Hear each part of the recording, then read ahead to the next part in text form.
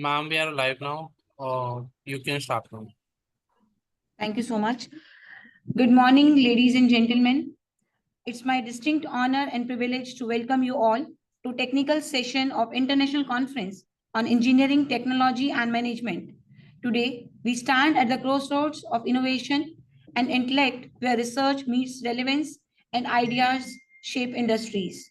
We are gathered here to witness the unfolding of the finest research endeavors across the globe. Each paper will going to be guide us towards smarter solutions and for a better tomorrow. Thank you for insightful and thought. I didn't get that. Sure thing. Thank you so much for joining us. We are going to start with the presentation. We have also been joined by our session chairs. We welcome you, sir. We have been joined by Dr. Shrikant Srinivas. He is experienced in an engineering leader with 20 plus years of experience in project management, DevOps, quality assurance, and cross-functional delivery across multiple industries. He is currently pursuing an MS in Systems Engineering and Management at University of Texas Dallas with a focus on AI and cybersecurity. He is skilled in leading teams, coordinating production releases, and aligning technology with business goals. Welcome you, sir. Next, we are having session chair Rajesh Sura. He is a distinguished data and analytics leader, author and innovator with over 15 plus years of experience architecting enterprise scale data platforms, AI systems, and business intelligence solutions. Based in Seattle, Washington, Rajesh has earned a reputation for transforming complex business challenges into scalable intelligent systems that drive strategic decision making, operational efficiency, and measurable impact across global organizations. We welcome you, sir. Oh, sorry. We welcome both of you for this ICETM. Thank you for sparing your valuable time and the part of the conference. Next, we are starting with our presentations. We would like to invite Kamalesh for presenting the paper. Paper ID is IoT security concerns and extensive analysis of IoT attacks and defenses. Yeah, Kamlesh, please take the stage for the presentation, and I'm sharing the screen for the same.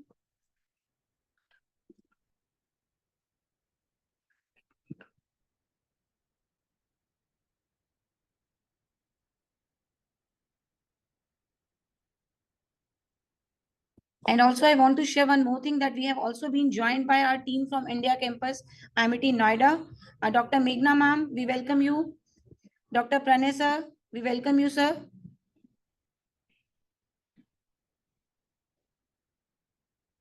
Yeah, we can start the presentation. Please.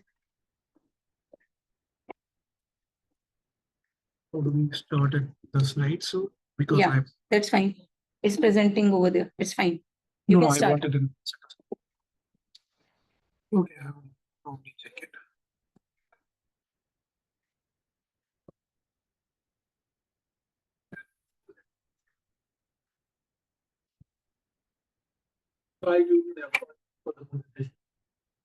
Okay, F5.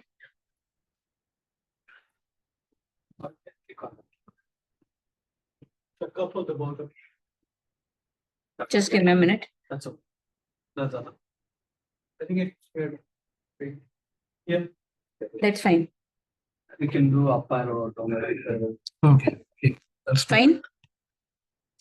Hello, everyone. Thanks for having me. My name is Kamlesh. Good morning. First of all, thanks for having me.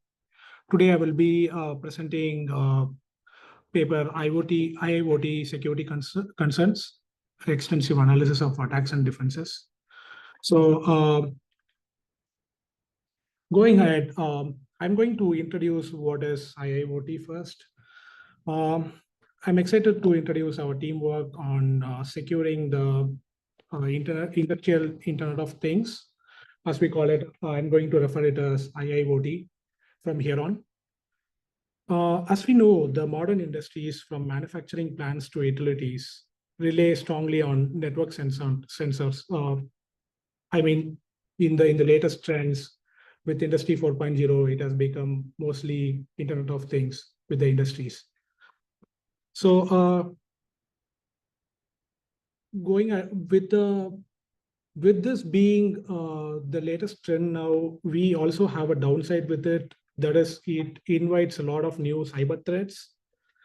Today, I will be guiding you through how we systematically analyze various attack methods and evaluated um, machine learning defenses. By the end of this session, you will understand not only the vulnerabilities these systems face, but also how layered intelligent defenses can protect critical infrastructures and keep our industries running safely. So that's the introduction. I'm gonna give an overview of what IIoT is. Let me start by defining what IIoT is first. In the essence, we are talking about the traditional industrial equipments, like let's say conveyor belts, robotic arms, and etc. Whatever you see it on the industries, basically. Nowadays, it is outfitted with internet capability sensors, so in which it becomes a real Internet of Things devices. These allow operators to collect real-time data and trigger action automatically. Imagine, I'm going to give an example. Imagine a temperature sensor on a boiler that alerts engineer the moment heat level exceeds safe limits. So these are the kind of things these devices take care of. It's going to automatically pull in the data for you rather than having someone manually sit there near the boiler and keep an eye on the heating sensors. But however, linking this device to corporate network and internet also means that hackers can probe them remotely, which raises a big concern, the security. Here, our goal was to map the security implication of the shift and lay the groundwork for smarter, proactive defenses.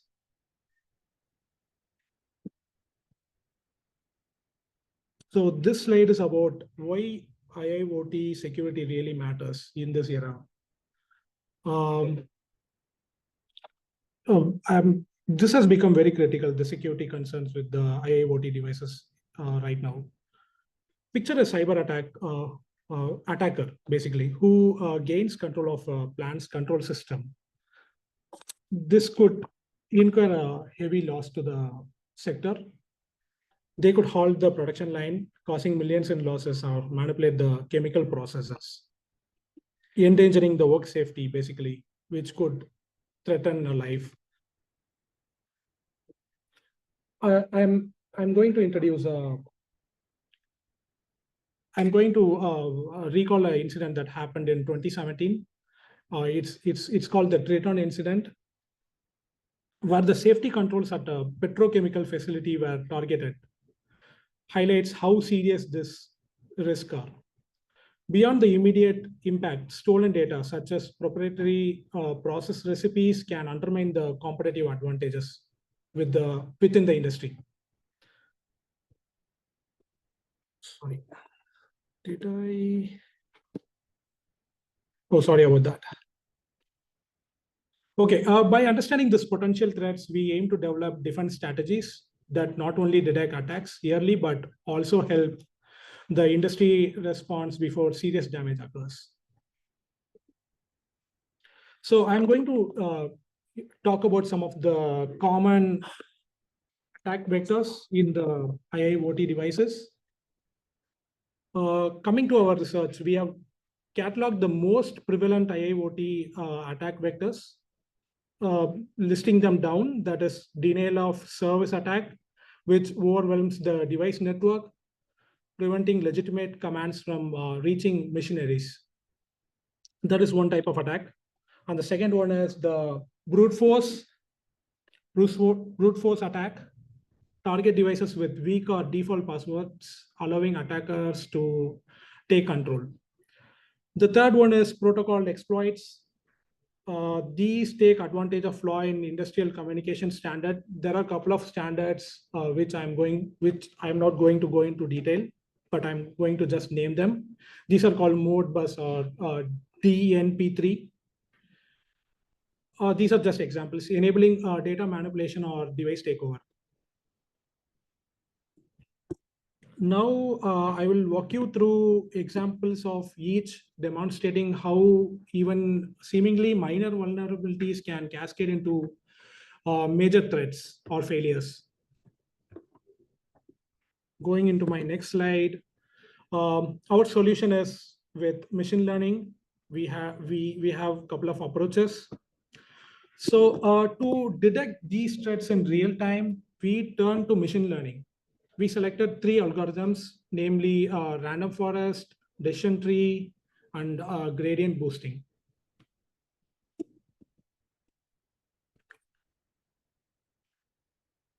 So these are like different algorithms. They all come with some sort of trade-off between the speed and accuracy. So we generated data sets that mimic real-time IIoT network traffic, both normal and malicious, then trained and tested each model.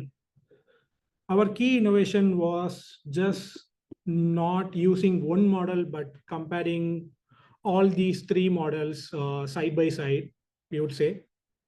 These comparative analysis informed our proposal for a hybrid layered defense strategy that dynamically applies the most effective model for a given threat scenario.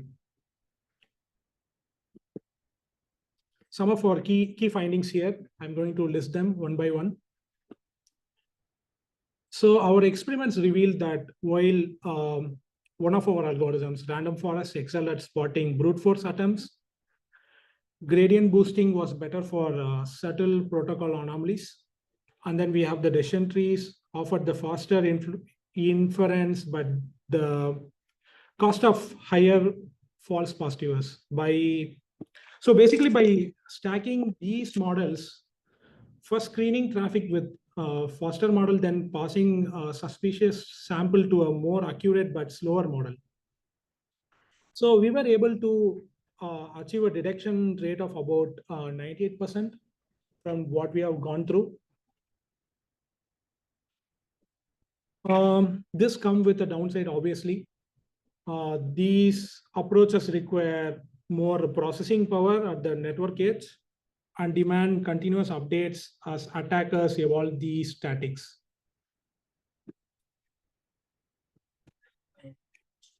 Sorry. Yeah. Yeah, just one slide.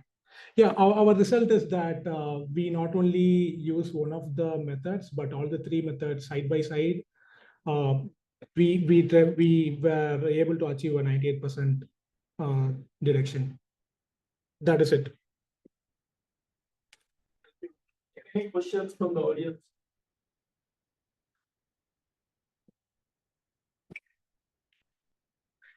Thank you. Thanks, everyone. Thank you, guys. Should I go ahead with the second one, or I have another paper on me? Yeah, I think, yeah, you can continue. with the That is the second session. yeah, she can be different. Oh, okay. Yes, sir. Yeah, my But we can wait maybe. yeah, sure. So, Yeah. So someone will give it first, then you will present. Thank you, everyone. Thanks for listening to me.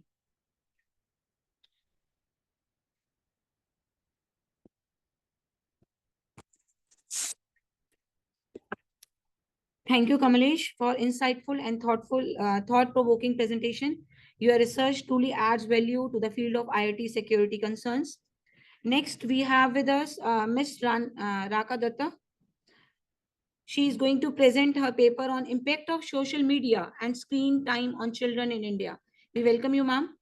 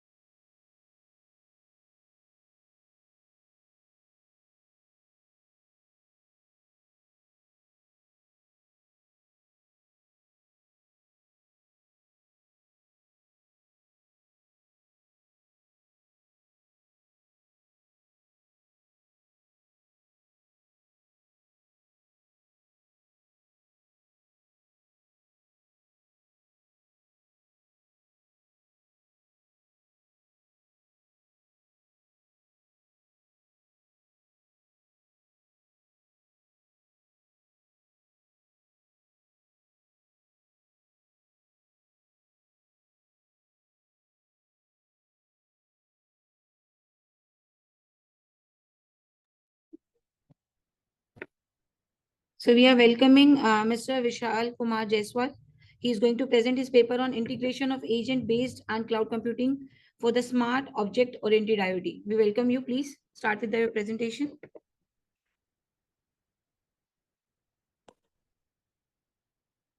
This one? Yes. Yeah, you can start. Morning, everyone. So welcome to the presentation where we explore the integration of agent-based and cloud computing within the smart object-oriented Internet of Things. The presentation here is to offer a promising path to enhance scalability, intelligence, and efficiency in IoT systems. I'm your speaker.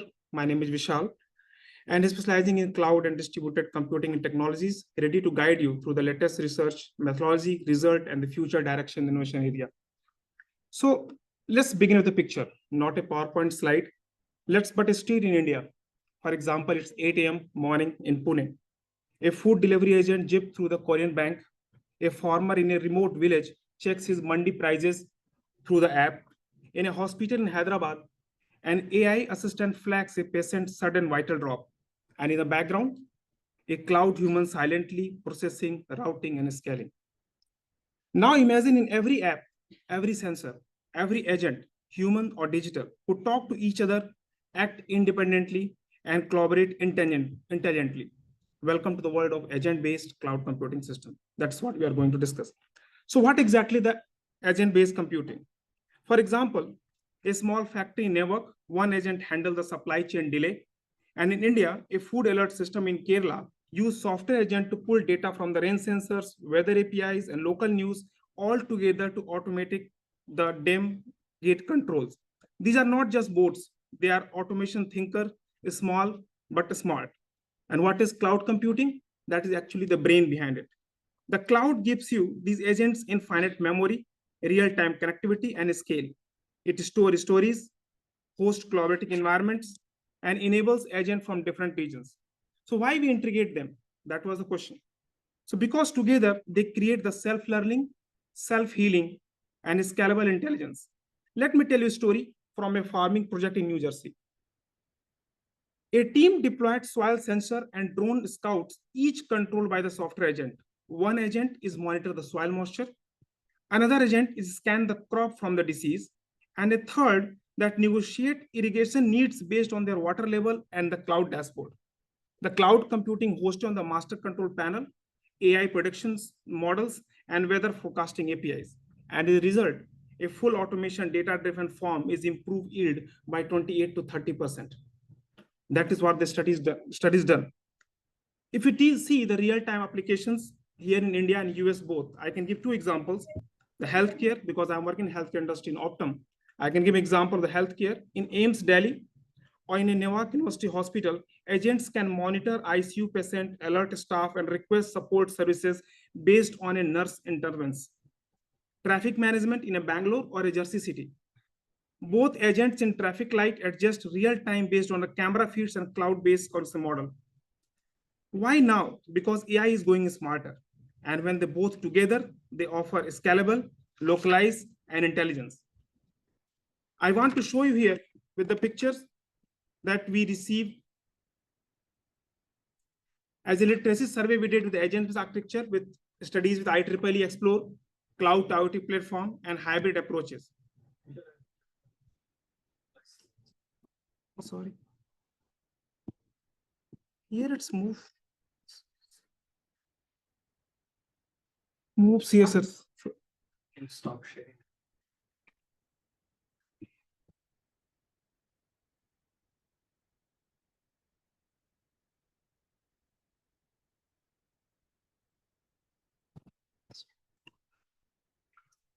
It's coming here, but okay.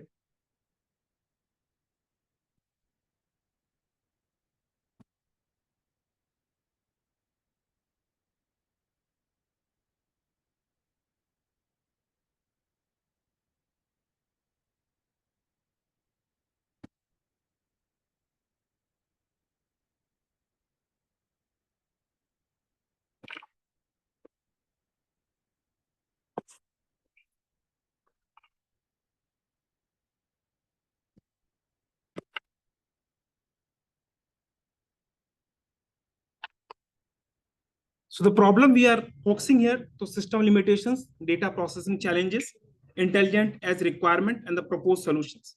And I want to close this with that this integration is not about machine replacing people. It's about machine helping people to do more faster, safer, and smarter. From the chai stall to the Chennai to the startup hub in New York, from the drone-based farming in Punjab to predictive analysis in Princeton.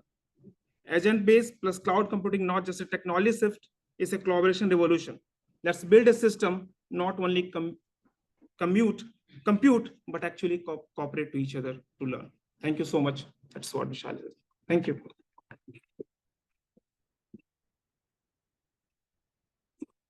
Any question? Any questions?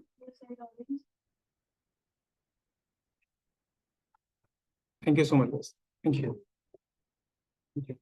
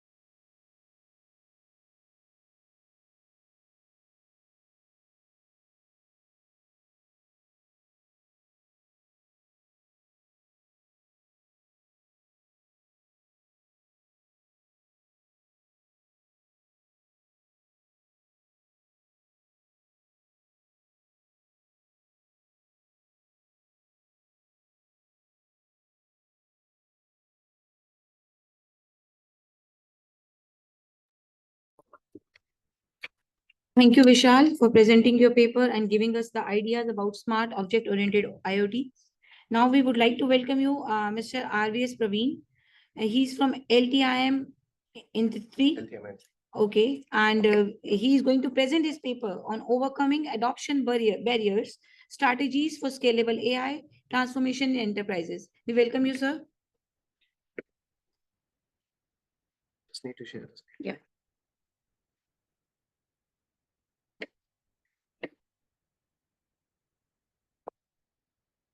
Yeah, it's visible.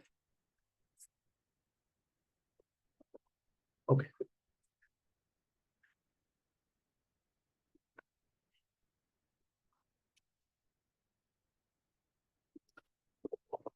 Morning, everyone. This is Praveen. I work with a company called NPI Mindtree. I head the product engineering practice out there. Been here implementing AI for almost quite a lot of companies, around more than plus Fortune 500 companies. I have built the platform, the method of implementing, assessing, and readapting the training methodologies of AI, right? And scalable AI is just not a concept, but it's an implementation method, right? There are many tools which are being built on scalable AI, and the methodology has actually gone and built in multiple processes. These processes are very, very critical for us to sustain AI adaptability, and that goes back to the source of data, right? We all know that data is the source and the fuel for AI to work with, right? So on that note, just want to keep it short as an introduction because I have many points to cover. We all know, I don't talk about the introductory factor, right here. The AI's potential is drive enterprise transformation. Everyone believes this today because we have seen revolution happening around 3-4 years back. We've seen a revolution happening, GenAI coming into the masses, right? It was there, it was adaptable, it was available. People were doing projects, different types of methodologies were used in terms of labs to production to adaptability for the section of users, which is problem-oriented. But when we saw GenAI coming into us, people have started adapting it. Masses have started seeing it. That means people who are actually not there have started ideating and giving responses to the new methods that we're talking about AI, right? So the potential has been exploded. Now, how do we bring it down to the table, right? How do we make it adaptable and how do we make it responsive with respect to the productivity that we're talking about? The question called productivity. The barriers, hinders, and the scalable adaptation part of it has been broken down, but how sustainably can we take it ahead? That's the scalable AI part. Now, it's important you methodize it. It's important you regulate it. It's important you govern it.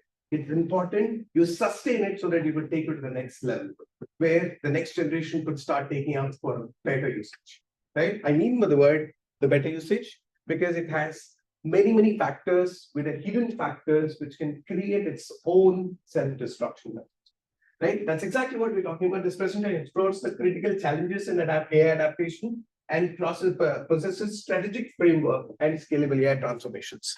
Let me move to the method. What do we see is the data quality, legacy systems, and AI model interpretation interpretability capabilities. That is something which is still a challenge because these are ground challenges that we come in. All of a sudden, we see the AI being potential to replace and solve your problems. That doesn't mean that you will come and start making changes, right? It's not easy to make a change because you need to look into many factors. That is, how is my data going to respond? Are my users ready? Do I have the budget to make the change? It takes a lot of channel, the 9 channel to make that change, right? So it's critical that we think about all these factors and then make a strategic plan, a long-term roadmap to adapt AI. That's when scalable AI comes in picture, right? For that, we basically look at financial constraints, of course, very important. AI is costly to start with because any change is not easy to implement. You need to make people ready. You need to make your systems ready. You need to make your processes ready. You have to invest in those ecosystems and then you start working on it, which is the capital investment, right? And then we talk about the ROI factors. ROI is just not about the result. ROI is about the impact that it generates to the respective ecosystem that we talked about. And then we talk about how the workforce readiness is about, how the skill gap resistance has been tackled in, and then we talk about regular ethical issues part of it, right? I'll just deal with it right now in the couple of slides. Yeah. Okay. So couple of strategies that I've spoken about. There are hundreds of them which come into different scenarios. But ideally, implement data governance frameworks. Critical. In data governance frameworks, we should get into observability part of it, which is very critical as a tool to go in. And then create governance and create democratization via persona. Persona adaptation is critical for you to implement governance, and governance is maintained by the observability part of it. And then you get into the framework implementation of data quality, right? Adapt into cleansing, adapt into sourcing, adapt into pipelining, adapt into channelizing. These are critical measures that any organization would want to take in order to scale AI, right? And then we get into adapt AI as a service. It's very important that you want to get into the AI story. You want to be adapting as a service first, and then start building on investing for technology, right? Building and developing AI is not a go-to method unless until you have a workforce which is readily available, which has, proven capabilities in that. So the best method is to get into AI as a service and then leverage explainable AI. Use explainable AI. It is available thanks to GenAI, the GenAI pre-adaptable foundation models. Use explainable AI so that you know the direction where you are actually getting into in terms of progress that it is making, the evolution of AI as a service, right? And then we get into the financial optimization part of it. Use cloud-based AI solutions. In the previous paper, you just spoke about agenting being available as an option, right? You've seen the length and breadth at which it can go in. Hyperscalers are a blessing for us. Use them for the betterment of it and pay as you go. The cloud mantra, right? Adapt into it. Use cloud-based AI solutions. Apply for AI grants and subsidies which are available right there. Create POCs, create pilot projects, break down your use cases. Only then you will be able to go ahead and sustain that investment that you would want to get in. and define clear ROI measures for each and every milestone that you want to go into. Product-based mindset is about this. It's not about defining a product and creating a boundary for a product. Rather, product-based mindset is about breaking it down into smaller pieces, create a measure and TTRs. That's what the definition we talk about. Create measures, metrics, and return measures. Make sure that it is connected to the next available step. That's product mindset, right? If you get into this aspect, you're 100% sure that your strategies are right. Once you get into it, you get into the workforce and who drives it? Our people, right? There's no question about it. Hundreds, millions of people out there who are catching up on this skill set. Literate everyone, upskill the program. Now, I mean, how do you approach this? One simple insight that you talk about. Many organizations actually say, okay, learn GenAI, learn OpenAI, this, that. No, right? The previous step, we created a strategy, right? We created the method in which we would want to implement AI. That milestone is our learning step. Our people should be learned on the step that we have created as a plan, not the mass learning that you want to do. And then learn about the metrics you will be measured into. That's when you will be able to see the evolution of the skills that the people are going to be in that particular ecosystem is being put in, right? And an AI Center of Excellence is critical.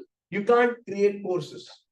What do? You create Center of Excellences where you have measured approaches, barriers being created so that your workforce is going in a direction where you would want them to be productive, right? And last but not the least, of course, the human AI collaboration model is part of it. Very, very critical. You need to collaborate. There are so much good happening across the world.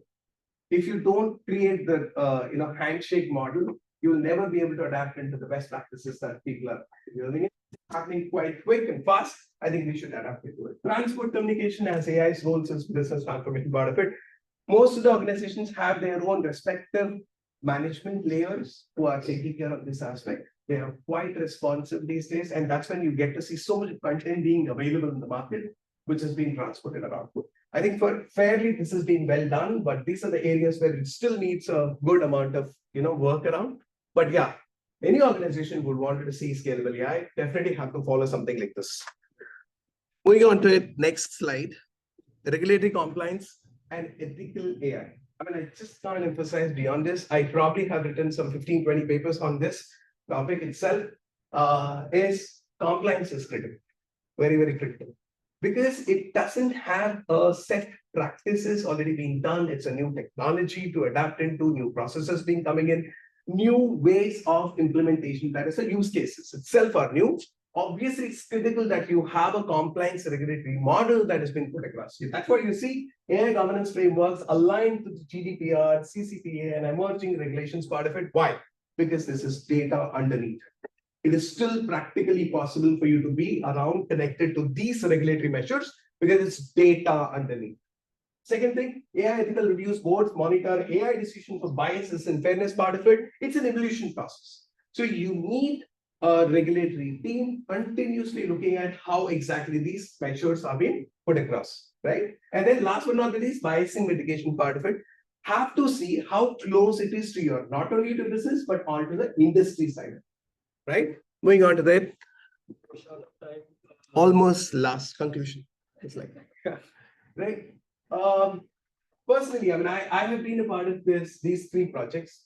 So AI-powered demand forecasting, everyone knows that Walmart has literally implemented this and they have seen shuffling the product, which is literally happening on the fly, right? Netflix for AI-driven content development. I think this is a winner for Netflix in India. If you see the adaptation rate in India has exponentially increased for Netflix. And JP Morgan says a fraud detection part AML. I mean, we can talk about the AML methodologies which has been put across. I think this is something which seen exponential growth on cutting down the AML measures. Okay, open for questions. I have a question. So maybe you would have touched upon that.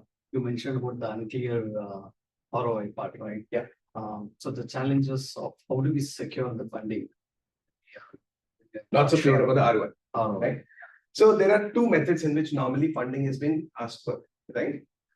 When you know that the method, the process that you want to implement on the AI side, right? And you show what exactly it is expected to do, right? That's one.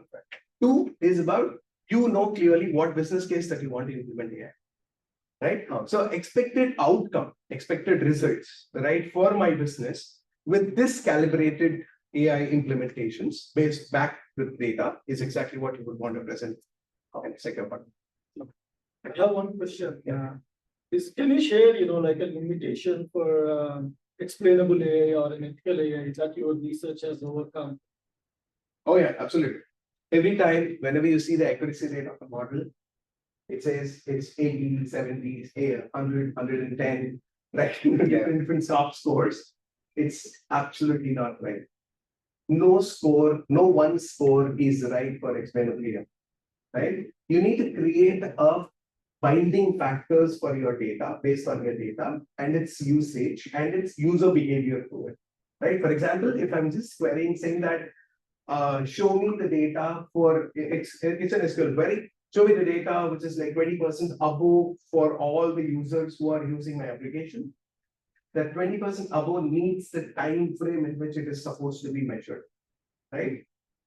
This is an open query, right? It will take the available time frame where the data is available, right? At that point, right? So sometimes we will cut down the number of queries to 1 million records or 2 million records, not more than that, for the efficiency of the data being shown up. So I think the sharp score will definitely show as 99.8%. It is not right.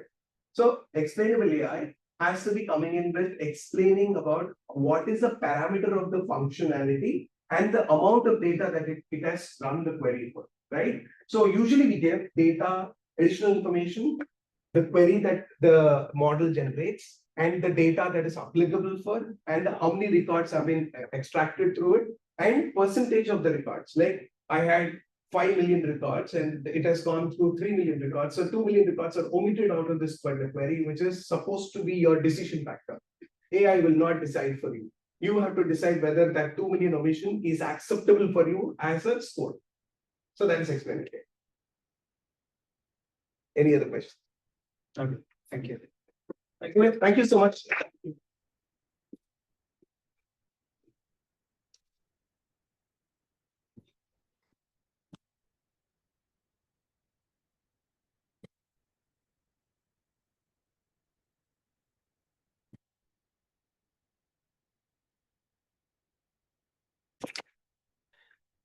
Thank you, Praveen sir, for presenting your research idea that how scalable AI can do transformation in enterprises.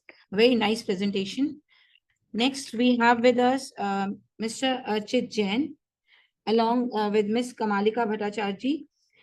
Both are going to present paper on the algorithmic accent, AI's impact on search engine result pages, and the evolving value of online information. We welcome you both for presenting your paper.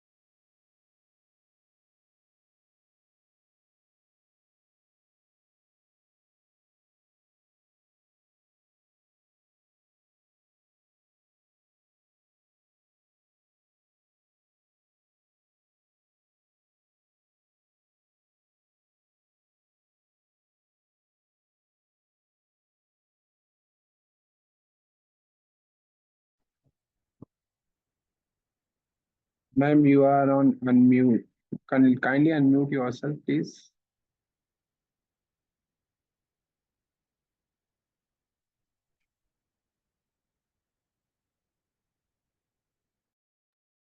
Yeah, you can start. You're sharing that, but then you can't help it. I thought we were, no? This one? Yeah, sorry about that. Sorry about that.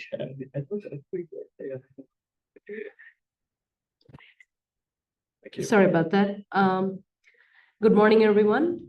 I'm Kamalika Bhattacharjee, along with this is my fellow presenter, Archit Jain from Columbia Business School.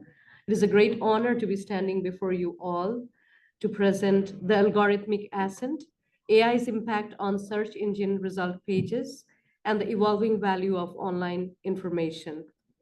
This paper has been authored by Dr. Sumita Mukherjee, Dr. Kavita Thaplial from Amity University, Archit Jain from Columbia Business School, Raghuraj Singh and Nitesh Kumar from Amity University. So artificial intelligence, or AI as we know it, is reshaping how search engines operate. So traditional keyword searches are now giving way to personalized, AI curated, more accurate searches. And these are improving efficiency and relevance. However, it is also raising some key concerns. Are users trapped in algorithmic echo chambers? Is AI generated content eroding trust? What happens to the quality and diversity of information? And this brings us to the objectives of this paper, which is the impact that AI is having on search engine results, evaluating AI's role in online information integrity, analyzing SEO trends, and last but not the least, addressing future challenges, as in ethical and practical concerns in AI ecosystems. This paper further explores AI's impact on SEOs and talks about managing personalization to avoid filter bubbles, talks about addressing algorithmic bias, also stresses the importance of limiting AI use to prevent content saturation and maintaining originality, and enhancing trust in search engine results. The literature review of this paper involves key works analyzed, including publications from Statista, SEMrush, and Google AI policy reports, and underlines and talks about black box and personalization algorithms and rapid content generation versus transparency and accountability, diverse viewpoints, originality and nuance. It talks about AI efficiency versus authenticity and trust, and most importantly, addresses the importance of balancing AI efficiency with ethical SEO practices. Over to my fellow presenter, Archit. Hi everyone, my name is Archit Chen. I'm currently pursuing my MBA from Columbia University, and I'm also strategy lead for Planet Labs, where I head our GTM go-to-market strategy. So this paper is essentially super close in terms of what we do. We do a lot of like content marketing, and AI search is transforming the way organizations and enterprise SaaS have to do content marketing, right? So the intention of the paper is to figure out how much like all of these impacts that were spoken about before, but quantitatively, we want to see the market size of AI search based on various different predictors and factors, such as percentage of Gen Z people using AI search versus other demographics, right? So we're using demographic factors, we're using percentage of search results, which are included in like the AI overview section that you see on Google, references to ChatGPT results, right? All of this is data, is secondary data that is collected from the 2024 SEMrush report with various different factors, as well as essentially like predictor variable, which is the size of the AI market overall. The tools and techniques, again, like just going a little further into the methodology, tools and techniques, our language has been used, and essentially you're trying to use basically like your random forest model, your XGBoost, and an ensemble of random forest and XGBoost to figure out, like to predict essentially the growth of market share of AI in the industry based on the factors which are causing essentially bias, which are causing more accuracy, but sticking people into echo chambers, right? So again, like all of you must be like familiar with how it's done essentially, but we took the secondary data, cleansed it, made sure that we selected the right features, trained it using the 3 models that we just spoke about, random forest, XGBoost, and ensemble, and then essentially applied prediction. Just in terms of model results, like delving deeper a little bit into the methodology, your model results do show like more accuracy with random forest, lower RMSE score overall. But again, like the aim is to demonstrate like the model process, as well as figure out like how the target variable, which is essentially growth of AI search, the growth of AI search market, is dependent on all of these predictor variables. The main thing to basically key takeaway essentially from the paper is like the market is going to grow, but it is dependent on various factors that show you that there is this paradox. Market is growing, AI search will be more and more prevalent. But again, like people are getting stuck in echo chambers. There's more accuracy. It's more relevant to your results, but you're not necessarily getting the best value that people were getting earlier from other search results essentially. So in this, because overall, like there is a limitation to the data that is used in AI search. Now for our model, like the limit, essentially we all of the SEMrush data that we used was limited. So the model itself does not have real world applicability. It's more academic, but it still shows how like essentially how we can essentially predict the growth of AI market. Some of the insights that we're getting essentially are there will be very homogeneous and faster content production that enterprises like mine will have to use essentially to make sure that people are stuck in these chambers. But our results are the ones that AI is referring to, essentially when it shows you results related to those particular keywords, right? So you need to make sure that your content aligns with what AI feels is basically the right content to show to people. This will result in decline in trust overall, right? This will result in declining trust because there is loss of originality, and you basically see the same results. Even now, like when you go to an AI overview section in Google, you don't necessarily love the results. People have been complaining about that section. So there is this, because it's essentially reinforcing people's biases. It's basically showing the same results that you see. So again, like there were limitations with our data set. We used a secondary data set. Like in the future scope for this study, like you essentially need to use more primary surveys and in primary data collection using surveys and interviews. You essentially want more, as part of those surveys or as a result of those surveys, you essentially want to see more trust analysis. And again, like you want to also consider like ethical AI, essentially for AI search frameworks. So that's it. Thank you for your time. So, do you think Google is also planning similar kind of analysis and bringing some kind of upgrades to their? They absolutely are, Gem. So my brother actually works for Google, and like this paper, like when I showed him this paper, he was like super interested in it as well. Like we spoke about it. The main thing, 78% of all AI search is basically handled by 2 organizations right now, ChatGPT and Google. And essentially the challenge with Google is that it's still losing market share. The third place company is Perplexity. So the challenge with them is they are hearing disgruntledness amongst like consumers related to AI overview. In various results, they've now started actually having the results first and then AI overview sections below the search results, whereas earlier they wanted them top. So they're planning to essentially figure out like how they can make sure that there is more trust with AI results, and to make sure that there is less sort of bias, less AI bias, because it's a black box. Like even they aren't completely familiar. I mean, nobody in the world is completely familiar with how AI decides to complete. When I say completely, I mean completely. How AI decides to basically throw those results up. So they want to make sure that there's more trust. They keep that trust that AI's that search trust that Google has by reducing bias and make echo chamber is still something that is like there's that ethical ramification of people basically consuming more versus people consuming the right thing. They want people to be stuck in the echo chambers. I can't speak for them, but like from business perspective, they do. But yeah, they need to essentially make sure that people have trust in the search results. Yeah, because whenever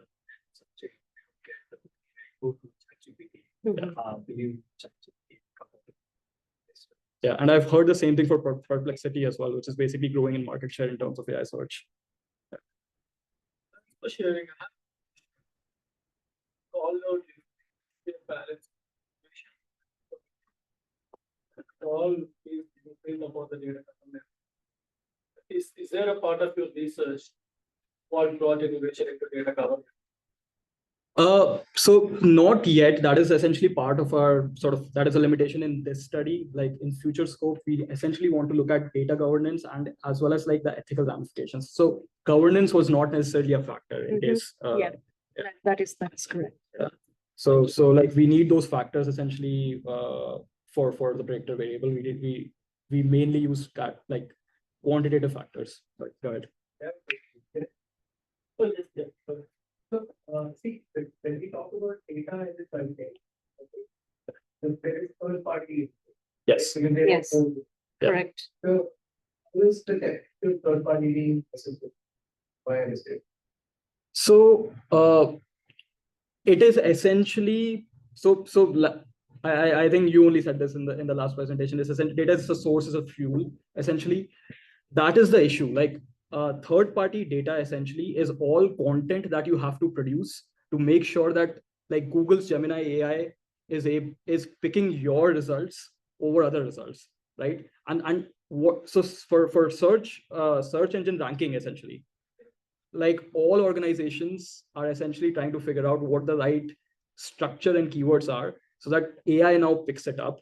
It is again like more of a black box than earlier search engine optimization that was used. For our research, we're using secondary data, which is based on usage patterns more often than not and demographic patterns to figure out whether search will grow or plateau in the future, essentially like looking at growth of market share of search. So you're not necessarily considering like very granular data, like does the content have certain keywords or how long is the content? You're not necessarily considering them. You're essentially considering other more demographic based, usage based patterns, which I guess in a way do have that as an underlying piece, right? Because if Gen Z is consuming certain type of content, that content will have its own characteristics. Yeah. So you just categorize that. Exactly. No, we Yeah. haven't. So we have, yeah.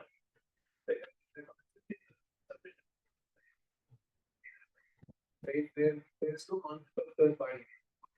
It's all about first party. Right? So whenever you generate a search engine, the decision metrics on and since the decision metrics on it doesn't come as a reference of data, it comes as an outcome of the data.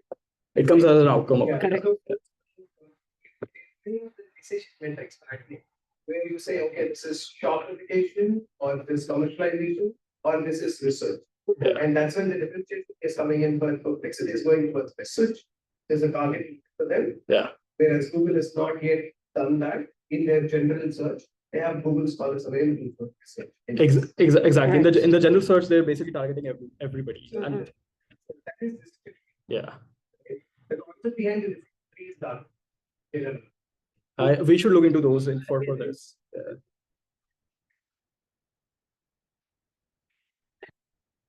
I think trust in AI Yes. is definitely going down, and that's where explainable AI, ethical AI plays a key role, and we all have to like look forward to it. Thank you. Thank you. Awesome. Thank you.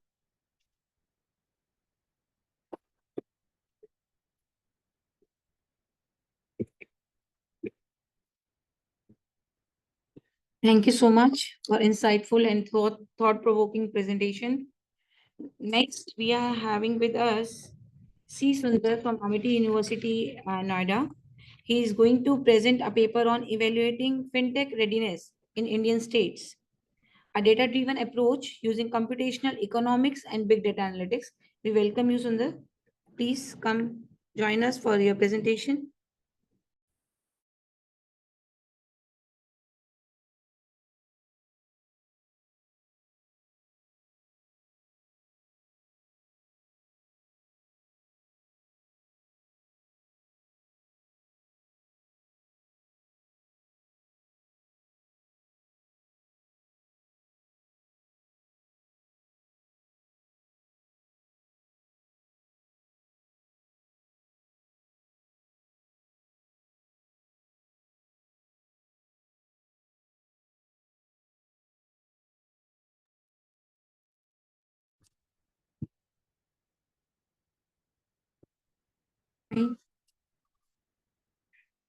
Yeah, please.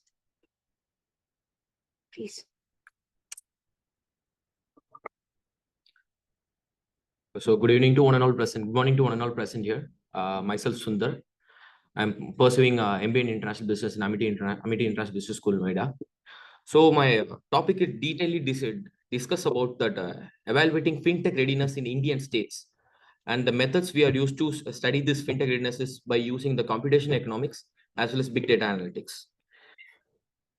So author consists of my faculty guide is Professor Dr. Naveen Kaur and myself Sundar and Shravan Kumar, Naman Kalra, and another professor is our authors. So the main reason why I took this topic, because it is essential to assess the conditions of the financial readiness in India as well as in every countries. So in this today in modern days, we should consider the financial as a very most important factor, because currently we are facing many wars, and there are geo-economical tensions which is happening all over the world, not specifically to India. It's applied to all over the world, where India, it can be example, and Iran, Israel, USA, China, everything can be is an example for the countries who are. So to tackle this exceptions and volatilities in market, there's a proper financial system which should be taken care of. And it is crucial to see how this financial system is growing all over the country. So why I took this topic, the main reason is I took these three variables to study how fintech, how ready is India in terms of financial inclusivity. So the main variables which I took is financial literacy and internet penetration, as well as number of digital e-transactions. So the thing is, these three variables helps to provide a objective to this research, as well as we can provide understanding to this topic as well. So the thing is, the main objective or outcome can be given as by giving the practical recommendations to the government policymakers to stringent the rules on the financial inclusivity to tackle all those volatilities. That's the thing. And how is the condition in India? So while we are discussing about the interesting facts which is in the topic, which is in the finance, so everyone knows Indian fintech market is growing at a very far positive rate. So as of we see this chart, we can see about it can reach a valuation of 1 trillion on 2030. This is the fintech, which means it's a blend of traditional finance as mixed with the technology. That's the thing. And it is expected around 110 billion, and it can even reach to 420 billion in 2029, which can capital annual growth rate of 31, which is a healthy rate. And comparing to other countries, I can proudly say India has a faster fintech adoption rate. That is 87% compared to the world average, that is 67%. And the thing is, India is one of the global hubs in the fintech field. So it's the country which is competing with United States of America, China, United Kingdom, and Singapore in terms of fintech. So the variables can be seen in the study is internet penetration. Internet penetration means how the population can have access to the internet, basis usage of internet. The financial literacy means it's a basic knowledge on how the people used to manage the money. A number of interactions, e-transaction can be referred to any commercial transaction, which can be done by a UPI or credit card or debit card. So the main methods we have used in this study is computational economics and big data analytics, means solving the problem with usage of technology. And big data analytics is we are taking the data of every states as well as every states and every union territories with these variables.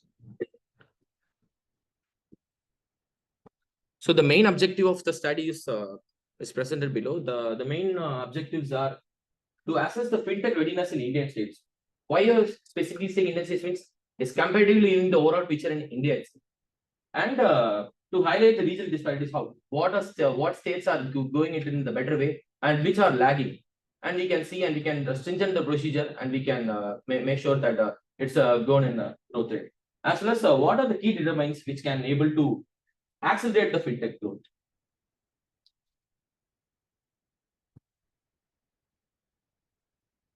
So what are the opportunities in India related to the fintech industry?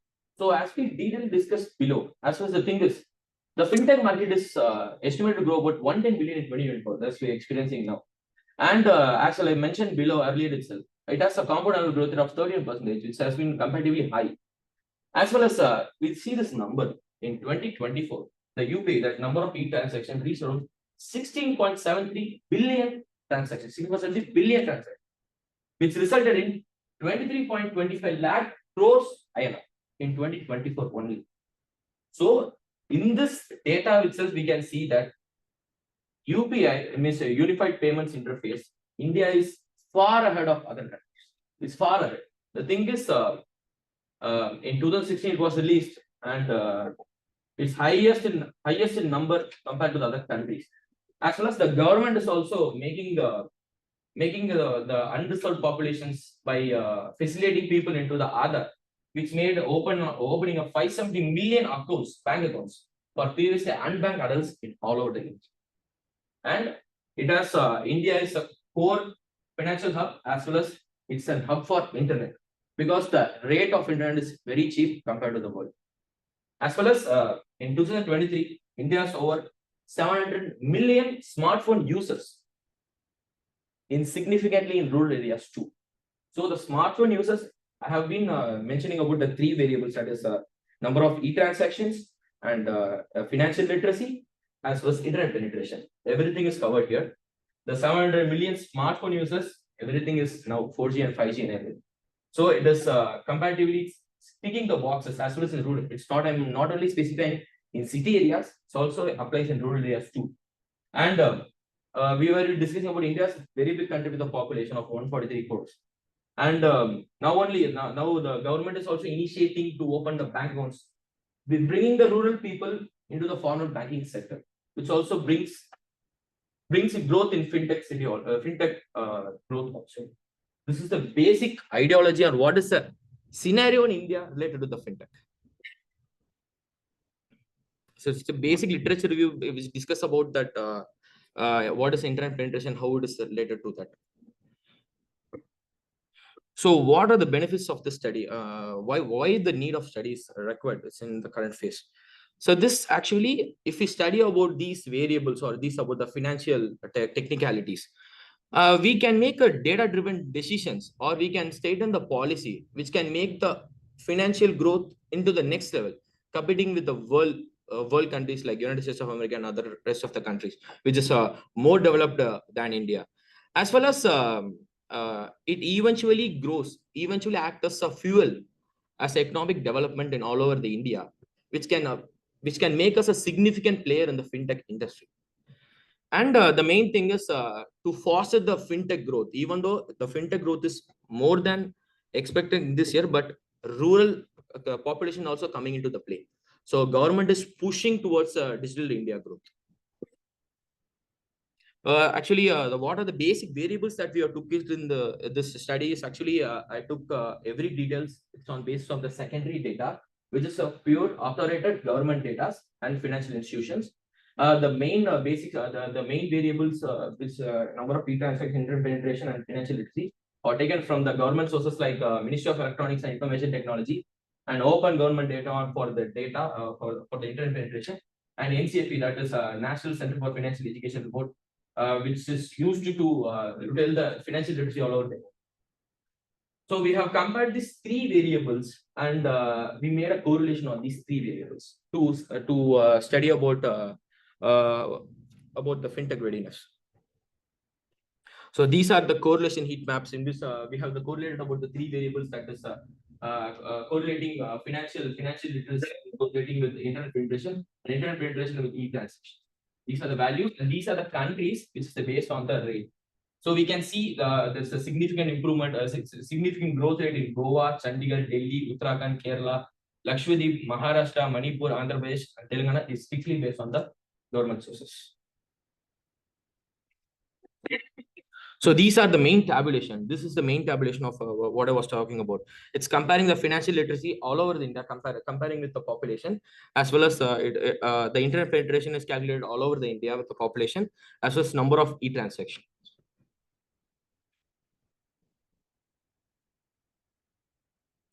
So actually, by talking about the results, the correlation that we made on financial literacy and e-transaction, it was about positive correlation about 0.94, and internet penetration in e-transaction, it was about a positive correlation of 0.24.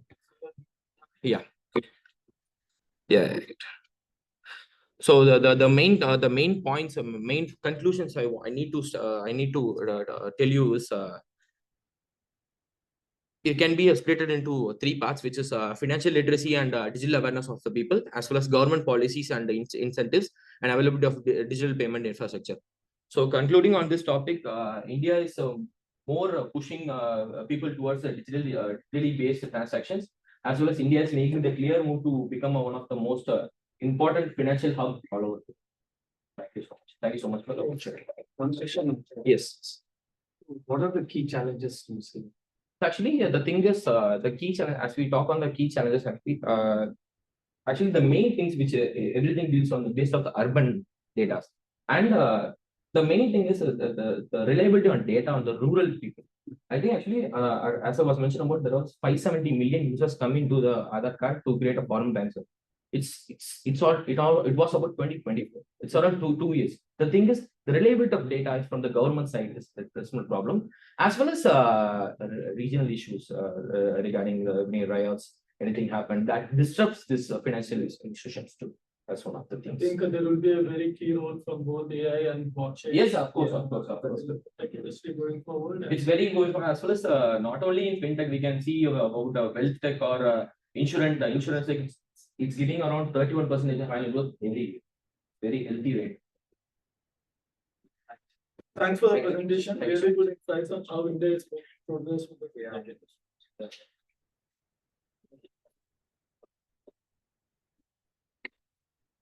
Thank you so much, Sundar, for presenting your views that now India is a fintech readiness industry, and thank you for wonderful presentation. Now, with the next presentation, we would like to welcome Vishal Kumar Jaiswal. Topic is IoT-based smart cities, evolution of applications, architectures, and technologies. We welcome you, Vishal.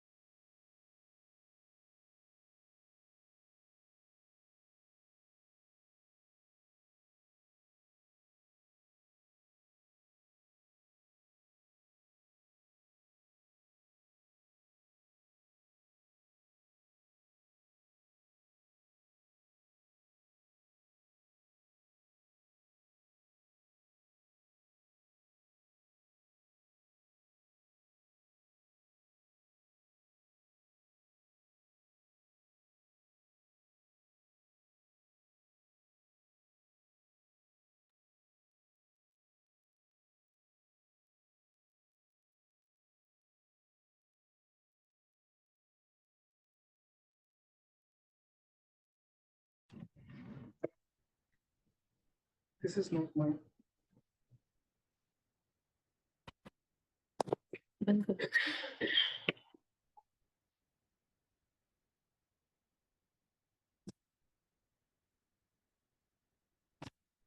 It's testing it first to take more.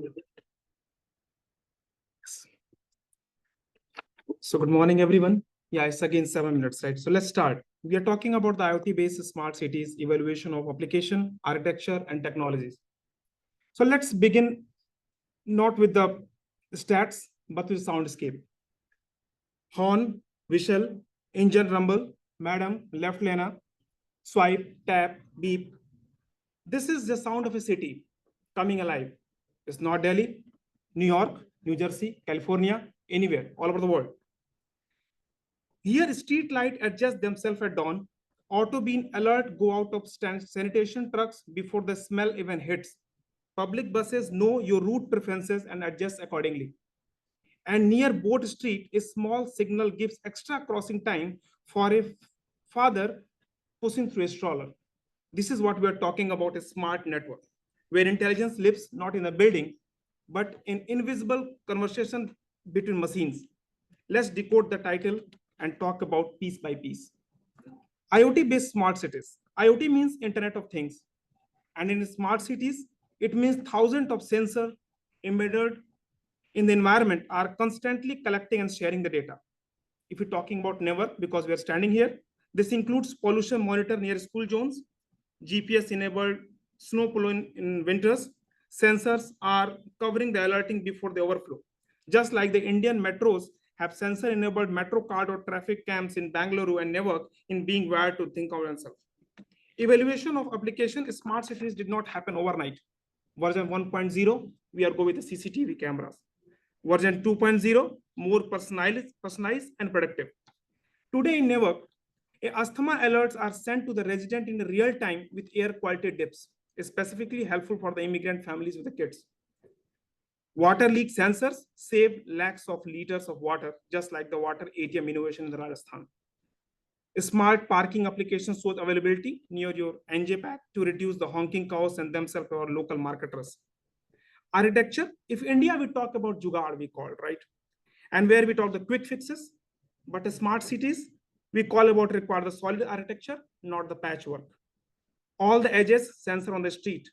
The mid layer is a micro data sensor in community spaces, and the top layer is AI-driven insight in the cloud. Just like in India, it's an Aadhaar card plus UPI stack, but for cities, it's a layered, interpreter, and resilient. Technology, we are using the 5G connects, LoRaWAN, digital wins. To conclude, small cities are not about showing off the technical, they're about the making life smoother, safer, and more convincing. A true small city, listen before it speaks.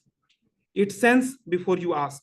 It serves your dignity, where it's for a young boy in a south yard or an elder couple walking temple in Addison.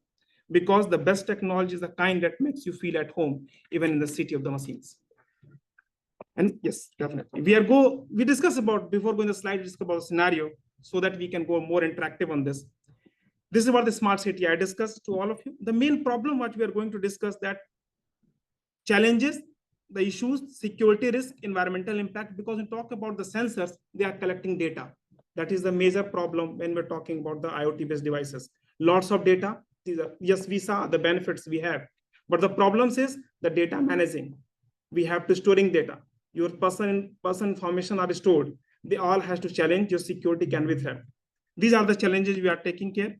We are following many proposed solutions like open standard, model architectures, learnings, energy efficiencies. And the result, we discuss about the cost, privacy and security, as I told, yes, it is. We have to take care of all these things. Conclusion, we have to the border impact, we have the sustainable citizen-centric cities. That's it. Thank you so much to all of you. I hope I finish in 7 to 10 minutes. Thanks. Thank you. Any questions from audience? Thank you so much. Thank you, Vishal, for giving us insights that what are the different challenges we are facing for IoT-based smart cities. Thank you so much. Next, we are having with us Ms. Raka Datta. We want to invite Ms. Raka Datta for the presentation on the topic of impact of social media and screen time on children in India. We welcome you, ma'am.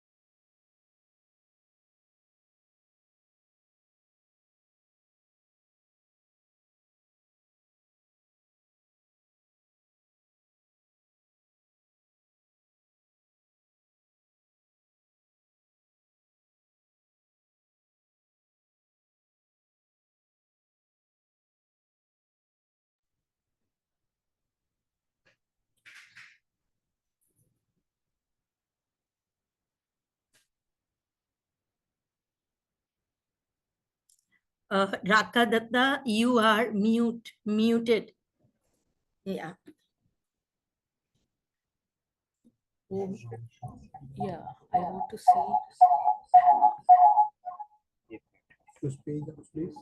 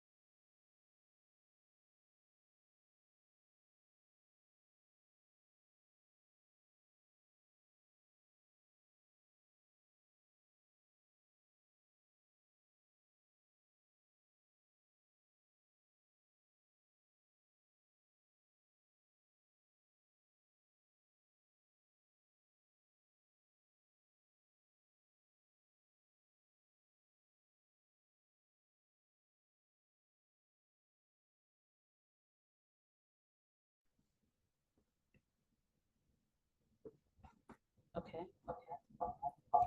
So this is.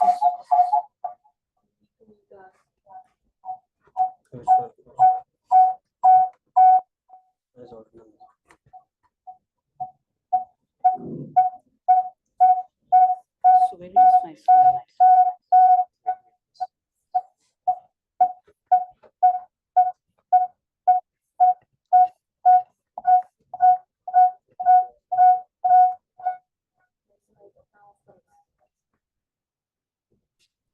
Can you help me bring my slide up? Can you close this? Yeah, just open this. And then play from here. Okay. Yeah. Hello. These are the slides, right? This is the slide. Play from here? No? Oh, This, okay, yeah, okay, exactly. share. This one? This one? I think so, but this one. That's, I don't know which one. It's this one. Okay. Okay. Yeah. Let's play from here. Good morning, everyone. Sorry about the technological glitch. This is the bane of technology. Sometimes it works, sometimes it doesn't. So here we are. I'm Raka Data, honored and humbled to present the impact of social media and screen time on children in India. I'm joined virtually by the authors of this paper, Professors Dr. Kavita Taplial and Dr. Sumita Mukherjee, and MBA aspirants, Lieutenant Colonel Satyam Anand, Kabir Jerry, and Dakshayani Verma of Amity International Business School, Amity University, Noida. So let's start with what David Tucker, founder of digitalparenting.com, has to say on this pertinent issue. Take a listen.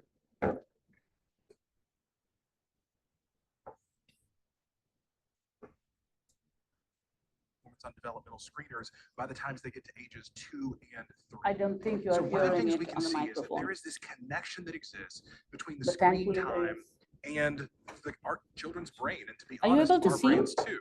And so See the one of the video? things we No? can see here is that if we're really going outside of these bounds, especially as our children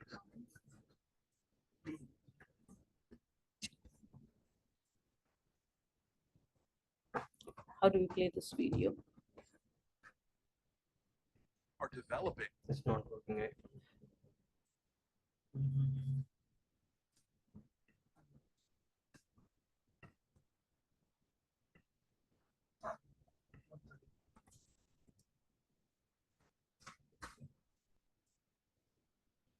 Excellent slideshow. I think when at the time when we share the screen, we have to share with the sound of the video. So that may be one of the reasons. Increase screen time. So what she says makes sense that when we I think we should skip and start with the introduction. Otherwise, we will not get enough time. So let us start with it. Yes. Sure. So the gist of what David Tucker said was the correlation between screen time and social media time and the impact of behavioral changes in children. That's the gist of it.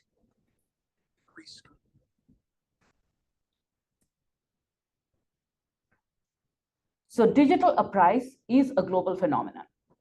Okay, it's not just Tucker is from Tennessee, but thousands of miles away in India, we have experienced unprecedented penetration of social media, digital devices, and internet.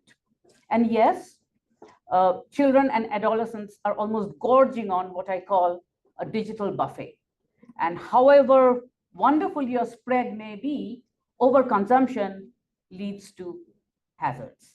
And we have seen these hazards in the form of decline in academic proficiency, health risks from sleep deprivation, cyberbullying, along with other mental health issues.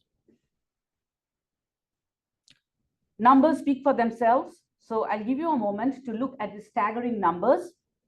Specifically, the percentage of children between 8 and 12 years in the social media. I can.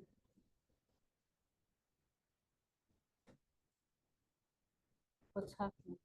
Why are the slides not moving? So am I supposed to go from here? No, this is the presentation you're showing.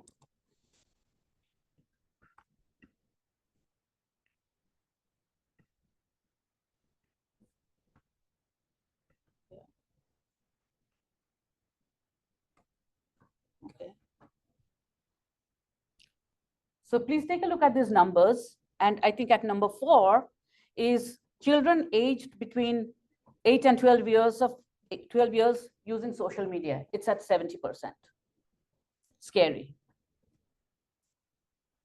So to ensure geographic diversity, we included both the rural and urban population in our study. And we found that though on some fronts, the rural children fared marginally better, yet overall, the impact of social media and screen time on children between urban and rural sectors were at par.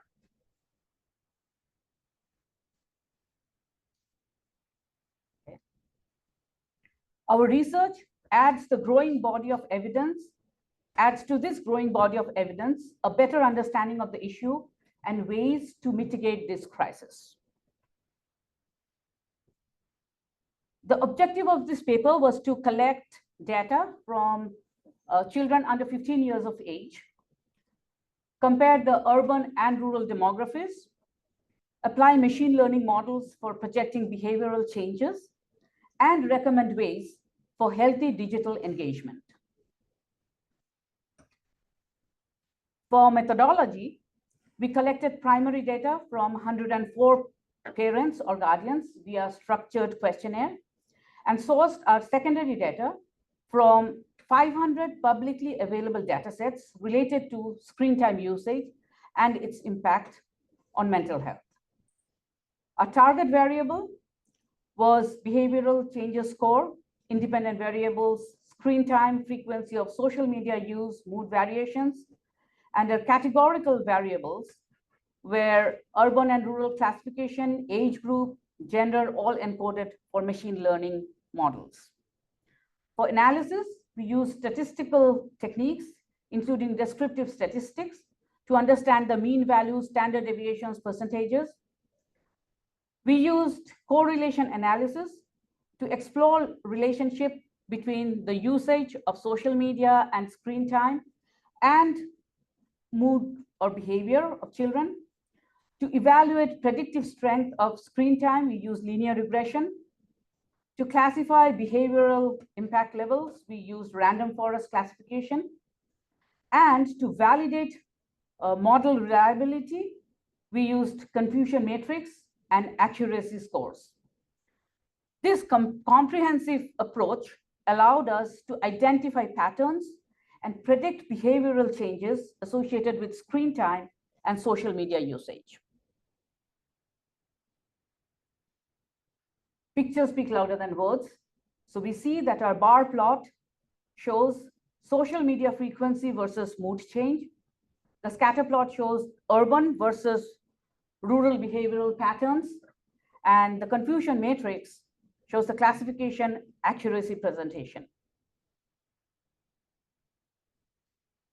Our analysis revealed a few things. Number one, a strong linear relationship between increased social media or screen time and behavioral changes with an R-square score of 1.0 in our regression model.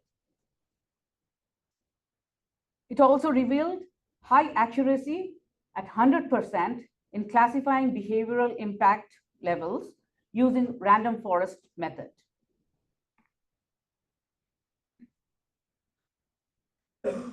If we look at the feature importance, we see that the highest score is from the social media use of frequency per day relating to the factors influencing behavioral changes.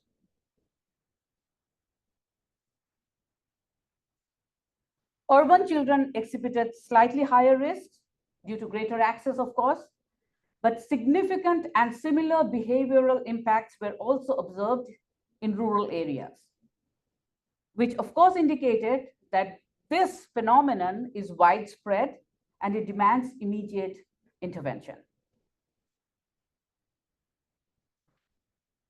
Among the 104 children, 43 were classified as high risk.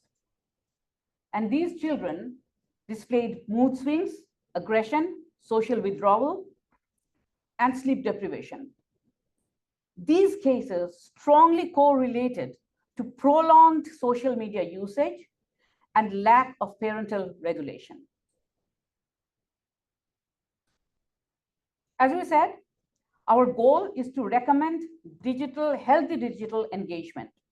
And the strategies we would like to employ are parental supervision, enforcing screen time limits on children by parents, integrating digital resilience program at schools. At the policy level, establishing age-appropriate content guidelines. And then finally, promoting healthy content in general for children to consume.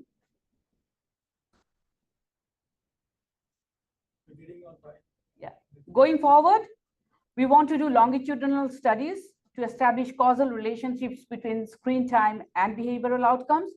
We want to do some content analysis to examine the impact of different types of digital content on children's development.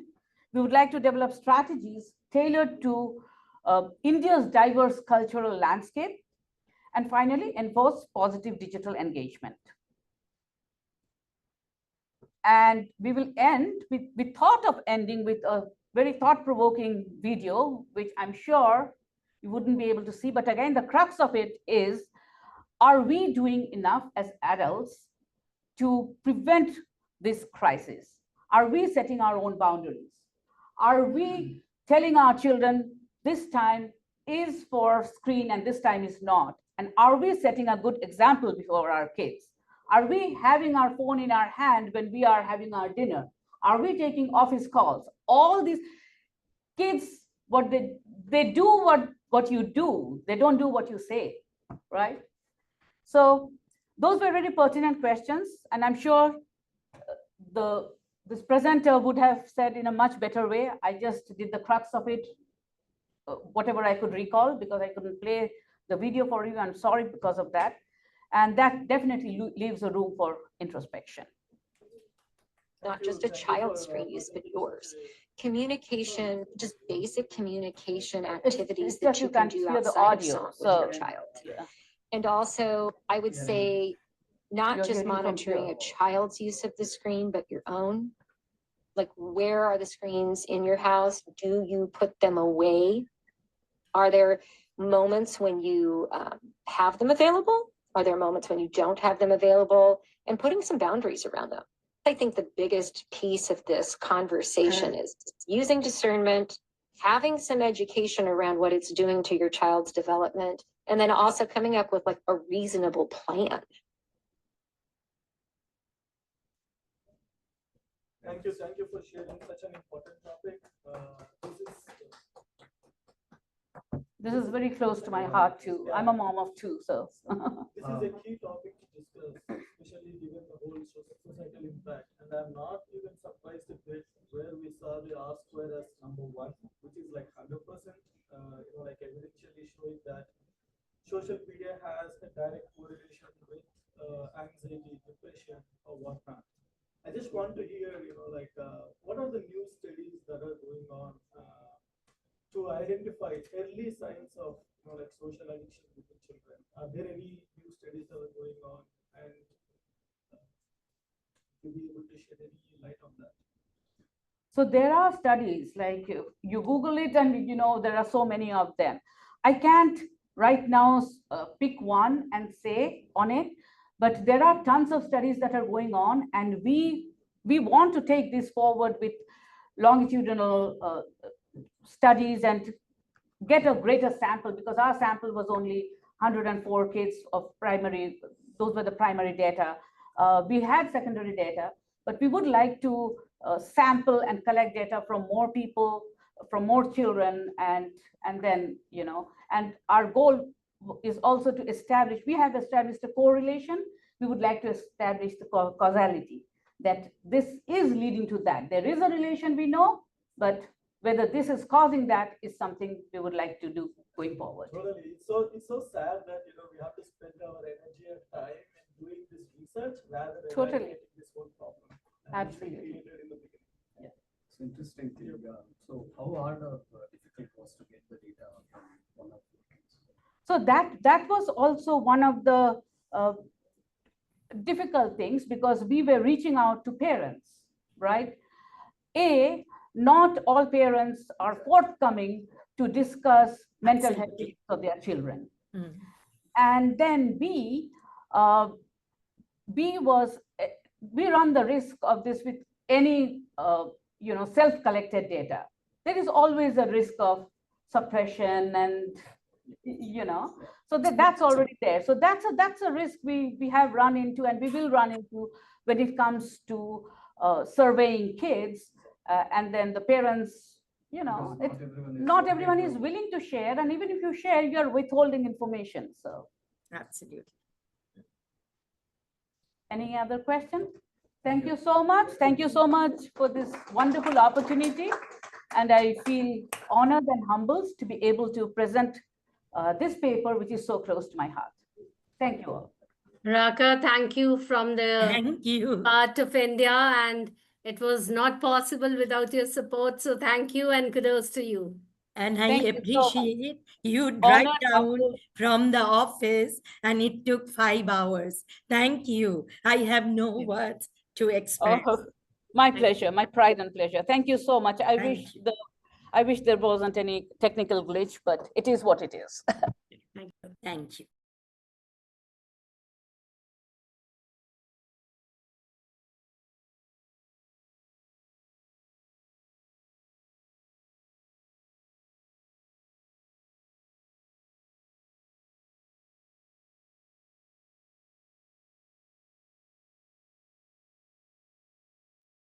Garima, I think you're mute. So much, so much of distance. Garima is muted. Yeah. Sorry for this interruption. Next, we want to invite Mr. Lengarasu Kitusamy for presenting a paper on image processing techniques for diffusing tensor magnetic resonance imaging using deep learning. We welcome you. Share the PPT.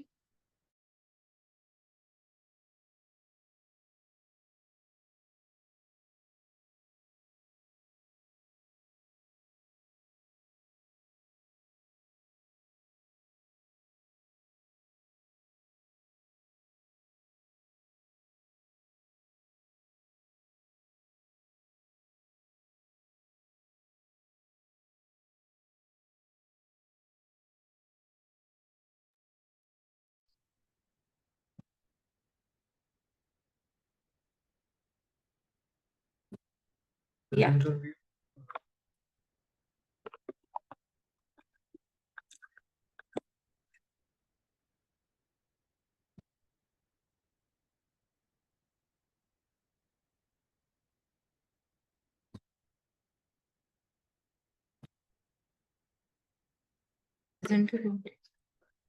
Something for Uncle.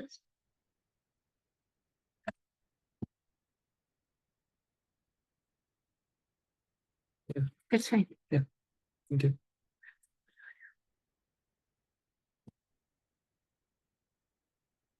Hi everyone. This is Lingarasu Kitasamy. So today, so I have around 14 years of experience in the field of quality engineering. I think that experience helped me to pour some insights into this particular topic, image processing techniques for diffusing tensor magnetic resonance imaging using deep learning. So with that, I'll start from the introduction. So yeah, so what is the current scenario? Why are we moving toward, why are we introducing this diffusion tensor imaging DTI? So DTI maps is an advanced imaging technique used to map and analyze the diffusion of water molecules in biological tissues, particularly brain white water. Maybe we call it as tracks. This allows researchers and clinicians to gain some insights into neurological disorders and structural integrity. I read somewhere like there is a 26% increase in the Alzheimer's. Even it started in India as well. So like somehow we can predict the accuracy and can overcome this. So what are the challenges in the traditional DTI analysis? So it was not new, it was not pretty new, but it was still years around, it is already there. But what was the challenges? So historical DTI processing relied on manual analysis or outdated machine learning models. So we can call it as a disadvantage, like outdated machine learning in the sense we cannot learn anything new from that. So yeah, and then labor intensive feature engineering required extensive domain experience. Yeah, so like in the current field we are into a lot of things, but to mainly focus or to mainly put our insights a lot into this, we need like domain experience. And yeah, and the main thing here is these methods limits the automation and efficiency in medical imaging actually. So that's where like our research focuses, like how we can improvise the imaging things and help our as I mentioned earlier, like physicians and clinicians. And so how we can introduce automation here? Automation and deep learning in DTA processing. Deep learning enables, has revolutionary analysis by automating complex image processing tasks. Neural networks, especially CNNs, enhance image denoising, segmentation, and fiber tracking. And also like AI-driven models, how it helps here. It eliminates manual inefficiencies, improving accuracy and computational efficiency. I think RS Praveen mentioned we can provide accuracies like 96%, 100%, 110%, something like that. But yeah, still there are a lot of challenges involved, but still we can try our better to have a better accuracy rate. And then like, what are the advantages? I would say like we are using some technology, but eventually everyone will ask about the advantages here. So the deep learning techniques we use here, such as convolutional neural networks, CNNs, are widely used for noise reduction in DTI. Other methods like GAN help reconstruct high quality images from low resolution scans. Automated segmentation and classification models assist in differentiating tissue structures more effectively. And yeah, like future prospects and innovations. The future of DTI processing lies in further advancements in AI-driven models. Improving algorithms could enable real-time image processing for quicker diagnosis and treatment planning.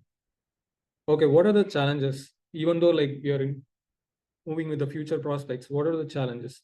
Challenges such as computational costs, like data quality and model interpretability must be addressed for broader clinical adoption.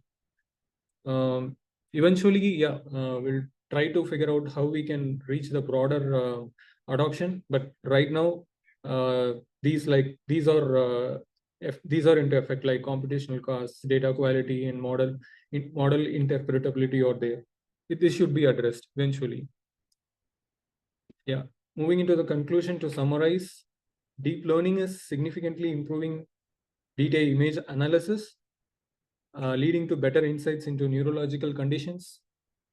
Although like AI-powered automation enhances accuracy, efficiency, and scalability in medical imaging, continued innovation in deep learning methods will shape the future of autonomous healthcare technologies. Yeah, so this should also improve this diagnosis accuracy and efficiency. Yeah, with all that, like, thank you. Thanks for having me here.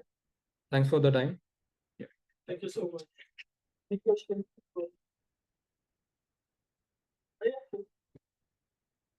The RCNN method. Not at this moment, but that's a good suggestion actually. Yeah, we'll keep that in mind.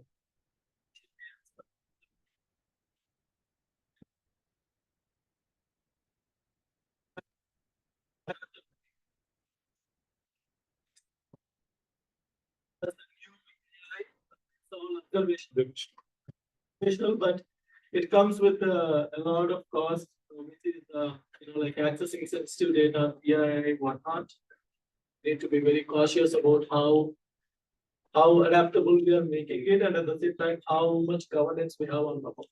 Yeah, we are dealing with a lot of data. Security is the concern actually. Yeah. Thank you. Thanks for it.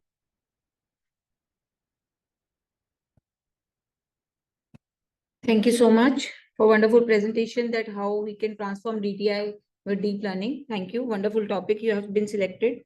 Next, we want to invite our author Kamalesh to present a paper ID 130, and title of the paper is Deep Learning Based Edge Computing Model for IoT Data Analytics with Embedding Intelligence. We welcome you, Kamalesh. Please start with your presentation.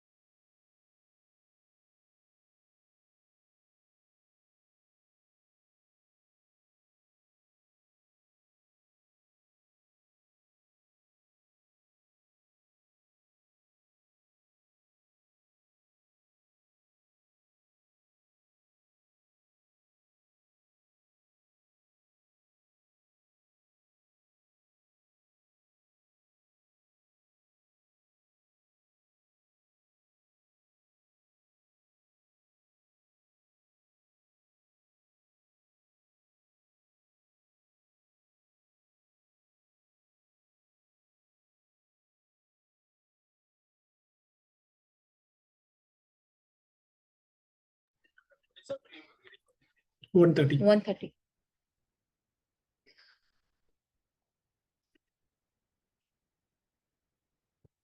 Hello all. Thanks for having me here. I'm going to talk about deep learning based edge computing model for IoT data analytics here with embedding intelligence into the analytical workflow. So going ahead, so the main concept here is to improve efficiency in the IoT data analytics. My co-authors and I have come from diverse backgrounds. I did not get a chance to introduce myself. I am Kamlesh. I do video streaming in web browsers, just like what Netflix do. I work for this OTT platform called Fios TV. That's with Verizon. Most of the people in the eastern region of Texas might know. I'm working out of Texas. So yeah, that is about me.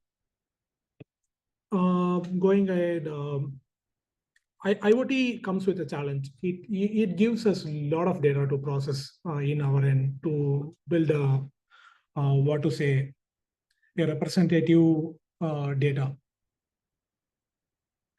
So let me change the slide. Giving a small introduction about what has made this IoT thing more popular and why has it driven data influx. This is due to rapid growth. That is, nowadays we have wearable IoT devices like smartwatches and stuff, which generates a wide stream of data. So the data is sent to traditional cloud-based analytical systems that has high latency that come with a downside, and it can also produce network congestions since it's moving a lot of data. Yeah, the solution we have come with for this problem is the edge computing.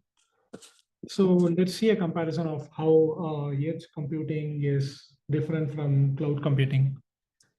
So the traditional cloud computing is kind of powerful because it sits on the cloud and the machine is vast. Yeah, the capability is very, very high. But it comes with a bandwidth cost. You got to transfer a lot of data from point A to point B. Coming to edge computing, it's very closer to the source, and that cuts the latency and the network congestion. What I mean is the network traffic.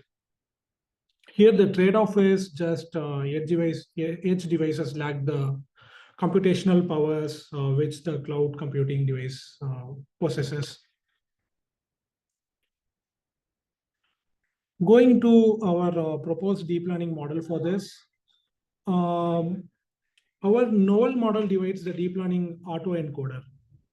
What it does is the encoder runs on the edge devices, transforming raw sensor streams, that is the IoT data, into compact embeddings.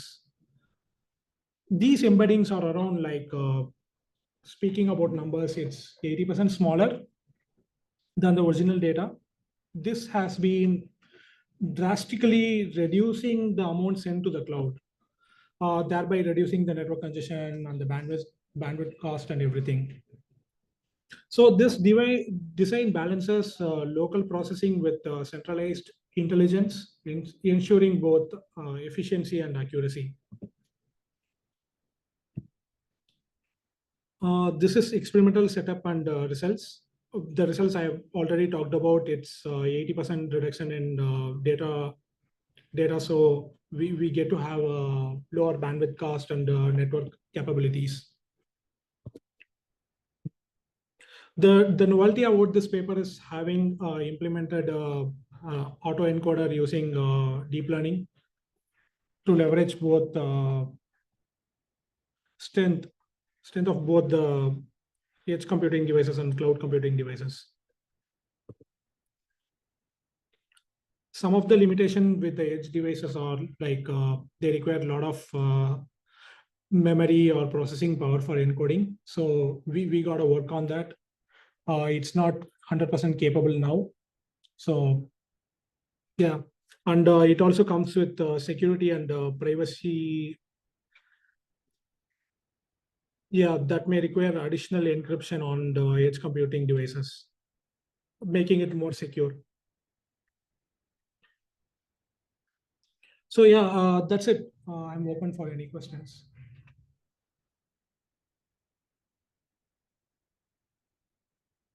Yeah.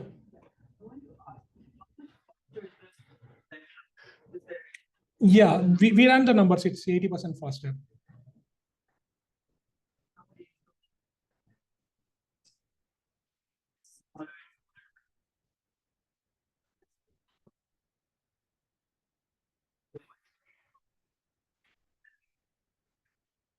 Yeah, definitely worth it because it's millions of data from millions of devices, right? So yeah, traditional cloud computing for analytics, it's gonna cost us a lot. Definitely worth it. Thank you all. Thanks for having me. Thank you.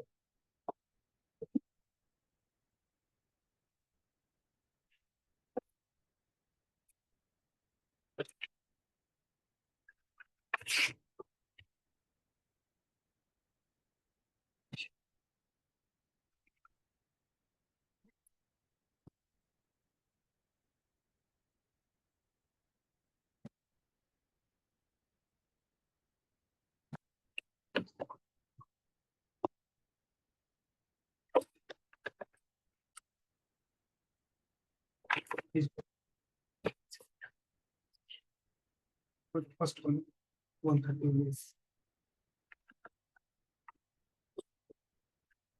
Thank you, Kamalesh, for presenting your work. Next, we would like to request next author for the day, Mr. Vishal Kumar Jaiswal. He is going to present his paper on digital identity protection, safeguarding personal data in metaverse learning. We welcome you, Vishal.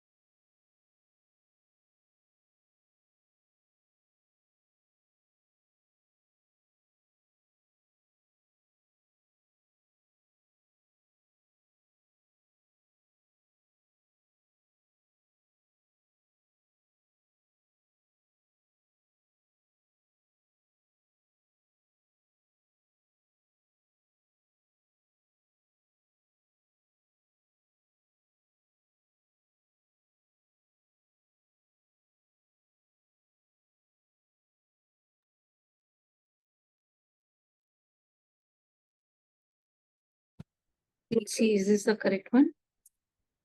We were ready Digital for identity, 21, right? yes. Please, you can start. Let me check. The thing is.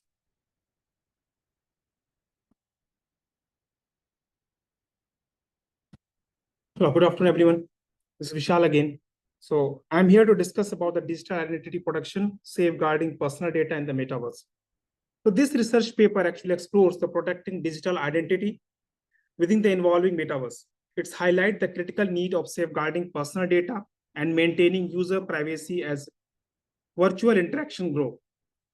We are going to talk about the introduction, what metaverse is and the digital identity is, how the privacy concern, and what is the digital identity role about it.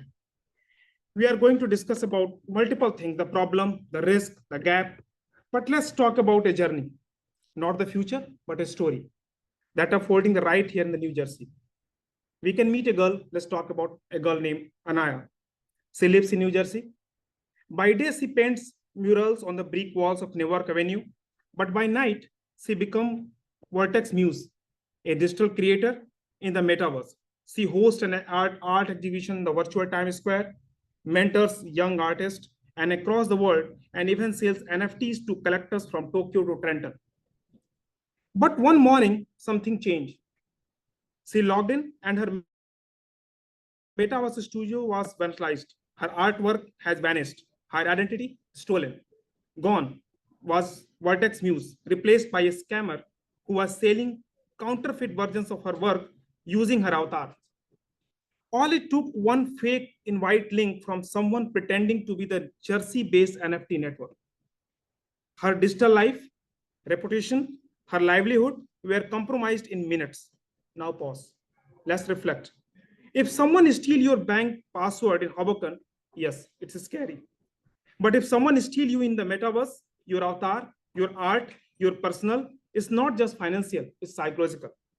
It's like someone walking into your home in Montclair pretending that it's me with your face, your voice, your history. Because in the metaverse, your identity is not just you, it's your job, your wallet, your social identity, your social proof. It's you with a double role. Here in New Jersey, we are no strangers to invitations, where it's a lapse of addition of the AI startup spotting in the Princeton. We have hackathons. We have real estate agencies in Morristown selling digital and along with physical homes. Small business owners in Atlantic City opening virtual stores with the live avatars. But we also have new dangers, phishing scams, designated as Jersey Art Collective, fake job offer, targeting developers, and AI-generated versions of local politicians using their circulated images. And these are not theoretical. Just the last month, one high school in Cherry Hill reported a case where a student's AI clone voice was used to fake a ransom call, imaging the emotional toll for their family. So what's the responsibility? This is what I'm talking about, our work, our challenges, and the problem we are facing. So responsibility is that we need to build the digital firewall around our soul, starting here in this garden state. Let's land with decentralized IDs backed by community trust, privacy first platform where what happens in your digital classroom in Princeton stays between you and your teacher. Statewide digital literacy campaign, so where a student in Princeton, every entrepreneur in Camden knows how to protect their identity and the virtual space. As for Anaya, she did not give up. With help from her local tech communities and a support network built right here in Jersey, she reclaimed her digital identity. Now she runs workshop in Montclair on how to secure your metaverse presence. The message is the face is virtual, but the pain is real. So protect it like your passport. The metaverse is coming faster than the New Jersey transit on a good day.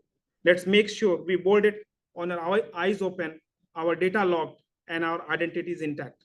Because in this new world, we are not just citizens, we are creators, and creators deserve protections. That's it. Thank you so much for taking this topic. This is really very important topic you would take care, because everything is now digital. From our phone calls to our mobile phones, like we go to a shop on a POS machine, we just touch our phone and we do the shop. Even my daughter, she's just a 9th grader, and she has my card in her wallet, and whenever she goes somewhere, she says, Papa, let me pay, because she enjoyed it, because she loved it. She just take the mobile in front of the POS machine and it deducted the money, but it's identity, it's risk. So thank you so much, guys, for taking this talk. Thank you. Yes. The first is the knowledge. We should know where to use the password identity. It's a very common practice that we are using the same password. Even I am using the same password of my so many social profiles. The first is the knowledge.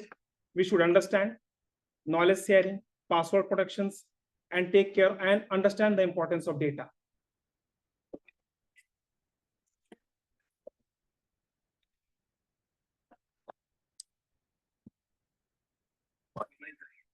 Yes. That is what, if you see nowadays, all the companies started the two-factor authentication. The things are coming in your mobile. We are using so many new softwares come into the picture using AI based. Like if you are doing, suppose you take a Gmail login. If I'm in Virginia and I took my Gmail login here right now, it asks me a password to correct if it is me or not. So these are the things the AI is building, the machine learning is building. They are taking care how things are going on. Responsible AI, you can say. And there are many things going on. Like last night, I took a cab from the airport to Hamilton. It just they choose where I am right now. It's night 2 a.m. in the night, right? And it's urgency. It took me $170 just to pay because that AI is seeing where I am, what time it is, where I'm going. So everything is we are just a digital world, but things are everybody see our things. Thank you. Thank you so much. Thank you so much for wonderful presentation, and selection of topic is wisely taken. Digital identity protection, and we are in this digital era. So it's most important topic that you have described. Thank you so much for your presentation. Next, we would like to invite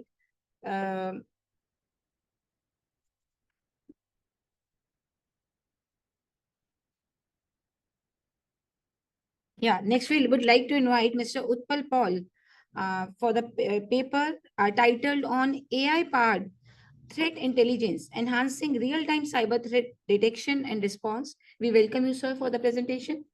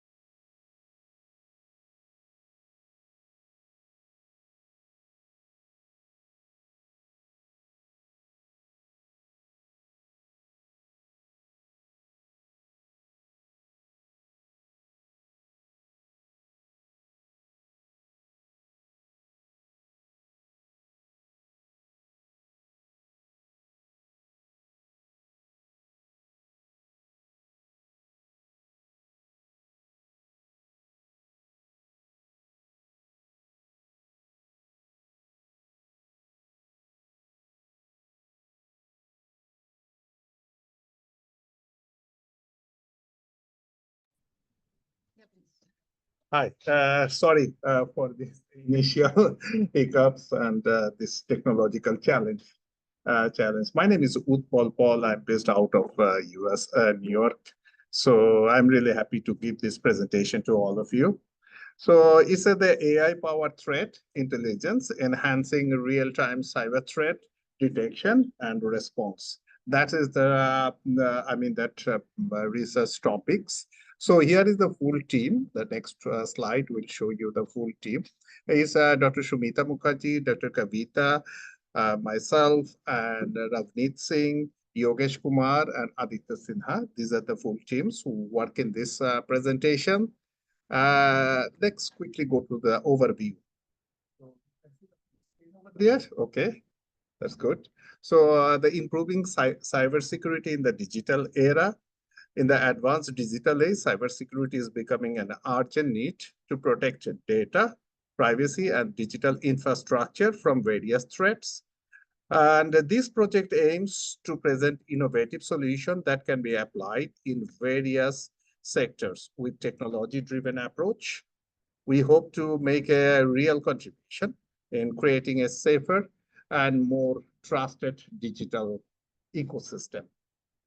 So move to the next slide here. We will now show a case study, which was very popular in the USA, which is the Equifax data breach. Let's see, I can show the small video. Yes.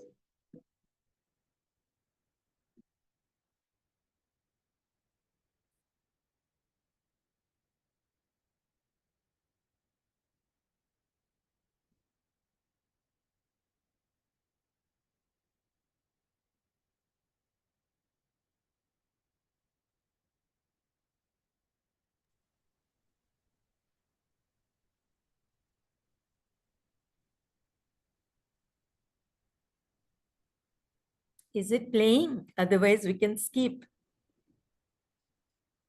No, it's playing. Okay. Okay.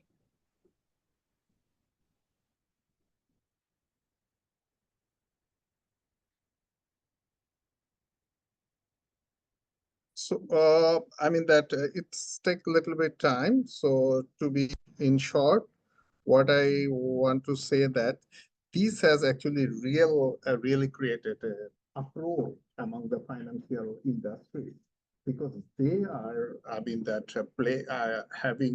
data of millions of people who is taking different types of services of the Equifax, credit monitoring, and also other financial services. And this breach, it was inside this presentation.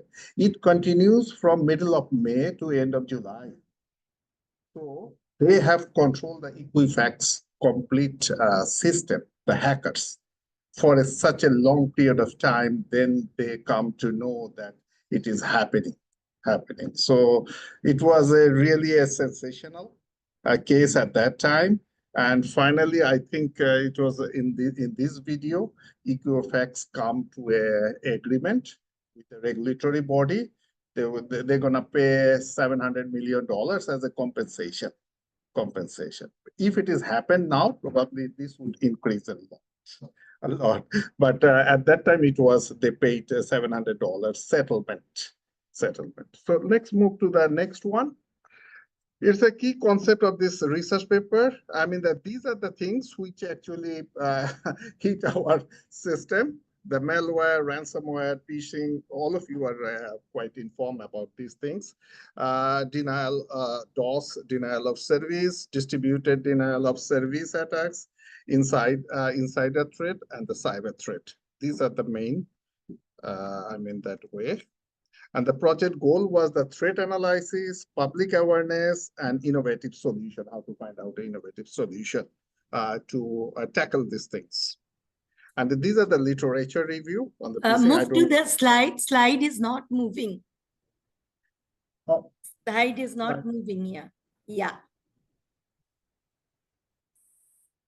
Oh, let me share once again.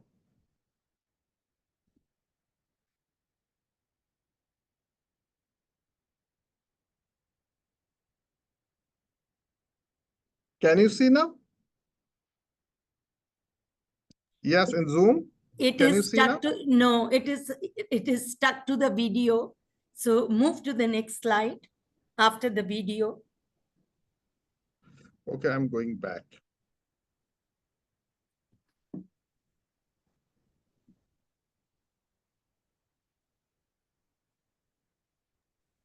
I think the screen at our side is frozen. Now it is moving. Let me Now check. it is visible. Yeah. Now it is visible. So you Okay. can, yeah. Okay. Yes. So we were in the project goals in this slide. Yes. I mean that three things: threat analysis, public awareness, and innovative solutions. These are the main project goals. So move to the next one is the literature review of the phishing detection. So these are the literature used to detect the phishing. And then the research methodology overview, data from Google email phishing data set, feature extraction and normalization, K-means clustering for anomaly detection, models, logistic regression, KNN, decision tree, evaluation with confusion matrix, and metrics. So literature review for, I think, on phishing detections. So these are the things, and sample data and processing tables. These are the data processing tables used, and visualization output. So these are the output, looks like this, which is come in this research. And this is the important, these are the statistics of 2024. If we look that, I mean that it's not billions anymore, it's trillion, 10.5 trillion projected cost of cyber crimes in 2025 this year. It was forecasted last year, okay? And 30 billion cost of crypto crimes annually in 2025. When we see the cryptos, we always see that there is a lot of things happening inside.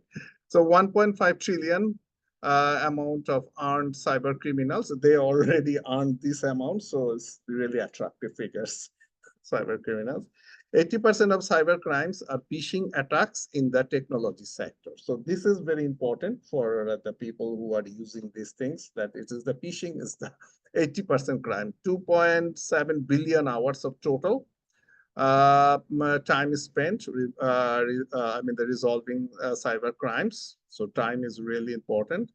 And 267 billion is the estimated annual cost of ransomware to the victims by 2031 as per the forecast. And total 5.09 million is the highest cost of the data breach in USA in 2023 and what is coming up in the coming year. So future direction in AI threat intelligence: enhance model robustness, improve interpretability, real-time AI adaptation, cross-domain threat sharing, and research gap, lack of real-time adaptability in existing AI models, insufficient integration of multi-source threat intelligence, bias and explanatory in AI decision-making, scalability, and performance in high velocity environments, limited automation in incident response. And in conclusion, real-time detection, which is very important. AI is identifying phishing threats instantly and accurately. Future focus, I mean that we need to be future focused, and accuracy should be the very high accuracy to detect. The top models like logistic regression and KNN achieve over 92% accuracy. So this is really important. That's all. Thank you. Okay. Any question? This data for US only this region, or this is the overall cyber attack? These actually the US and the mixed. and because you see all the $1 trillion is happening, so it makes that is a global perspective. This data has been taken because total US GDP is like 29 or 30 billion around. Yeah, this is overall, yes.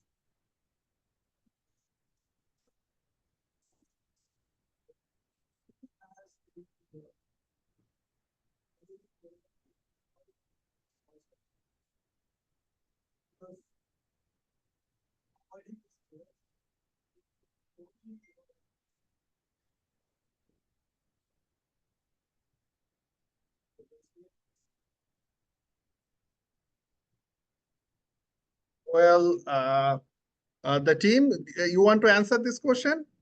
The Can you question repeat the is not, question? yeah, question is not clear. We can't hear. Can you We repeat can't the hear. question?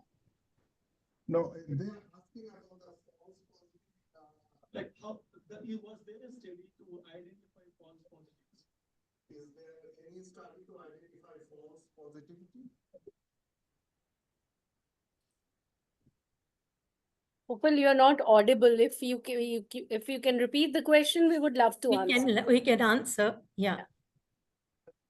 Study to identify false positivity. You are not audible. You are not audible. Okay. Kindly unmute. Okay, we'll take it offline.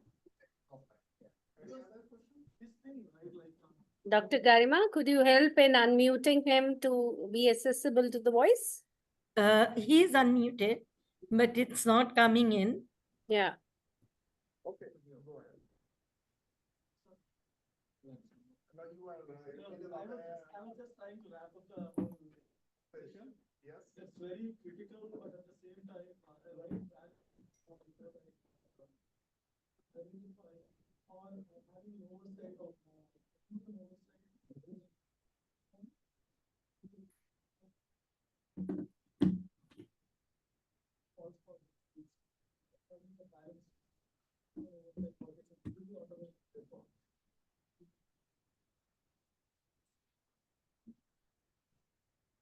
Thank you. Thank you. Of course. Of course. Thank you. Okay, that's it. This is the place, no? Okay.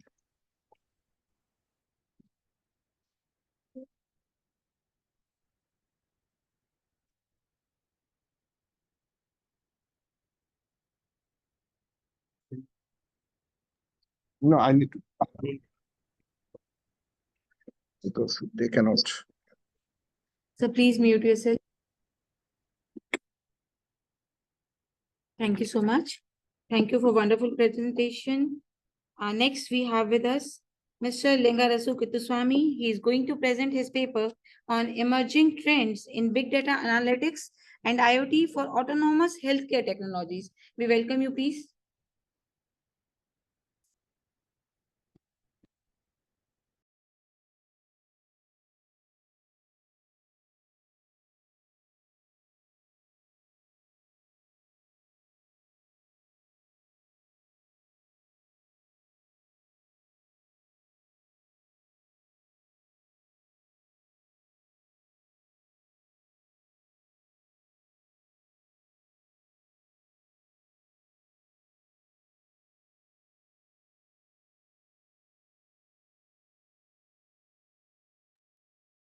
Yeah, you can start with your presentation. I mean, the presenter view. Yeah, that's fine.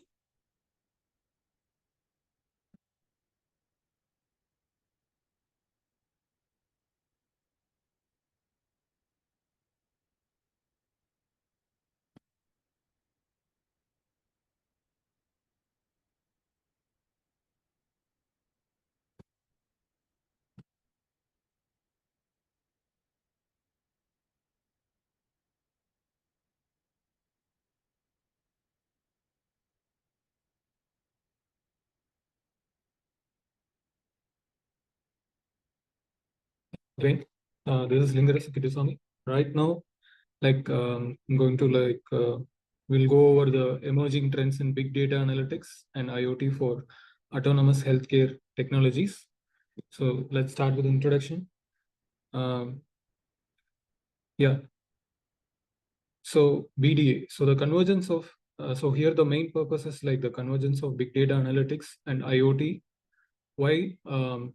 Just because it's disrupting the healthcare industry. These two powerful technologies are reshaping patient care, improving decision making, and creating more efficient healthcare systems. Let's explore how their convergence is driving innovation in the medical field. Yeah. So enhancing diagnosis and treatment. Big data and IoT provide healthcare professionals with real-time patient data, improving diagnosis accuracy and treatment efficiency. Predictive analytics allow early disease detection, enabling timely interventions and personalized treatment plans. For example, wearable health monitors continuously collect your vital signals, helping doctors monitor chronic conditions remotely. And like personalized healthcare and continuous monitoring. Major advantage of IoT in healthcare is real-time patient monitoring, reducing the need for frequent hospital visits.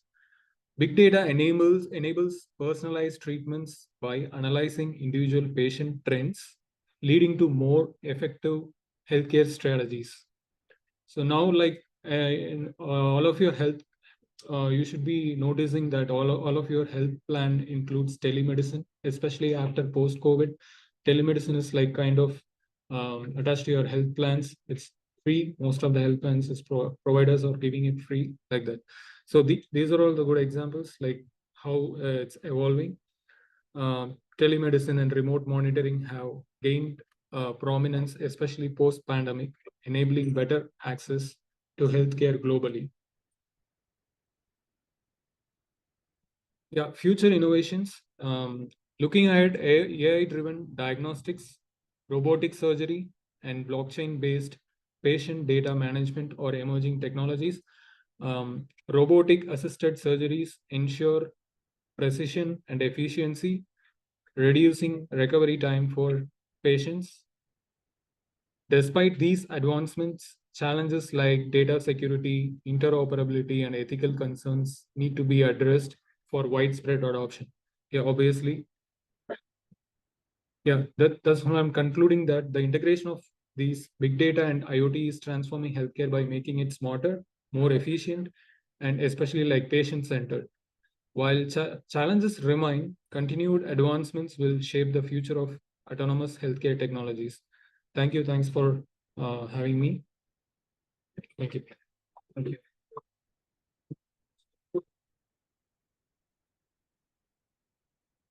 Thank you.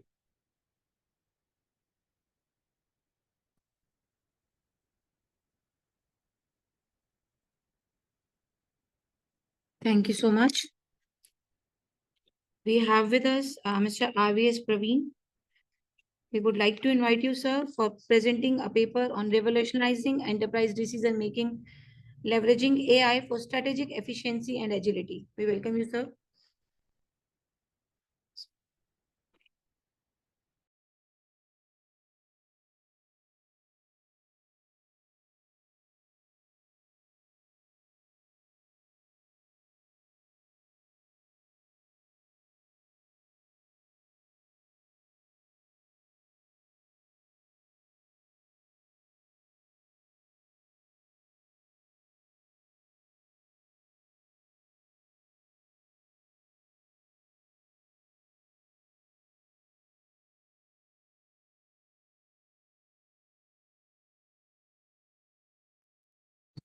Yes, sir, you can start with your presentation, please.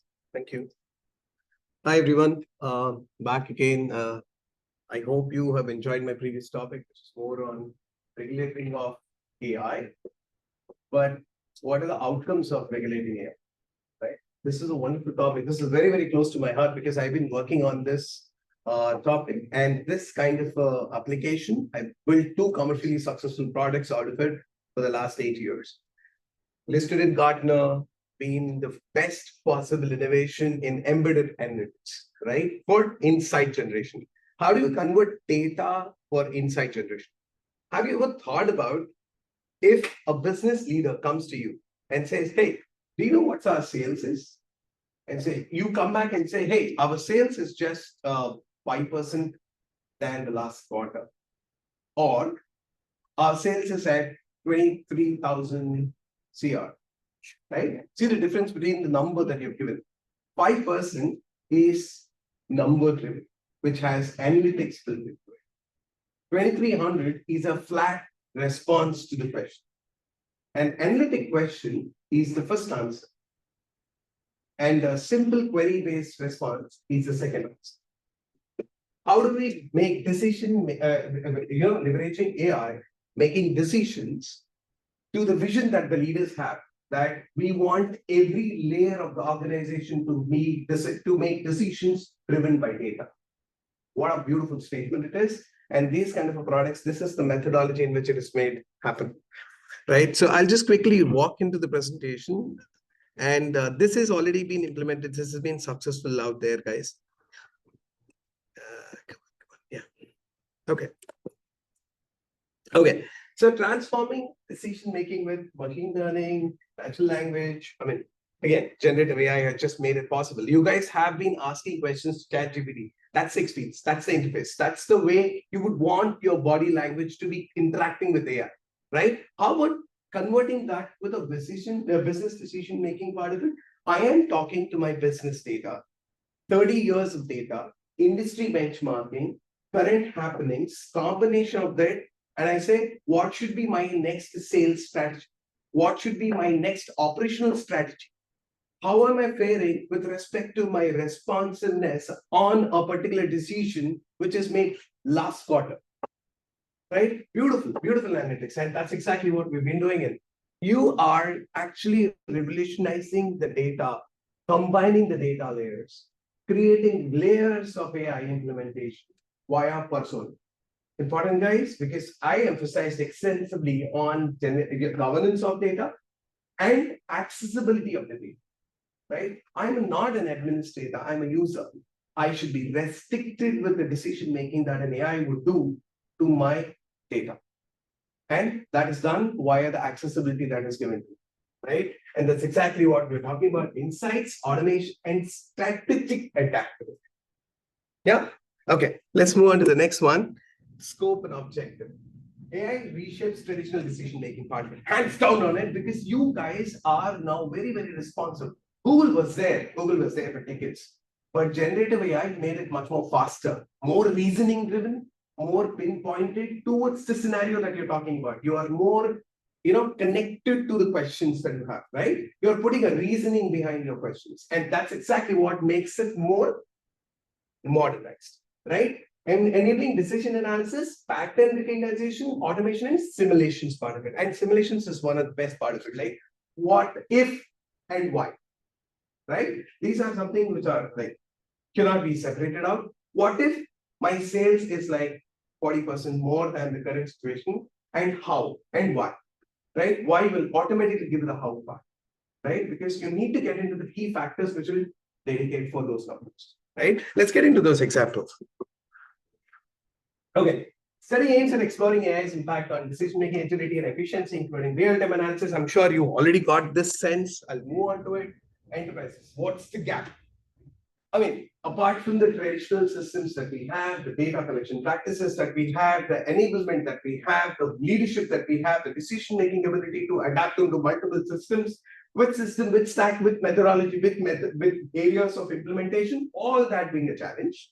Apart from that, we also have motivated by the needs of adaptive strategies in volatile environments. How do you define that? Where do I use AI and where do I don't use AI, right? In an organization is the biggest gap, right? And that's exactly what we have done a study here. We keep finding methods to find out how exactly we solve it. Covers ML, NLP, NL, and DL, and as well as there is decision layer neural networks also to a larger extent, right? And then their roles in business intelligence and strategic planning part of it. What we've done is customer journey analytics. Customer journey analytics has been captured from the day, from the time to the persona that they log into a system, and then we converted that into a decision-making graphic analysis. This is all graphic neural, and that's exactly what we built into. right? And let me actually go into the next part of it. Okay. So what we've done is we've built a decision metrics platform. You bring in various forms of data, all your business data, which is recognized, unrecognized, third parties, subscribed, all of them together.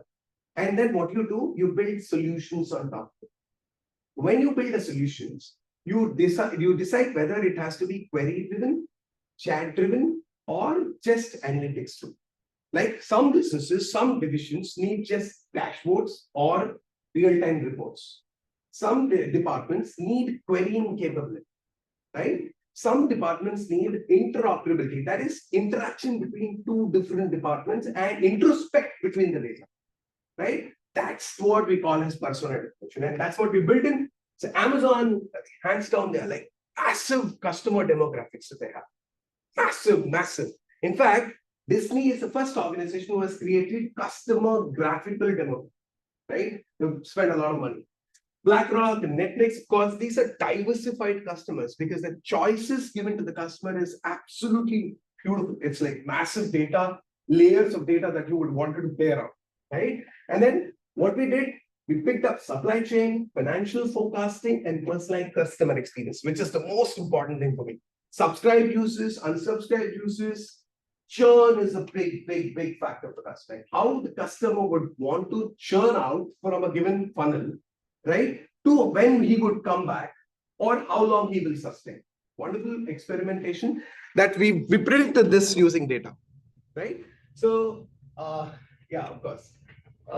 Data privacy obviously keeps coming around because how much of data, you can take from a customer's point of view and how much of the data from business point, right? There must be a demarcation. So what we've went through challenges is issues including data privacy, ethical concerns, integration complexities. For me, ethical concerns is about the consent given by the respective users. I mean, hands down, you have to take a consent from the user. There should be a consent form. They have to be a declaration. You take it from them and then give a transparent view to the usage of the data. Any given day, they should be able to pull back. I'm GDPR too, right? So that's exactly what we're talking about. And explainability part of it in terms of the usage of the data. That's the reason we built a graph, right? And that's exactly what is data lineage also for us on the product side of it. Going deeper into it, decision-making frameworks, models first. I've already discussed this in detail. Okay. Yeah. So when we built this platform, and let's just share the example. The layer bottom of the organization has started seeing the data of how the customers have been part of their pipeline, right? And they started seeing when a customer will be able to, say no to a particular service that's been offered, right? The moment they have learned it, they've started coming out with innovative ideas saying that, how about not giving the traditional information, rather we convert this code, the content, right, which is going to the customer and the offer behind it more personalized, right? So that's why we created something called precision analysis. Precision analysis gives customized custom content for users. For example, it's your birthday, we give you 20% discount on selected items which are in your wish list. Wow, right? You've seen this. Airlines do this pretty often. But now most of their e-commerce websites come back and say that we're 90% off, 80% off, because they have seen your footprint, digital footprint. They've seen your journey in their respective platforms. And now they're saying that, okay, this is the best way we would want to come back, call you back to the platform, right? That's an adaptability part of it. And insights actually do that. And this decision is not taken by the managers or the CEOs. This decision is taken by a small, simple, easy executive who's more powerful than the gentleman who's sitting in the cabin, right? And that's the impact of this insights, guys. Happy to ask, take any questions that you have.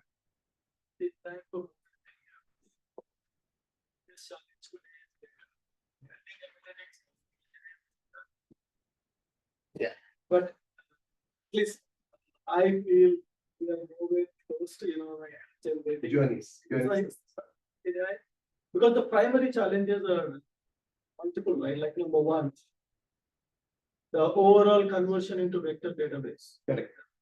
But unstructured data. Because you can process the whole data today and tomorrow you have again new data that correct.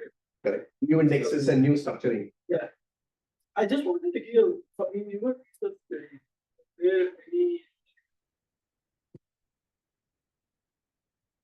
challenges for processing vector DBs or communicating that into back framework. Yes. Yeah, I can talk about it. So we see contract management very commonly now. Right? For example, if a user logs into website, it's a contract between him and the website. Okay, so you accept the agreement, terms and conditions. I agree, which we don't read, right? Is a big, large page, or it's a contract. It's a legal binding. That contract is actually saved in, simplest example, right? It's saved in the company's website. Now, how do you read it?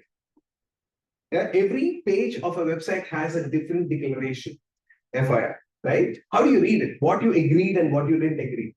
And when you actually give an option for the user to customize that agreement, then there is a new contract that is in, right? So what we've done is we picked up these contracts and we created vectors out of it, and we've implemented a simple RAG flow, right? Using LangChain, and I use no code a lot, right? I built a lot of no code platforms. Used LangFlow and LangSmith to create agents out of it, and then we created a graph, Lang graph, ultimately to do a robust combination of it, right? So the stack, guys, is basically about the normal documentation that you bring in. It's a PDF output. It is shared with you and as well as with us. That PDF goes into our data lake. The data lake, through the data lake, we extract that data and build a vector, which is basically an embedding model. You can use OpenAI, ADA 002 or ADA, embedding 3, right? And then with that vectoring, we write the semantics on top of it, because we want to pull out the keywords through which this vector, can be called faster, right? Use an AI-based search engine to pull out the LLM to work on it, or an AI model to work on it, right? Right at the AI model, we write different prompt mechanisms, right, to build the RAG on top, right? That's where the LangChain as well as the LangFlow comes in. The interaction happens, and eventually the graph comes up, because there are no two same flows for one individual. You have 10 contracts, you have 5 contracts. So each and every customer journey is one RAG, right? So the combination comes up. So that way we can actually vectors. Vectors can be scaled extensively as long as you have the right method and stack options built into it, and then the seamless flow, right? So it should go back into this ecosystem and identify that, yes, this data has already been vectorized, so we don't want it to re-vectorize. Yeah, that's the key actually. Right? Reinforcement learning. Yes. Yeah. Okay. Any other questions? Yeah. So, talking about business. So, how does it hallucinations? Right? Okay. Like, how does hallucinations affect it? Because in businesses, even a small mistake can cost millions. Yeah. I just want a CRM system can call something as an account, and you can call that as a person or a customer user, and team can call it as an entity. Correct. So Correct. how does AI, Excellent question. all that and triggers the hallucination? Excellent. Bring clarity. So first of all, hallucination is basically for the pre-trained models, not for the scratch models or standard models. Okay. So ideally, when you look into LLMs, which are pre-trained with certain amount of library specifications, what you have to do when you do a vectoring of unstructured data, you'll have to create a semantic layer, right? There is indexes, indexers, and then semantics, right? So whenever you do a vector, it pulls the data and it creates indexing, indexers, and then it gives you the chunks. During the chunks, you create a semantic layer.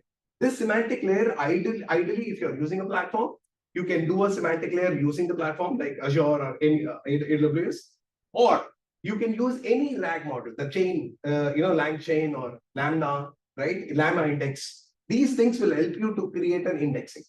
So there you define, if it is user specification, the tree of demographics, right? So it's a simple Excel input also sometimes. Okay, 1. 2 is about hallucination is basically done when you have a reinforcement data redundant in nature. Okay, when your pipeline is not getting refreshed with the new flush of data, that's when you have hallucination definitely coming in picture, right? I think, Yeah, just off time. Yeah, sure. I think there are a lot of other presentations. Yes. So I think we can continue. Wrap it up with one single sentence, right? So when you try to implement such kind of models, you have to, isolate these models in terms of data, right? The data pipeline, input data pipeline, and the reinforced data pipeline should be isolated. And the outcome of this particular model should be superinfinated. Superinfination is nothing but interpretations built by a child, or a pipeline. Okay, that's the way it is. Okay. Thanks. Okay. Yeah, thank you.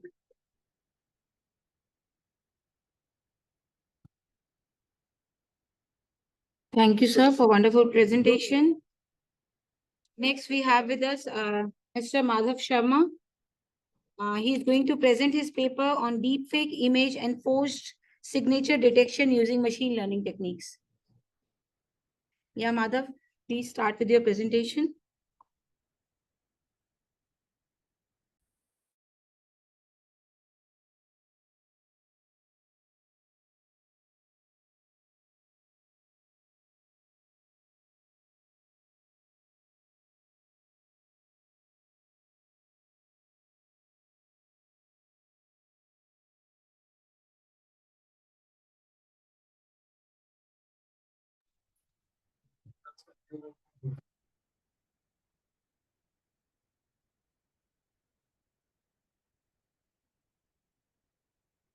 Yes, Madhav, you can start, please.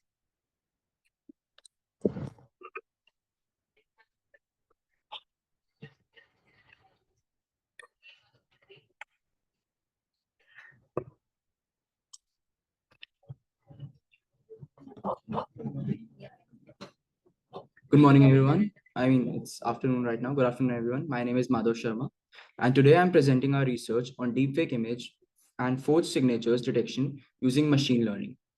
This project addresses a critical issue in digital security, focusing on the detection of deepfake images and forged signatures using state-of-the-art machine learning models. Now, let's talk about the project motivation and background. With rapid growth of digital content and AI-driven media, the threat of digital forgery has never been more significant. Deepfakes, which use advanced generative models to create hyper-realistic manipulated images and videos, pose a serious challenge to the digital authenticity and trust.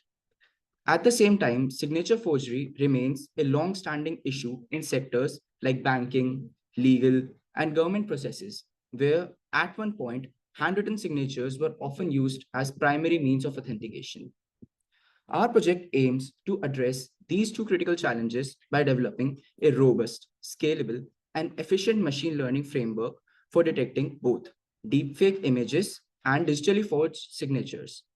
By integrating deep learning architectures like CNNs for image analyzing and multi-layer perceptrons, which are MLPs, for signature verifications, our approach offers a comprehensive solution for real-world digital forensics.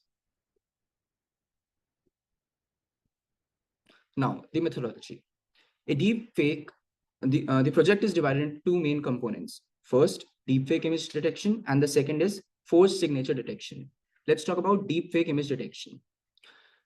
Using a curated dataset from Kaggle, we processed images to ensure uniform dimensions and pixel scaling. CNNs were used to extract spatial and hierarchical features from the images. A multi-layer CNN was designed to capture both low-level and high-level features, followed by fully connected layers for final classifications. As a result, metrics like accuracy, precision, recall, and F1 score were used, achieving an overall accuracy score of 96.8%. Now we'll talk about forged signature detection. We used a signature dataset with real and forged samples, extracted geometric and statistical features such as ink distribution, stroke curves, and centroid positioning. An MLP was employed to classify signatures based on extracted features, and we achieved an accuracy of 93.5% with a recall of 94.8%, highlighting the model's reliability and identifying the forged signatures. Now let's talk about the key findings. The deepfake detection model demonstrated high accuracy with minimal outfitting, reflecting its robustness across diverse data samples. The signature verification model effectively captured subtle differences between real and forged signatures, despite the inherent variability in handwriting. Both models significantly outperformed baseline classifiers like SVM and random forest, confirming the superiority of deep learning in this task. Coming up to the challenges and future scope. The challenges were handling high quality forgeries, generalizing across varied data sources, and reducing false positives. The future scope was integration with real-time surveillance systems, deployment on low latency platforms, and further enhancing of the multimodal data fusion. These are the references, and I'm open for questions. Thank you so much.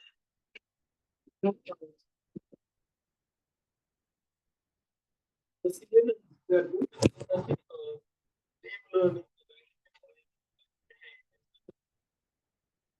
Same time, the GANs, they are doing a fantastic job in generating a fake image.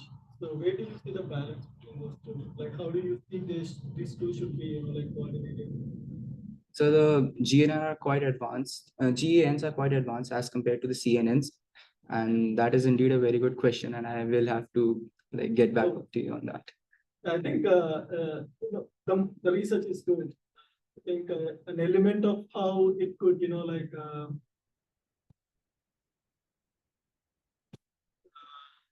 output of it, GA would be super beneficial. Yeah, and even I wouldn't want my signatures on a document which I didn't sign. Yes, sir. So, any other questions? Yeah.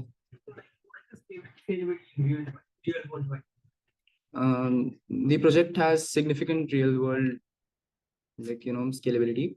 Like, it will be implemented in government paperworks, legal works, bankings, etc. Thank you.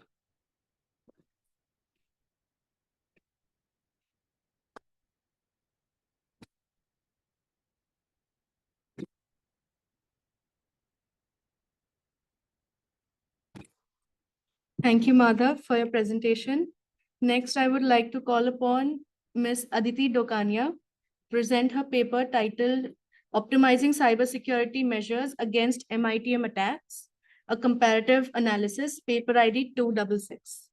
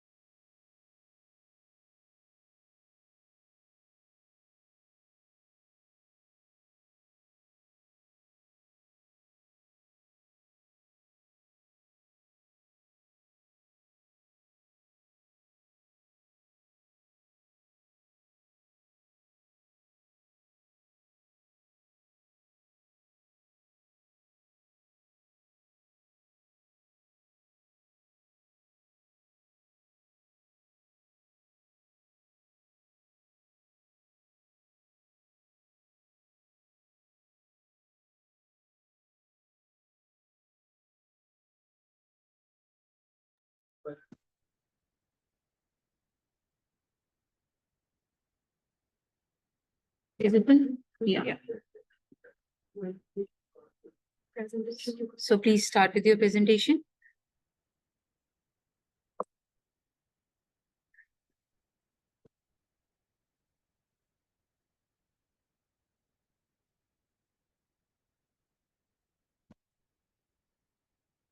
Right. We are over the technical difficulties. So good afternoon, everyone. My name is Aditi Dokania, and I'll be presenting about optimizing cybersecurity measures against MITM attacks. Let's take you over the introduction. MITM attacks intercept and tamper with communication between two parties, jeopardizing data integrity and privacy. This attack is sophisticated and it's rising alongside technological advances. Common vectors include Wi-Fi eavesdropping, HTTP hijacking, DNS spoofing, etc. And successful MITM breaches can expose credentials and really secure data that you probably wouldn't even notice. Sorry, we can't hear you.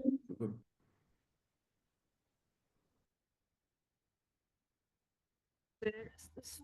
Oh, okay. No, I'm not. Please carry on. Please carry on. Yes, Please carry on. You Please are carry on. audible. Please carry on. You are audible. Sorry.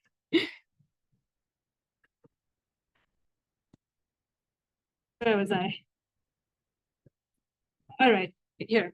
So staying informed on emerging MITM methods is critical, and proactive defense could be one of the ways where we could actually solve this issue. The key contributions of a comparative evaluation is like comprehensive MITM taxonomy, a detailed classification of all the attack types and exploited vulnerabilities. The vulnerability identification is also needed. This highlights the gaps in the current defense mechanism. Mitigation technique assessment compares efficacy of encryption, VPNs, authentication methods, and guidance for strategy selection. This informs organizations on optimal combinations of controls to harden against MITM.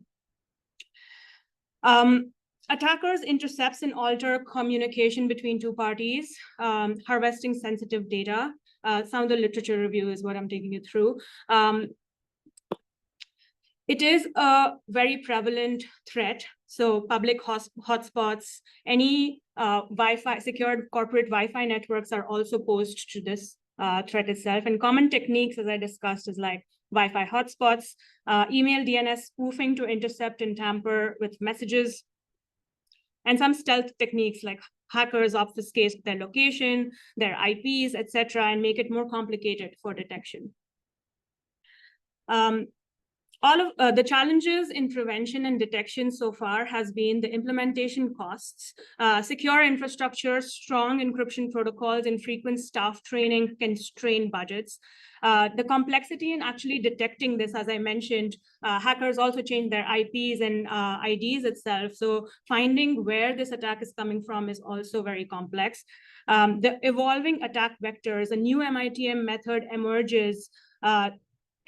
Defenses must be continually updated as new research is being done, and proactive layered approach, combining prevention approaches like encryption, VPNs, authentication, etc., with robust detection and regular patching management is required for this.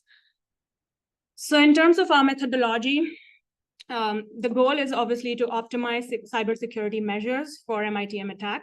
The three phases that we broke this down into is vulnerability identification, security control deployment, and effectiveness of the comparison between. So we ran a red team exercise, follow up the assessment, and measure mitigation success rates and residual risk.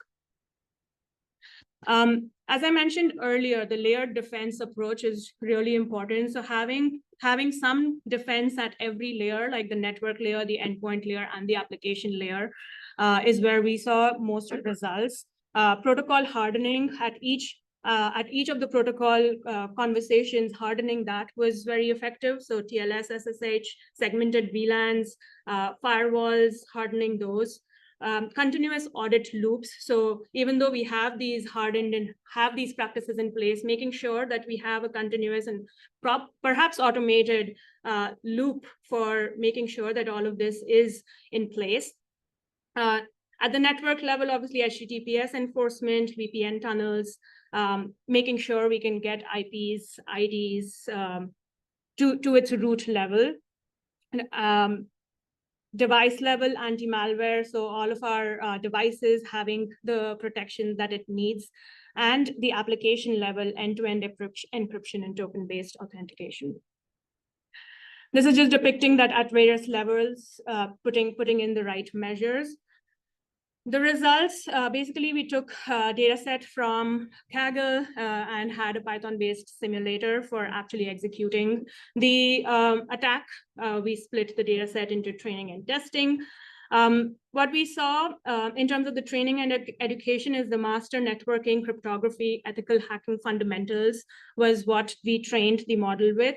In terms of the monitoring and detection, we deployed IDS to alert on anomalous traffic, to block malicious flows, use vulnerability scanners to uncover exploitable infrastructure gaps, and then leverage digital certificate validation to flag tampered TLS and HTTPS.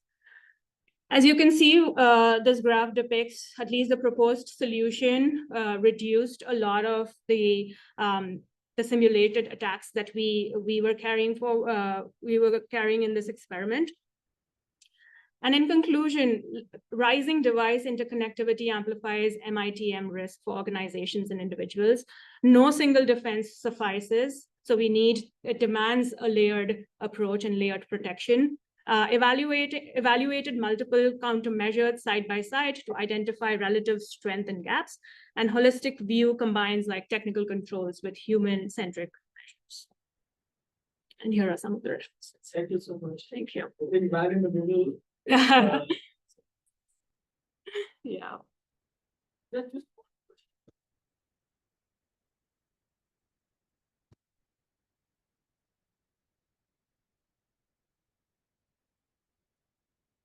Yeah, we have to be careful about not coming in the way of our users, right? Like these have to be a background approaches. What you are putting in place shouldn't impact the latency of your application, etc. It needs to be done on the back end on the infrastructure layer so that it doesn't come up in the application itself. So the speed can be matched that way. Thank you. Thank you.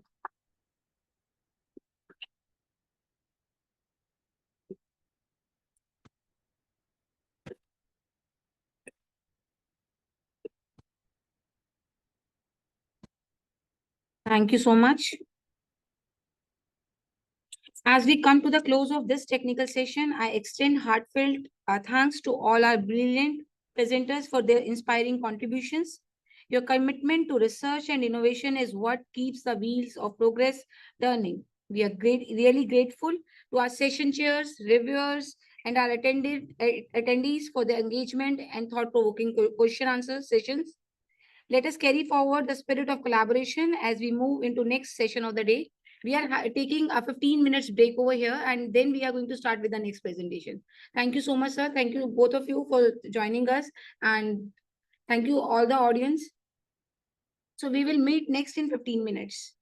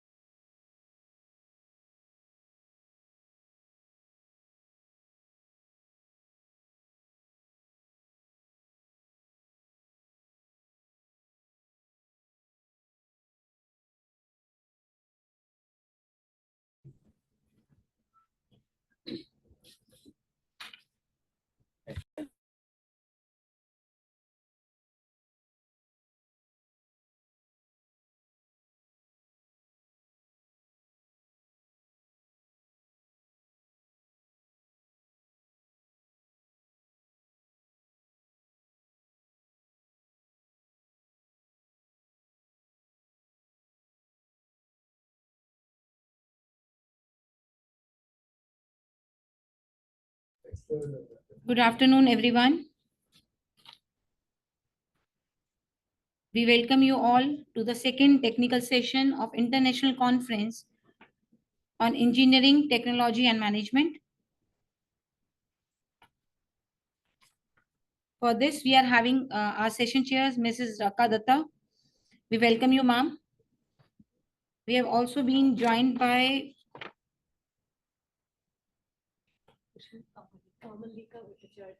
we have also been joined by Ms. Kamalika Bhattacharjee for the session chair. We welcome you, ma'am, too. Thank you.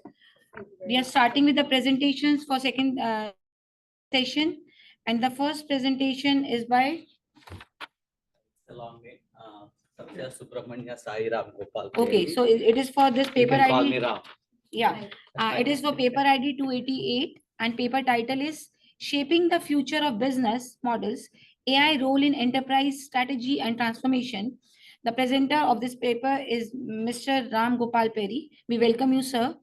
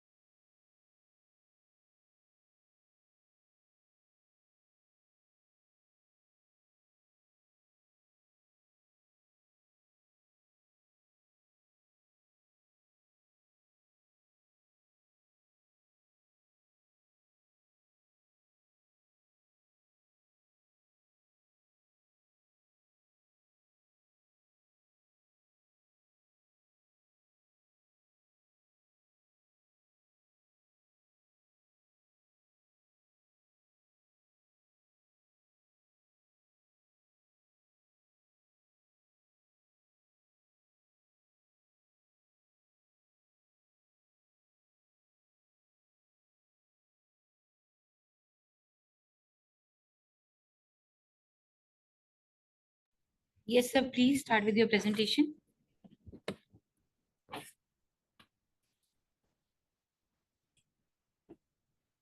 Thank you very much.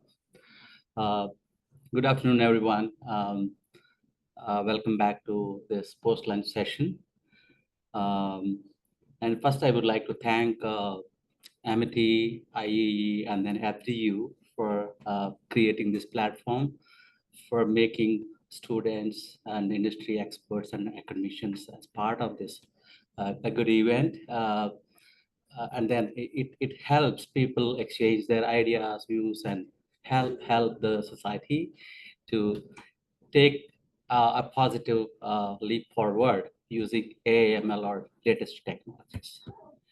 About me, my name is Satya Subramanya Sai Ram Gopal Peri. You can call me as Ram. And I am from Accenture.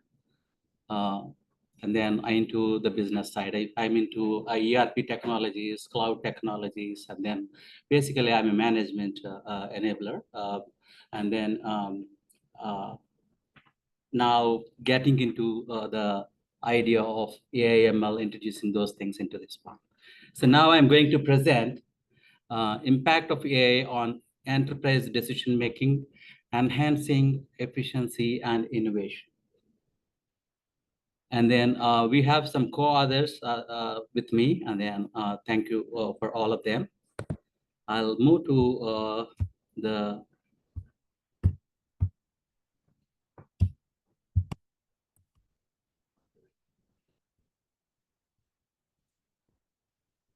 excuse me, it's not going.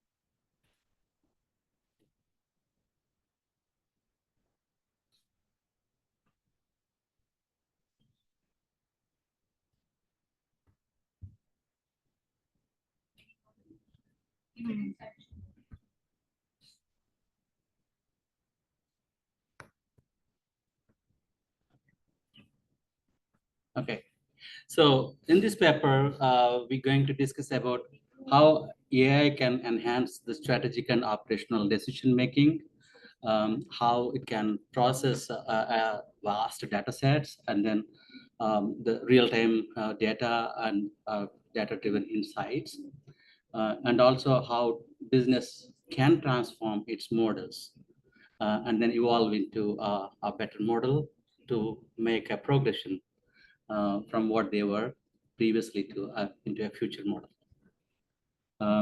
And this happens across industries. We have seen businesses changing their way of dealing with things and then getting into different things. With AI, what can happen is what we are going to present in this paper. And then the key AI technologies that we can anticipate to be used for this business model transformations are like machine learning for predictive insights and then automation, and then natural language processing for enhancing the customer interactions, and predictive analytics for forecasting the trends and then see what is in store in the future. And then the robotic process automation for automating repetitive tasks like test automations or regression test suites or so on and so forth. How this can actually minimize the time versus the cost, and then the efficiency and error reduction. The benefits, we're going to talk about benefits, improved decision speed and accuracy. Like now you have used a lot of data sets available, which are already proven methodologies and proven ideas. And then we're going to use those things and then bring it together and then make it work. And then it is like data driven decision making. And then enhanced risk management. We will be able to do a better forecast. What is going to happen now, or what is going to happen in a couple of days based on the events that are happening, or a geopolitical events or whatever. Like we will be able to see like a natural calamity or like earthquake or war or all those geopolitical situations. We will be able to capture into this business modeling and then try to forecast it better. And then innovation in product development and services. You say, I will take an example of Uber. Uber doesn't have any cars, but then it's a car company. How? This is the latest business model that is coming and evolving.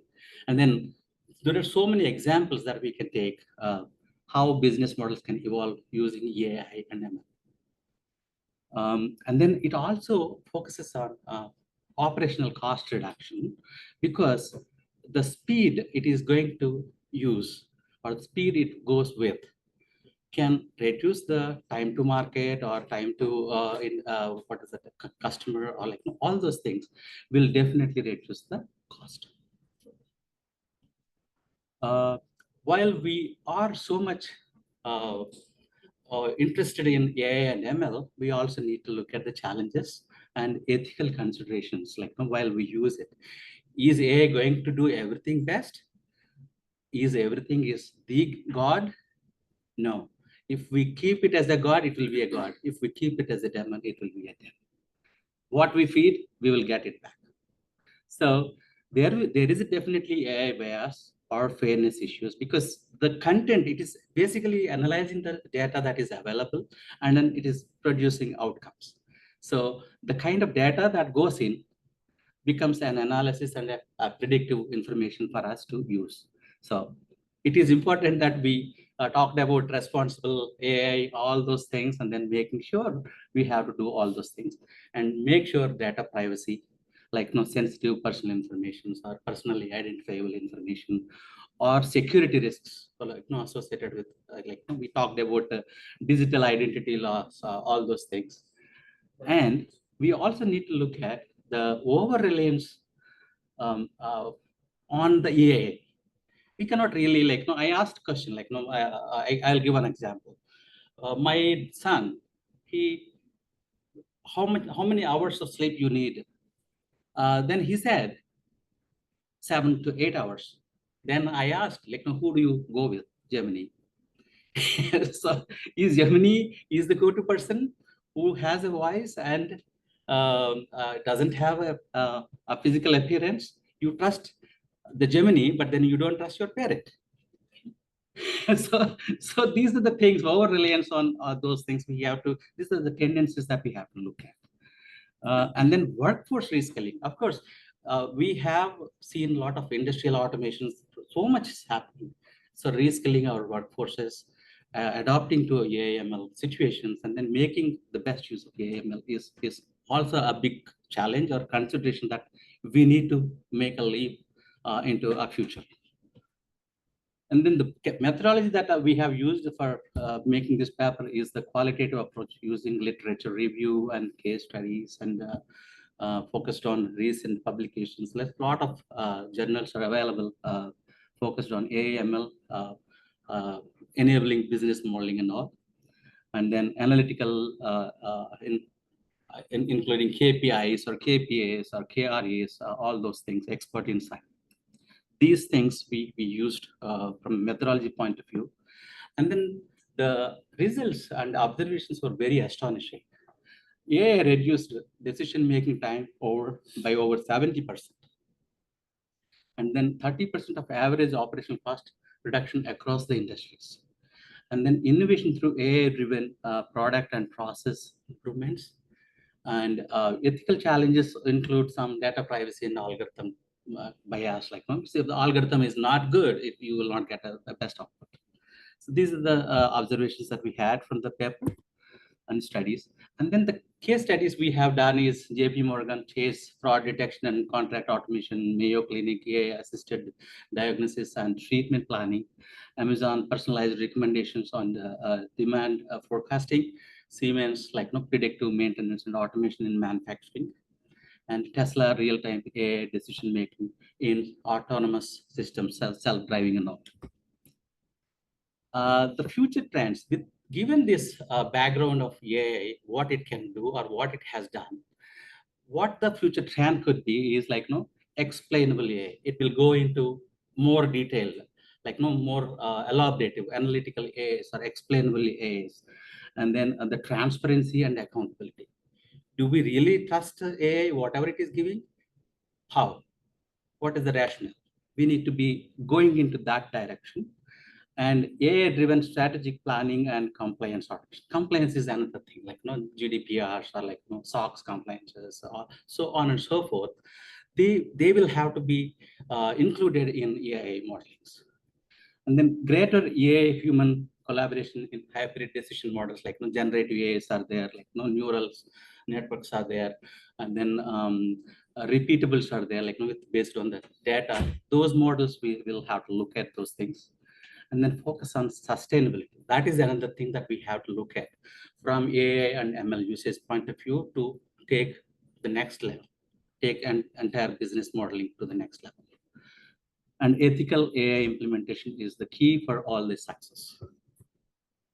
And conclusion, while we see a lot of benefits with AI and ML, AI significantly boosts efficiency and innovation, and then strategic AI integration offers long-term competitive edge for the businesses.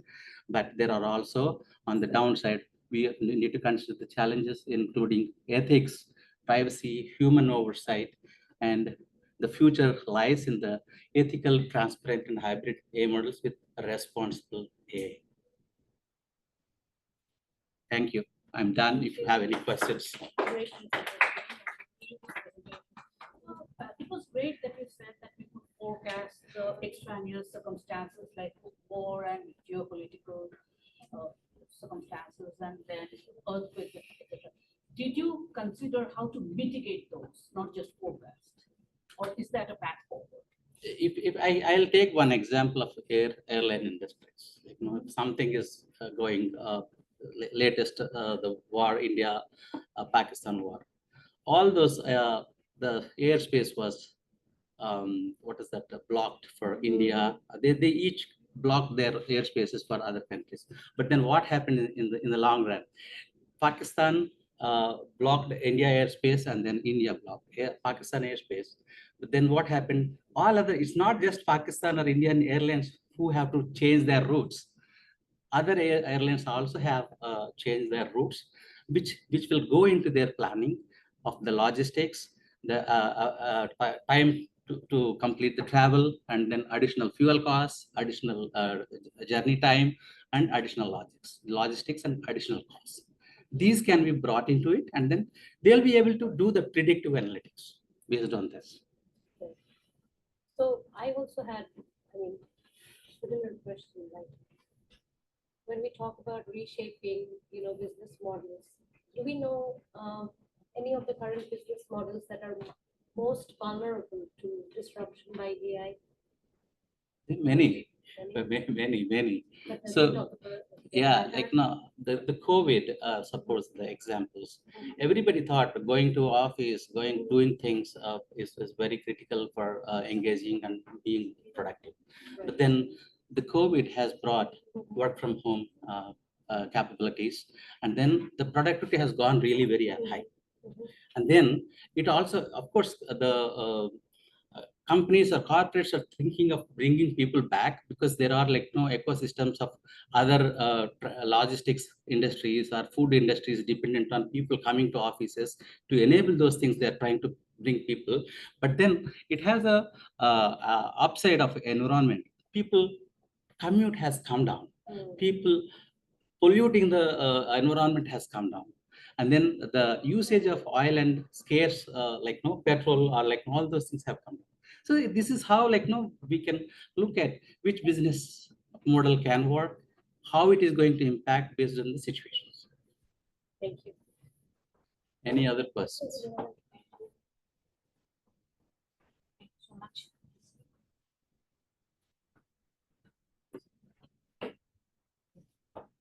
Thank you so much, sir, for explaining that how AI is significantly boosting efficiency and innovation in case of enterprise decision making. Thank you so much for giving the wonderful presentation. Next, we have with us Mr. Rajesh Sura. We welcome you, sir. And he is going to present his paper on design and implementation of secure blockchain-based health information system. Yes, sir, please.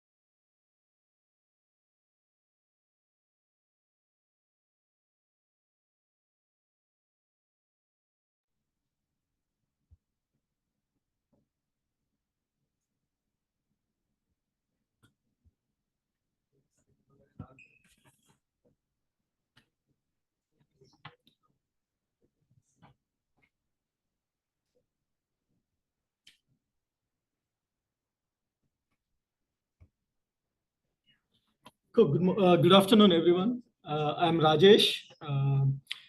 I am head of data engineering, analytics, and AI at Amazon, coming from Seattle, and truly honored to be here and taking this opportunity to talk about secure load balancing for big data analytics in green cloud computing environments. I know it's a mouthful. Not to worry, we can break it down bite by bite. We'll quickly go over the introduction, what's the problem statement that we're trying to solve, and what is the methodology that we have used. And at the same time, we'll go through what we have learned from a results and discussions perspective. And we'll conclude with what are our new findings. Big data meets the cloud. Of course, big data is booming, like from social media to the sensors, the cloud is overclouded, like overcrowded with data, to be frank. Yeah, without proper load balancing, things get messy. From this morning, we have been hearing about a lot of topics which are revolving around AI, machine learning, whatnot. This whole thing, the whole AI or machine learning or whatever, it will be successful only when there is speed behind the scenes in order to, produce the right inputs at the right time for all the, front-end end users. So that speed doesn't come from anywhere, but just through a right load balancing behind the systems. So that's what we are going to, discuss today. What are the different load balancing techniques that are available, and what are we making to, perform them better? Moving on to challenges, the first and foremost challenges is the computational demand. There is so much computational demand because the data is vast. And today, the main problem is some of your servers are really working hard and some servers are actually not. So they're taking a nap. So how do you, create the right balance to ensure all your servers are evenly distributed is a problem that we're going to solve. And the other one server crashes and it crashes your entire data pipeline, which is not good again. So how do you ensure, there is a failback mechanism, there is, a rollover to a new server when something goes wrong. And the other one is high energy bills, of course, very poor sustainability. The planet deserves better, and we need to, work on a sustainable computing world here. A real example in 2021, I don't want to call out the names. There was a major, cloud industry, which, had a very bad load balancing, bringing down the entire Slack, Coinbase, and, many other companies down for almost 12 hours. So we don't want that kind of instances because it could create a disruption, especially in the world of healthcare. Moving on to literature, the motivation is here, cloud is awesome, but big workloads need smart distribution and at the same time, tight security. So that's what we are going to talk about. If you don't have really good load balancing, imagine, your Netflix is streaming forever and, the frustration that you have to watch a video, or your Netflix is not giving you the right recommendations on time. The frustration again, you're seeing it sitting at home and, when you plan to watch a movie. So that's where load balancing plays a key role. Netflix has done a fantastic job in, implementing load balancing. And now we are going to use some of those techniques in order to improve the regular data loads for load balancing. Yeah. Coming on to, let's talk quickly about earlier approaches. One of the successful approach is round robin. Round robin is awesome because it would balance all the servers evenly. But the problem with round robin is security. It's not that secure. It is definitely having some challenges in keeping up with the security. So round robin is like handling, chocolates to kid without checking allergies. So we need to look for a better security, better solutions on security. The second one is, of course, AI-based, load balancing, which is for better speed and, better tamper resistance. But it again comes with computational cost. As you improve, protocols, as you improve redaction, masking, everything on your data, it requires more energy and more computation in order to generate the right output at the right time. So that improves your cost. So how do we find the right balance between the cost and the security and at the same time your solutions being efficient? That's where we took this 3-pillar framework. The first one is load balance to avoid the burnout, not the burnout from the people who are handling the servers, but actually the server burnout. And the security, encrypt at rest and encrypt in transit, and ensure you have a healthy and secure data pipeline throughout the flow. Of course, last but not the least, the green computing, because the planet deserves better, and this integrated approach, makes our model really unique. Google already uses, an AI model which reduces data center energy usage. Recently, they have even, said it has reduced almost the computational cost by 42%. But our new research is going to add some security on top of it.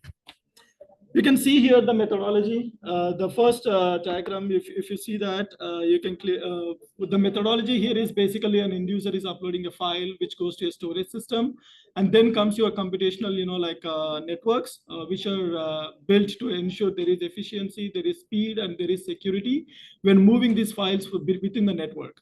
And then there is another storage database, which is nothing but a backup or a replica of your same file. So it produces more even distribution and reducing the load balance, load on the servers. And the services are nothing but which are used to build your whole business logic, transformation, analytics, and service providers are nothing but your Azure, AWS, which are supporting the hardware behind the scene. So the cloud, right? It a lot of services revolve around the cloud. You can look at a couple of them here, like wide network access. Of course, over internet, you can share, like information through phone, like mobile, laptops, whatnot. And similarly, shared resources, like users should, it should be enabled, the users to use, what is this? Shareable resources, like shareable computation, shareable, like data storage resources. Moving on to the model design, we have evaluated secure load balancing through multiple models. One is round robin, which is efficient for even distribution, and then we moved on to something called as load throttling, which is very secure, but at the same time it also ensures the data transfer is really fast. So with a combination of these two, like round robin results and load throttling is the way for this new approach that we're working on to ensure there is way to bring cloud computing. You can see quickly here the results and outcomes of our new model. The dotted line represents our new model here, which is compared against GPC, like green power controllers, and LCA, which is least computation algorithm. And at the same time, we also compare this with QDL, which is the quantum, dynamic load balancing.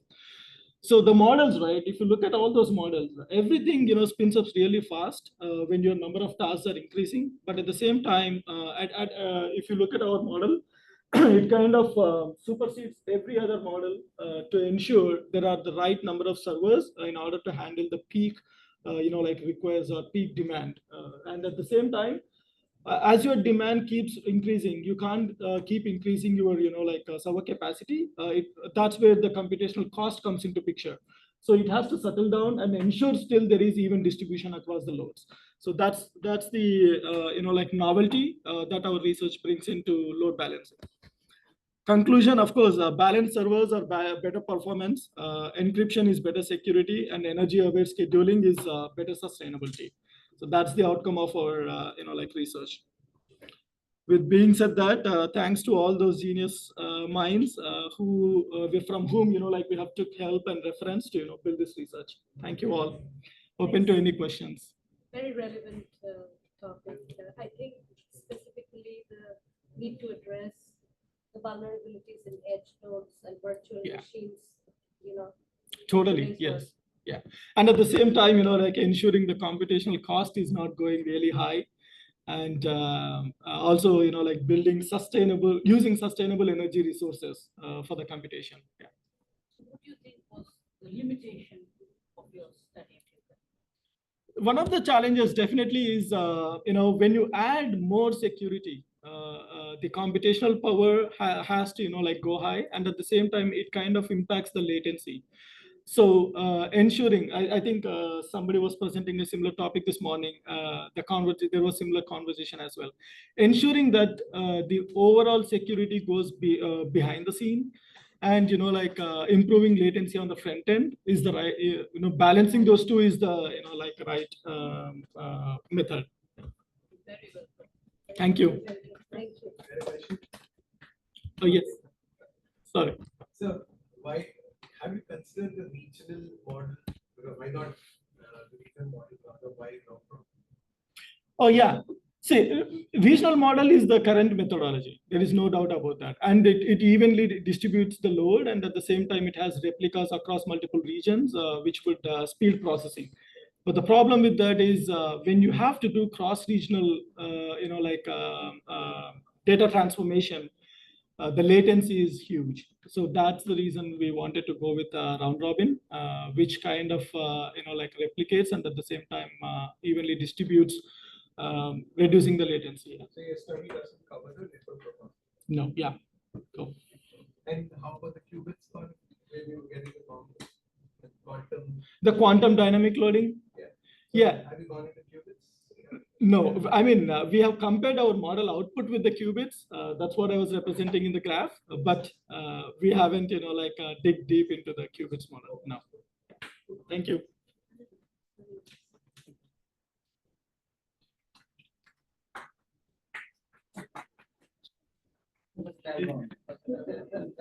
Thank you, sir, for presenting such a wonderful paper. Next, we have Mr. Shrikant Srinivas, and his paper title is Object Detection and Localization in Real Time Using Image Processing and Deep Learning.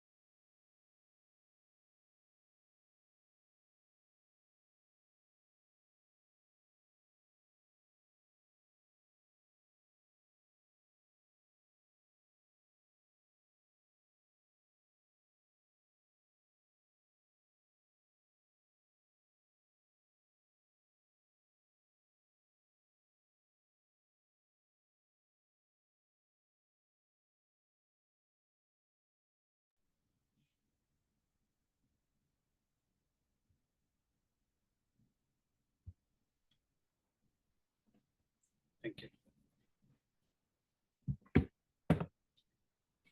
Good afternoon, everyone. I'm Shrikant Srinivas. I work for Caesars Entertainment, and also I'm doing my master's at University of Texas, Dallas. Today I'm going to present one of the paper, which as part of our college project as well. It's object detection and localization in real time using image processing, basically. That is using the CNN model. So let me start with the introduction. So object detection and localization identity and pinpointing the object in images is very important, especially for the autonomous vehicles. So I was working for Toyota Connected, and we were in the process of processing the videos, processing the images, what we get from the customers, and how do we display them on their dashboards. Those kind of things we were working on. And I feel it's more important for us to identify the areas where we can use this CNN model for the image processing. So earlier methods what we have, which is handcrafted methods, are not so efficient, and also it's really expensive, and it's not feasible in real time, right? So deep learning, especially with CNN, has dramatically improved detection, accuracy, and speed for us. A typical pipeline involves proposing a candidate region, extracting the CNN features, and classifying each proposal in a sectored manner. CNN learns hierarchical features and also represents directly from the large label data sets, eliminating the manual feature designs. So let me go to the architecture, how exactly the architecture of the CNN would be. Okay. So CNN architecture basically on the object detection would be, first of all, is the performance analysis. We need to analyze the model, have the key metrics collected, and then improve upon that metrics. Once the metric we get is not just the one time, right? You need to improve upon that, enhance that metrics, and also make that into smaller chunk. The metrics, whatever we get into, each metrics has to be cut into smaller chunks. And the third phase would be the real-time detection concerns what we have got. We need to identify those concerns, and how do we increase the efficiency and accuracy of those model what we have developed, and the future enhancements. What exactly we need to do with those models. The lightweight models what we get, and the 3D detection. We need to convert that 3D to 2D sometimes. Those kind of processing we need to do. So that's how the architecture will be. So I'll just go a little more further, and the methodology what we use is to acquire and annotate the large, diverse image datasets covering various object scales and lightning, pre-process each frame, resize them, normalize them, and enhance the contrast of robust feature extraction. And also, we also do a feed pre-process images in one stage and two stage with the CNN detector, and apply the bounding box regression to predict the precise object coordination alongside the detection scores. So with this, what was the result? The proposed real-time system, we were able to achieve 90% precision and 86% of recall and 88% of F1 score, suppressing the other older models what we had.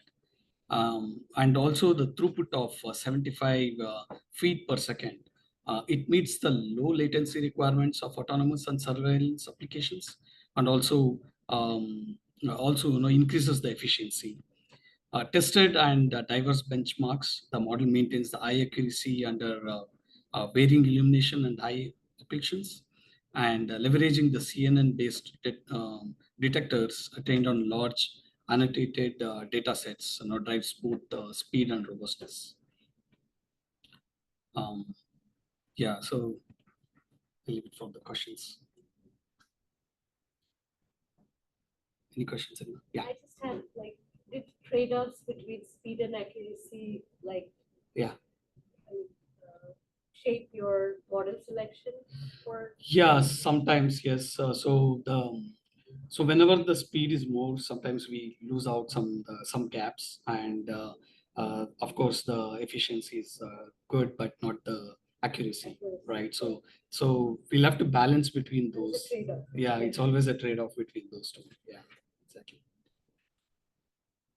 Anyone questions? Yes, sir.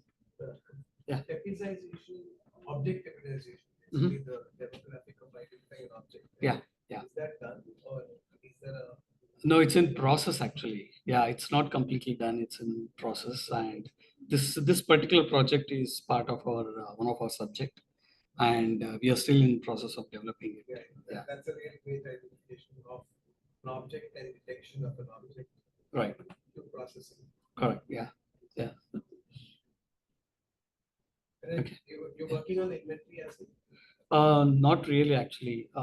So I have so with the Toyota actually. So we have got some data, but we have not yet. Inventory is the key for surveillance. Yeah, I know. Yeah. There should be a VR and GR. AR augmented Reality. actually create virtualization. Virtualization creates a general Right. real Okay. image. Yeah. Right? Yeah. So there's something called GRR. Okay. Which is the general real image mechanism. Okay. So that creates the real object image.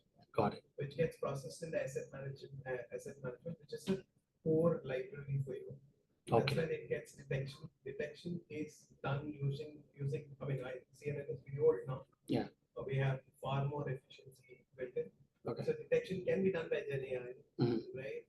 And then Capricorn helps you define the edges. Okay. And extraction. Got it. For post extraction, that's when you can define the type of, like if it's a face, you can detect the face because it moves. There are elements of face, 263 degree. Right. Yeah. It's a non-face or non-living object, then it goes and detect this first, like electric poles. Yeah. So the differentiation between a dog and electric pole is actually that. Oh, okay. Okay. Right? Yeah. That's an AI recognized. Yeah. So we picked up CNN because our professors actually, they were well versed and they were interested in knowing more about CNN and what exactly it can leverage. It's about you're changing from a video to image to get clarification, realization to identification to memorization to ascertain to objectification. Post objectification, that's when it realizes the model realizes. Exactly. Yeah. Yeah. I know. Yeah. Cool. Thanks. Anything else? Thank Yeah. you. Thank you. Wonderful Thanks. Thank you.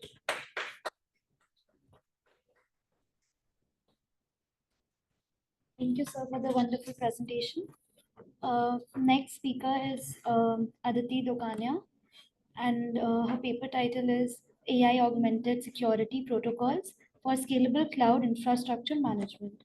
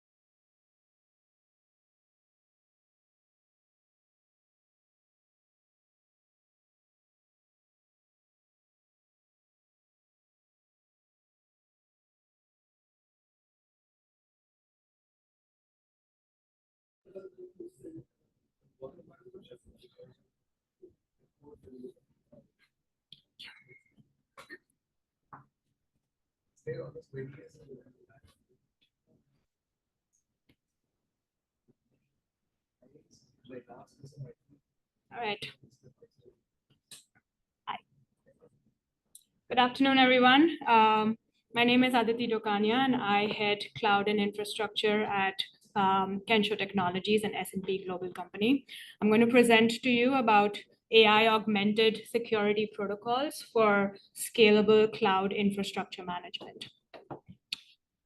So to give you a little bit of a background, there has been rapid adoption of cloud platforms and cloud infrastructure for sensitive data, given the advent of the internet, right? After the internet came, everyone moved to the cloud. No one used servers. They started storing all of their secure data on the cloud.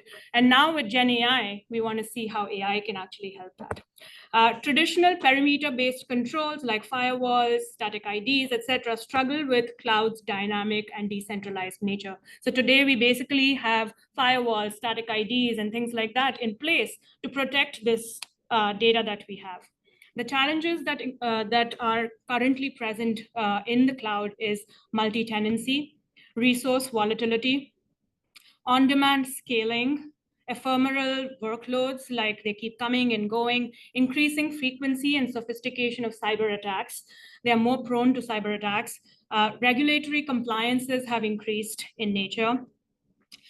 And some of the machine learning techniques that can help with this that are currently in, not even with large language models, is intrusion detection systems. Like for anomaly detection, we can use supervised or unsupervised machine learning algorithms. For threat modeling and vulnerability management, we could use deep learning, machine learning, historical and live threat feeds to predict and prioritize vulnerabilities. Real-time monitoring and automated response. There are AI pipelines that ingest logs, telemetry, all of the threat intelligence that can trigger adaptive defenses. And then there are natural language processing methods that can be applied to manage incident reports for actionable insights. So we could use natural language to just skim through our logs and get insights from those logs.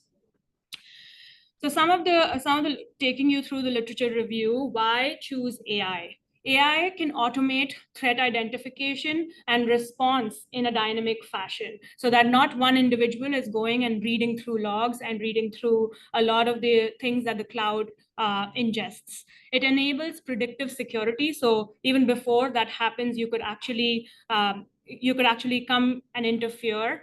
It maximizes real-time visibility and decision-making. So you could actually automate the decision-making through some algorithms in AI. The key application areas, as I mentioned, is intrusion detection, threat intelligence, policy and compliance enforcement. So there are teams that deal with compliance and policy, but AI could come in and enforce it and make it more automated. Some of the methodologies and emerging trends As I mentioned, within machine learning is supervised and unsupervised learning. Within deep learning is convolutional, pattern recognition, etc. We can also use GANs for stealthy anomaly discovery. There's reinforcement learning for real-time enforcement and self-healing. So you could actually enforce certain rules and then make the cloud infrastructure self-heal. So if some server is down, it could come back up based off of certain criteria. And then there is NLP and behavioral analytics for continuous profiling and risk scoring. So in our research, we did a mixed method study combining some of the case studies that we've done into a quantitative analysis. And we followed this sequence of steps, basically data collection, pre-processing. We did a model selection, trained that model, created a protocol, and then went ahead with the integration and testing. The sources for this data was mostly cloud system logs. And external threat intelligence feeds. And the models, the candidates that we selected were supervised ML classifiers, unsupervised anomaly detectors, and deep learning networks. These were the three that we went with. The workflow was obviously, we split the pre-processed data into training and testing, used hyperparameter tuning for validation, and then evaluated across multiple model families. So that's the flow of the methodology we followed. And some of the key results, the models for anomaly detection that we used were random forest, SVMs, and decision trees. We saw that random forest actually proved to be the most accurate.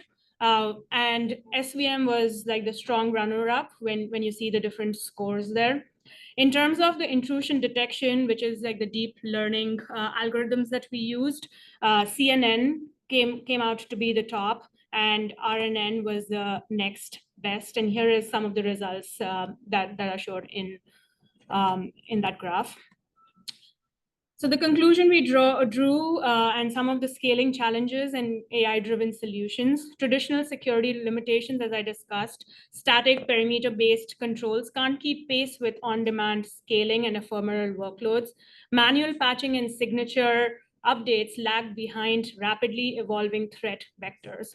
And AI-powered advantages are just continuous learning adapts to new attack patterns in real time, automated analysis of massive log streams and telemetry for rapid anomaly detection, and self-improving defenses reduce human intervention and operational overhead. These are some of the references that helped us along the way. And thank you.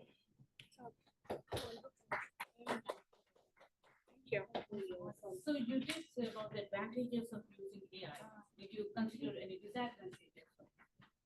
Yeah, so the disadvantages is what we have today, right? Like human intervention, patching. If you use AI, right? Then it's disadvantage that you can think. That's actually, yeah, we've all explored that. security, right? Like it comes down to your handling very sensitive data in terms of logs and everything. So you have to keep security at the forefront because you're still handling secure logs. So the research is there. We've put like security firewalls in place for AI, that basically anything you ask AI, it is going through a firewall, it is being seen what data is going through the models, etc. So those were the kind of things that we've taken into consideration.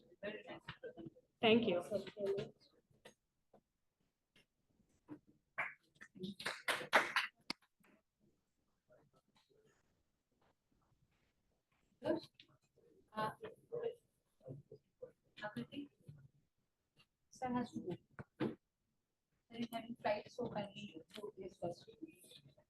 Thank you, ma'am, for such a wonderful presentation.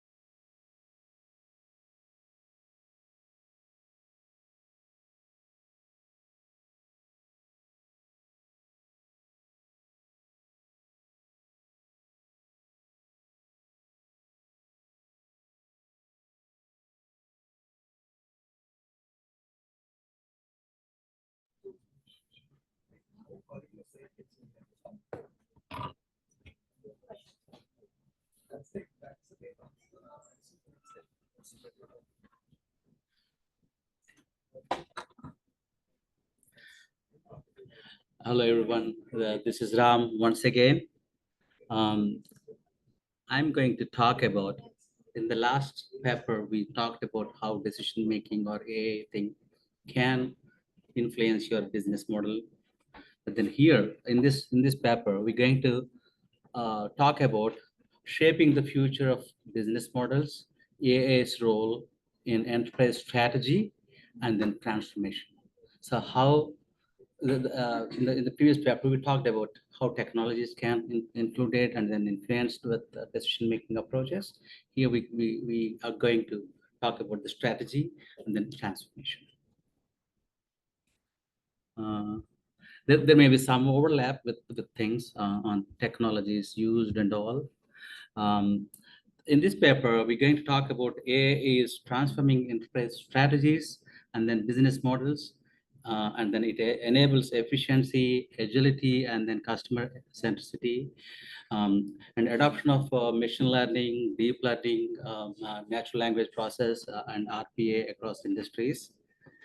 The scope and objectives of this paper is with analyzing AI's impact on business transformations, and then evaluate AI-powered decision-making benefits, and then identify AI integration challenges, compare AI-driven models versus traditional business models.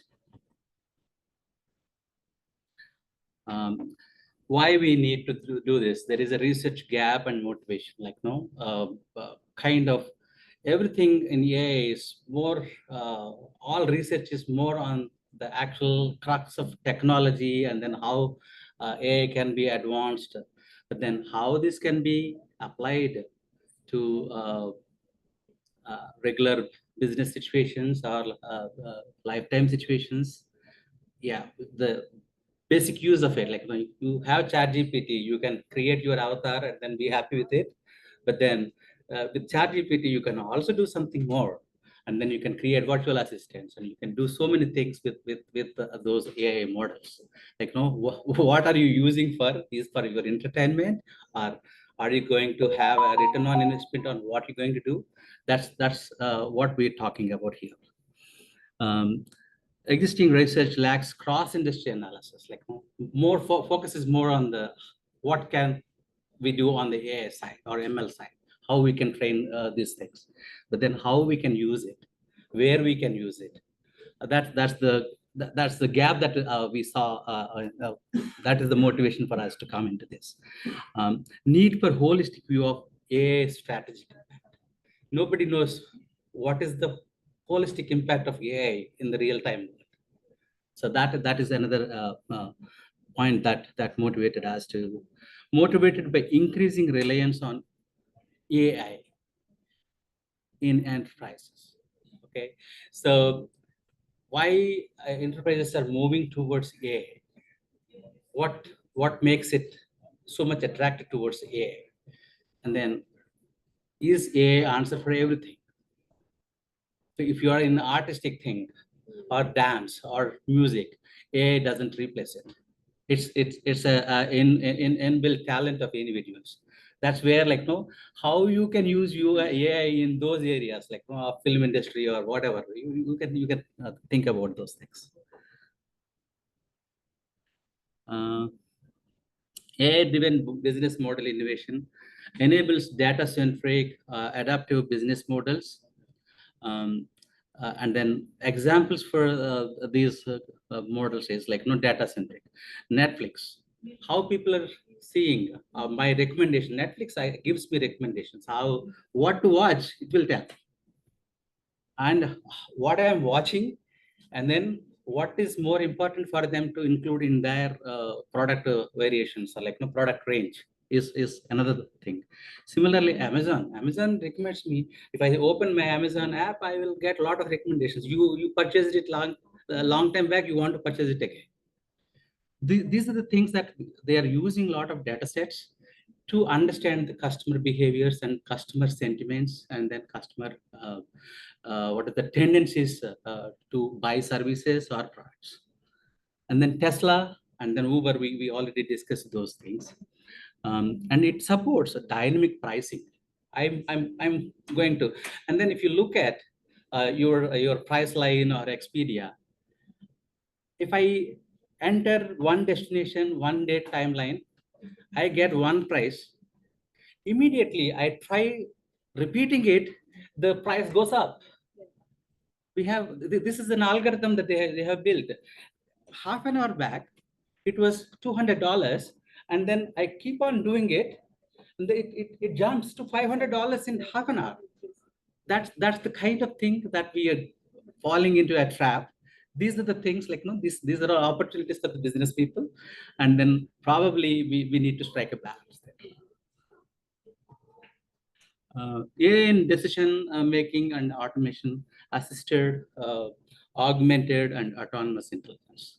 So assisting, like, your virtual assistants, how, what, why, and then answering some questions, and augmented, and then the autonomous, like, it able to do things by itself, and then having some chatbots, having some virtual assistants, having some test automation suites, those things. And then where we can use these things in finance, in healthcare, in retail, and then the list goes more. Now the current focus is mostly on these things, but then it can go and extend into different industries. AI reduce cognitive biases in decisions. If human beings are taking decisions at a corporate strategic leadership level, probably my golf course association will come into picture. But then, or else my swimming companionship will be working together, or my volleyball, or my all those things. Those associations will be in favor of things, but then they may bring the business, they may not bring the business. But then with the data-driven analysis, the AI can bring the right value proposition for the business models. And customer engagement and experience. AI personalizes the interactions with via NLP and chatbots, and then enhances customer loyalty and satisfactions. And then if you look at Amazon, Netflix, Salesforce, what they're doing, they're going by sentiment scores, and then user experiences, and then feedback forms. And then they're embedding these things into building a new product or a new service line based on the user inputs. So that actually becomes a business by itself. When we look at the existing models versus they're very traditional models, like doing business in a normal way, the small shop near across the street. Now it is going off. Everything is Amazon or Flipkart or something. Everything is available from a small Alpine to a big rocket. So these are getting into a better and then bigger versions of the business. Improves customer personalization and scalability. How much, where is the scale? Like, do I need this much or do I need more? Or what is that people are looking at? Those personalization choices will be used, will be important in making a strategic decision about how we can use this AI into our transformations. And then operational costs and increasing agility, that is one of the benefits we always discussed. And then how to adopt AI, when to adopt, who to adopt. Align AI with business goals. If your business buying AI is not, if I want to buy a Tesla, I need to find a value proposition for myself. So business goals, first you align your business goals, and then is there any scope for implementing AI to enhance your business models? That's where we have to look at. And then develop roadmap. Now I'm investing on AI, and then this is what I'm going to get. This is next. This is a phased wise. Of course, the iterative models will be working better in making AI adoption as a strategy for improving the business models. Invest in talent. While we talk about AI, investing in talent is very important. because it's all new technology. It's all new way of looking at things. And also ethics, while we are so fancied about the technology transformations and all, we also have to have the deep-rooted, what is that purpose of ethics, culture, or value systems, or whatever we have. And then we can also look at, there is a hybrid way. There is a AI and then there is a human, because AI cannot think culture. Humans can think culture. So yeah, we can bring these things into business modeling so that people don't have enraged sentiments. And then future trends and roadmaps, generative AI is going to there, and explainable AI, autonomous AI, and then AI first and AI native enterprise. Because AI native is going to be looking at the localized products or regionalized products. The three-phase adoption roadmap through next 10 years. That's what businesses have to look at. And then conclusion, AI redefines innovation and decision making. Strategic AI adoption offers competitive advantages. Focus on ethics, regulation, and long-term value is the key for success. Thank you.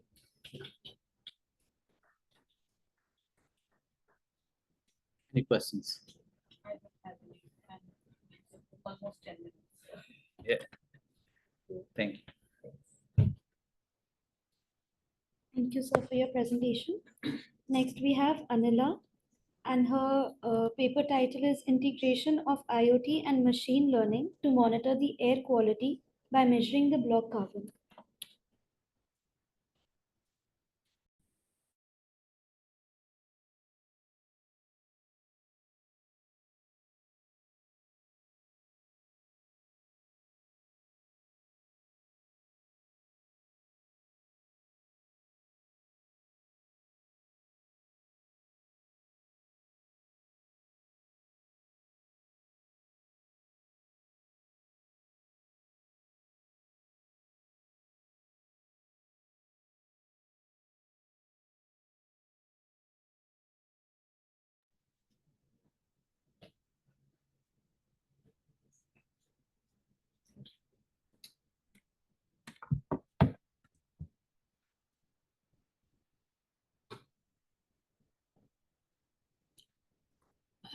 Good afternoon, everyone. This is Anila. I'm a software engineer, and today I'm excited to share our paper on integrating IoT and machine learning to monitor air quality by measuring block carbon levels. This study focuses mainly on how to integrate IoT technologies with the machine learning models to not only monitor but also to predict air quality using block carbon levels, which is a major pollutant which impacts both health and air quality itself. So, and now we go. So what's the major objective of this paper? So the primary objective for research is to develop a machine learning driven IoT system to monitor particulate matter levels in real time. We address a critical gap in the field since most of the existing predictive models for air quality are either costly or lack real-time capabilities. Our approach utilizes Raspberry Pi and low-cost sensors to monitor particulate matter, which serves as a primary metric for air quality. So how do we do that? By collecting data through IoT sensors and analyzing it using machine learning algorithms. We aim to create a system that not only monitors but also predicts air pollution levels efficiently. So in order to do or analyze using machine learning, we have to do some data pre-processing to train the model. And to ensure the accuracy of the collected data, we do several pre-processing steps. First, we calibrate the data using signal conditioning techniques so that we can remove noise from the data, and also we do feature extraction like temporal aggregation, rolling average, and environmental metadata. Like we consider environmental factors like temperature and humidity. And after getting the data, we then use ML models like regression and time series to train the data using historical sensor data that we collected. And our validation process includes cross-referencing against like other sensors, and also especially we use data from Indian cities that has highest pollution levels to measure the different kinds of air pollution metrics in that areas. And also it's not something that is new.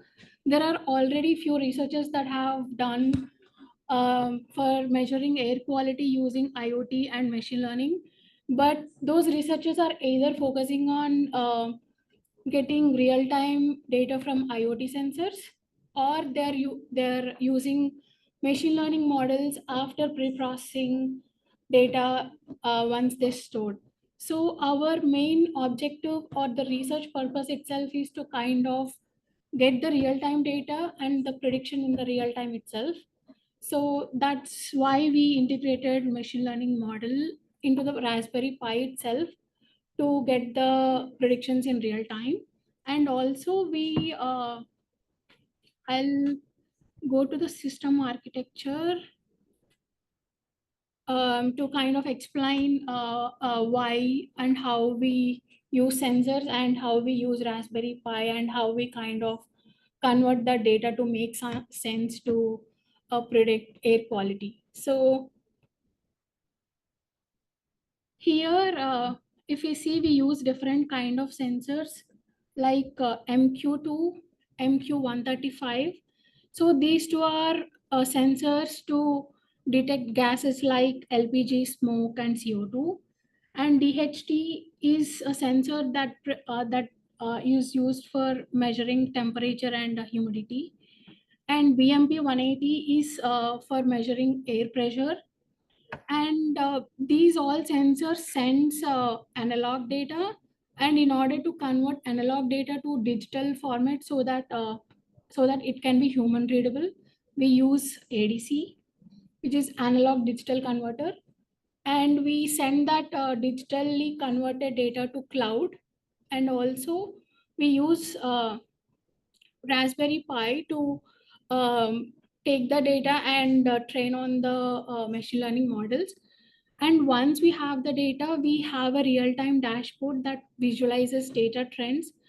And also we give the capability to trigger alerts based on customizable alert rules by the user, and based on which sensor, on which metric, and how much threshold they want to get alerts for.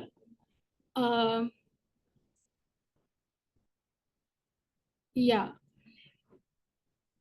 So, and ADC module is something that converts analog to digital, whereas LCD is to kind of read the digital data from the sensor device itself.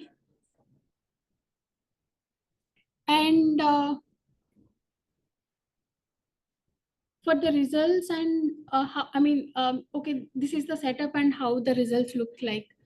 So we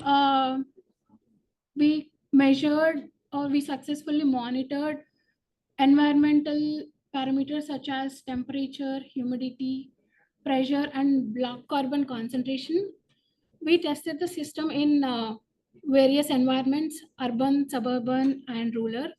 Notably, we have seen higher levels of air pollution in urban level, which kind of makes sense due to the vehicle emissions and industry pollutions, etc. And one more thing we kind of, one pattern we observed is like air pollution is kind of low during the day, and it is peak during the early mornings or mornings and the evenings.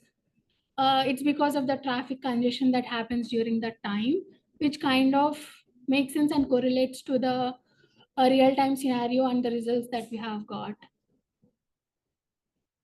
So in terms of technical results, like how our machine learning model performed.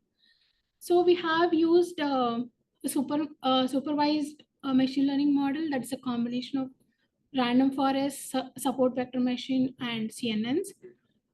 So these models are trained on the data that is getting from sensors and also from the past sensor data. And the training accuracies happen to be around 85 to 90% of this model. And also we have validated the accuracy of the models, which comes to 80 to 85%. And the main key metric that proves the machine learning model validation is root mean square error, which is 0.15 to 0.2. And as I mentioned earlier, like how much the peak levels air pollution looks like. So it's around 40 to 60 microgram during rush hours, and during non-peak hours or low activity days, it will be around like 20. And based on this real-time predictions of air pollution, we can kind of help help in predicting that, like how your air pollution in your location will be in coming 1-2 days or so. And this is how the carbon monoxide, carbon dioxide air quality or air concentration levels in our results. Yeah, so in conclusion, we try to build a IoT system using Raspberry Pi with continuous data integration and real-time air quality monitoring. And the core components or the data flow will be like sensors to analog to digital conversion, and that digitally converted data will be sent to Raspberry Pi for training on the machine learning models. And it will be sent to the cloud infrastructure so that we can we can share the data in to different users, or we can use of that data in multiple ways. And there is also an alerting system that kind of sends alerts on how much threshold you want for. And these are some of the references that we have used. And yeah, and I would like to thank my co-authors who bring their expertise in IoT for a software engineer and helping me to complete this. Thank you. Thank you for choosing this pertinent topic.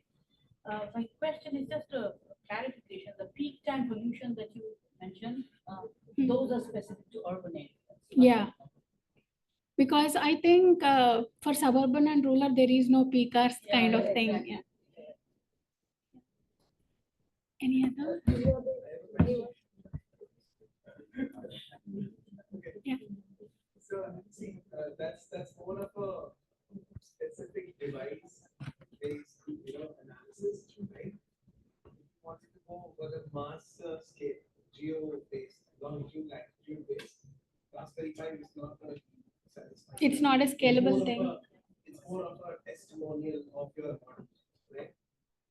Even the random forest that you're taking with an SVM is not a scalable version at all, right? Because the graphical load that you actually get out is typically the same dimensional and columnar data that is coming.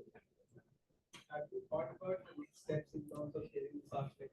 Yeah, I think that is, we are aware of that system scalability problem in this problem statement. But as I said, like our main focus is to kind of have something that is cost effective. Yeah.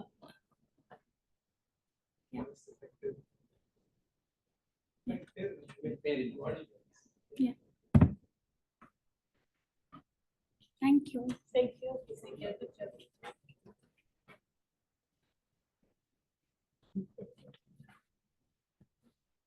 Thank you, ma'am.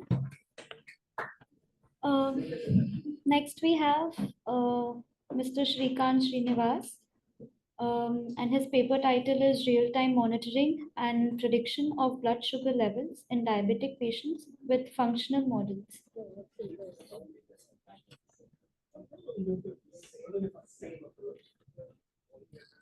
With all due respect. Sure. Thank I you. think Srikanth is here. Yeah, he was right. Oh,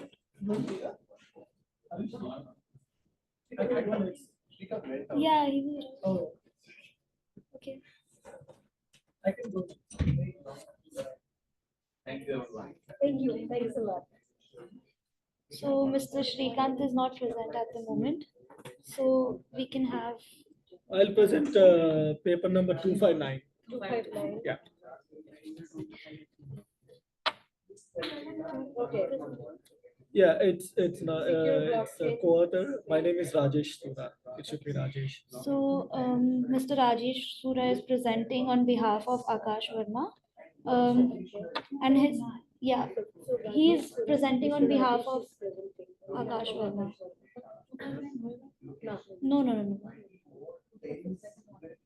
261. 261. 259 is number 5. Both are fine papers on top. Yeah. Two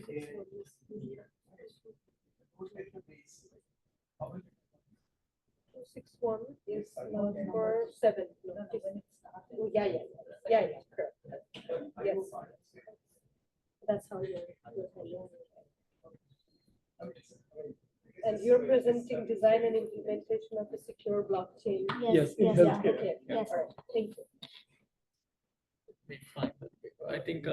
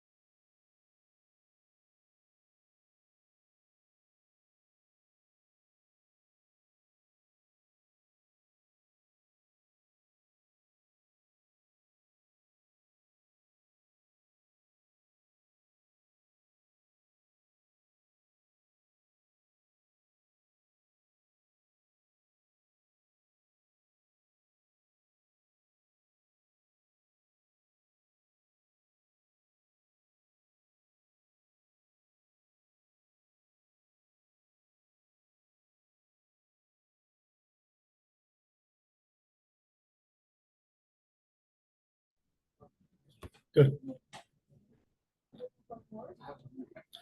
I can take care of that. And not this.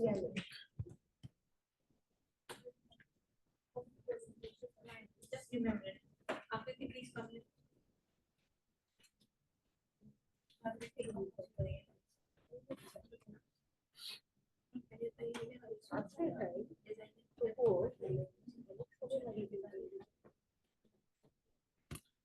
Okay, good afternoon, everyone. Once again, Rajesh Sura. I'll be presenting today the design and implementation of a secure blockchain-based health information system. Health information system is nothing but like an electronic record of your health, storing in a secure system. It's super important because, of course, health data is considered as PII, which is personal identity information, and it is everybody's like responsibility in order to ensure there is secure storage of health information online. Yes, we'll go through a quick introduction. We'll also go through what current mechanisms are available, and then we'll talk about what is our current methodology and how our research is, like slightly different, takes a slightly different approach from the existing legacy methods. Introduction. Yeah, blockchain is promising for healthcare. There is no doubt because blockchain is tamper resistant and it is transparent design. But the problem with the native blockchain is the privacy safeguards. For storing the sensitive health data. One of the biggest blocker with blockchain today is once you store data in blockchain, you can't delete it. So that goes against like some of the health legal policies. Like health regulations and whatnot. And it is super, super difficult for any, like blockchain system to tap or to, like get aligned with health IT sectors, because health data, right? It primarily is, it requires a lot of knowledge and it is very distinct. So understanding that knowledge and helping the system store that knowledge is what makes it super complex. And moving on to our system overview and key components. Yes, we are using a permission-based, like blockchain, which is Hyperledger Fabric, to ensure only verified participants access the system first. And then we also use role-based access controls.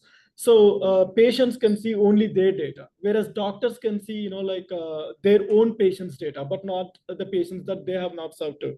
Whereas the hospital admins, they'll have, like data on entire, like patient. But at the same time, there will be contextual restrictions, like because an admin can see, of course, when a patient has first visited, who is their doctor, but they should not be able to see their medical history. So we will enable, we have been using role-based access controls for different kind of hierarchical, structure within the hospitals. And then coming to what's novel in our approach, this is not new, like block-based storage is not new, and hospital security is not new. What is new in our approach is bringing in a hybrid, encryption. What's hybrid encryption? It kind of contains both symmetric and asymmetric encryptions. Symmetric encryption is basically nothing but you have one private key, which is used, in order to either create a record or access the record. Whereas asymmetric encryption, right, it comes with two different keys. Like you need one key for, like creating a record, but a different key in order to access the record. So that way you kind of, like enable very low level grain of access controls. And moving on to the literature overview, of course, blockchain has a lot of promise and a lot of adoption in healthcare. But as I said, the primary problem is immutability. Once you store the data, you can't delete that record. That kind of creates a very big challenge for blockchain within health sector. And GDPR regulation is also something we need to consider in mind whenever you are accessing critical data or PII information. And coming back to again, what are the trade-offs?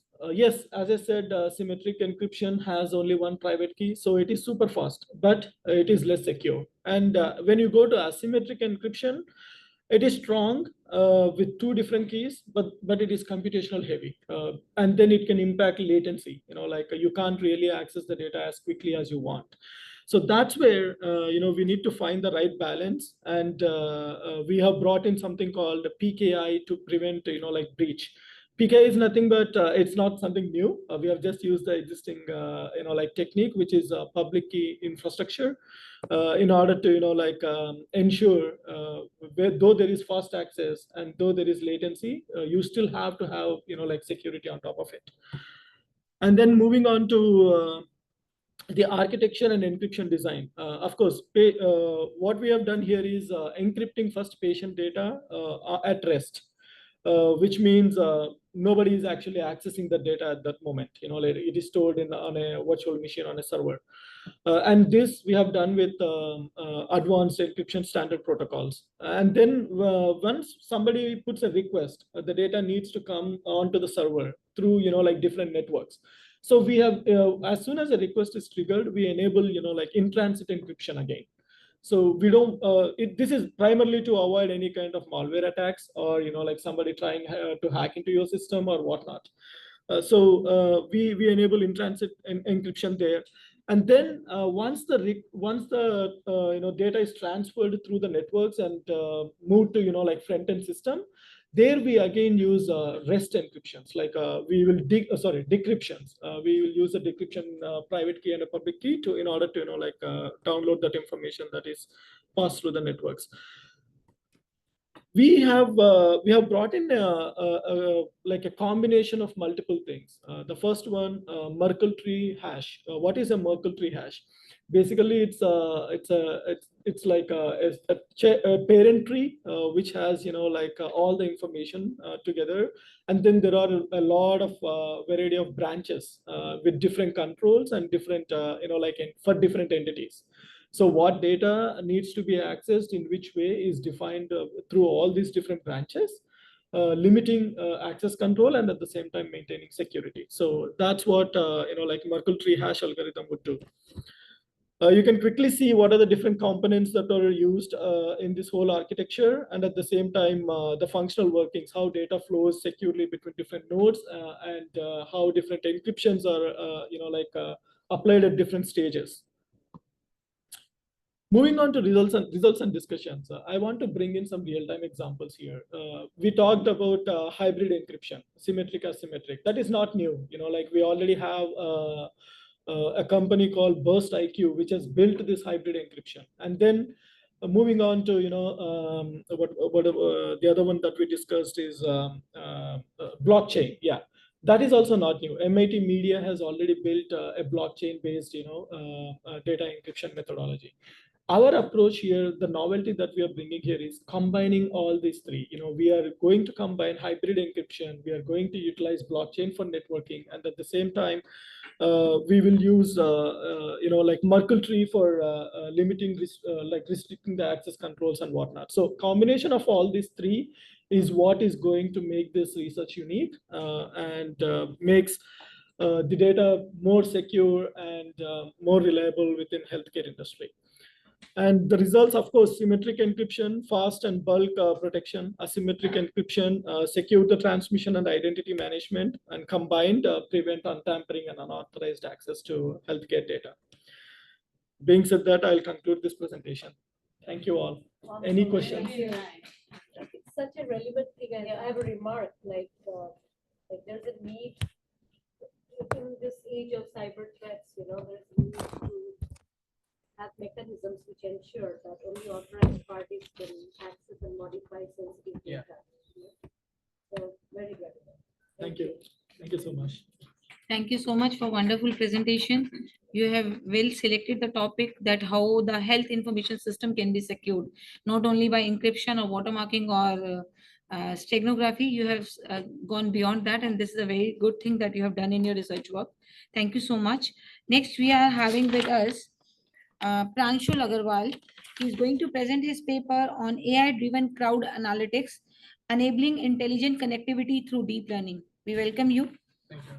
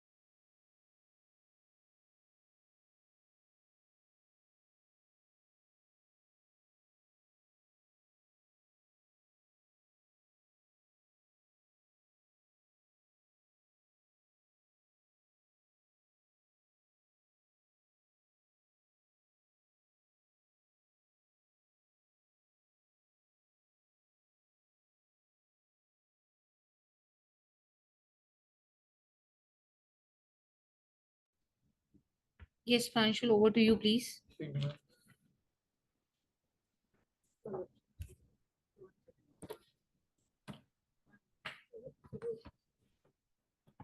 Thank you, ma'am. A very good evening to all who present here. Today, I'm presenting a research paper on the topic AI-driven cloud analytics, enabling intelligent connectivities through deep learning. So basically my topic is how a people or how a person can count a crowd. So if I take an example, if we are here, we can count the people like 5 or 10. But if I talk about the large number of people, we use a techniques with the help of AI. So I will start with the introduction. Crowd counting is a process of individuals present in a given image or video frame. This capability is crucial for several factors such as public security, urban planning, smart city integrations, healthcare compliance, even safety measures, and urban planning. Traditional methods, there were in the initial times there were two methods for traditional approach. The first one is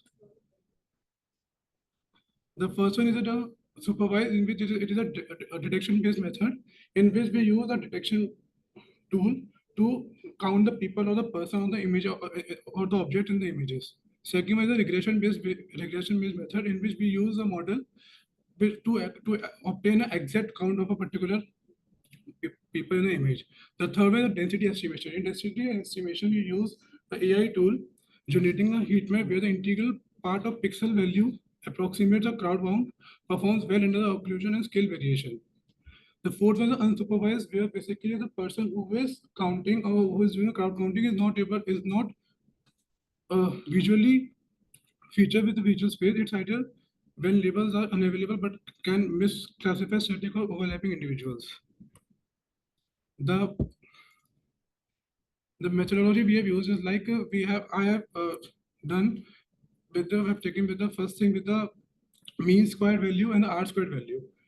In the clustering, R squared value, regression and correlation. But we got the most accuracy with the help of a CNN, which is a convolutional neural networks. With the help of using convolutional neural networks, we able to achieve accuracy of 91.2% with the R squared value. Lowest error of mean squared error is 3.5, and strong predictability of R squared, which is 0.85. Most effective on the complex conditions. So this is a deep learning technique. Deep learning technique is basically an AI-driven platform which is enables with the help of machine learning and artificial intelligence, help us a person to identify the crowd counting in 3 stages: the input level, the hidden level, and the output level. In the input level, we usually put the image into a computer vision, and with the help of the object, it basically focuses on the three main characteristics. The first one is the illumination, second the occlusion, and third is the scale variability. Deep learning technique for image-enabled crowd counting completely functions on the 3 things, which is the scale variability. The applications of crowd counting of deep learning techniques are: first one is event management. For example, if we are having a large event like the concerts or singers or the public safety measures, we can use this. Like I would like to quote a real life examples. Like we have recently in early this year, we have a Kumbh Mela in Allahabad in India. So we are getting day-to-day updates of how many people have done the holy bath. So with the help of AI-driven technology, with the help of this deep learning technique, the people is used to able to count the crowd. So these are the findings. So after concluding the research, we have concluded the things like quantitative analysis revealed the following insights. Scale variation was the most influential factor with a positive coefficient of 62.39, indicating that adjusting for scale significantly improved accuracy. Occlusion has also made a positive effect, suggesting that models learn to account for partial viability. Illumination had a negative effect, confirming with a poor lighting condition and hinder model accuracy. The R square from regression analysis was low, indicating the need for additional variables or more complex modeling for higher accuracy. The main problem we usually find it earlier that researchers were trying to put their best as how we can do for the best for the people, like with the future advancements and this. So we have concluded like if we implement deep learning technology with the help of along with the approaches of AI ML, we were able to get a most accurate and the most accuracy with most precision count of the people of a particular image or video object. Because of this, we were high. Because if I talk about the significance of deep learning techniques, the first thing is come to my mind is the highest precision with a low margin of error. Secondly, the thing is we have a good pixel illumination so that we can have a clear object and a clear picture among the computer vision. Thirdly, many organizations uses a cloud computing basis so that they can able to store a large amount of data sets in their system, which ultimately helps them to have an efficient cloud counting in a particular thing. The main significance of cloud counting if I talk about is that it is very crucial in a real life world. Like for example, if I talk about a military application in the suspicious surveillance system, because if we talk about surveillance system, the most things come to mind are the drone cameras. If we want to survey a particular city, how many people are particular if I talk about the traffic jam, we have drone camera to have a surveillance of how many people or how many vehicles are stuck in a particular period of time. These are the recommendations. CSR nets, MCNN, CAN, and basis was for crowd counting, scale private network. Then I will conclusion. I will like to move my PPT with that the most foremost thing if we talk about the deep learning technique is that is completely dependent upon the scale of the variation, and illumination has a negative effect on the performances. If we continuously are having advancement on the scale variability, we will have a sufficient accuracy counting of a particular image or a video object. That's all. Thank you. Like when you can the system like track movement patterns over time while preserving privacy? If I talk about privacy, it's completely depend on the point that if a person is open, say for example, if I talk about privacy is something one or two people, I think. But if we talk about a group of people, we have surveillance and we have camera and we have a group of people. So if we talk about deep learning technique and crowd counting, the crowd counting basically is for a larger group of people. If we so in that we don't that much look for privacy in that thing. Any other question? Thank you.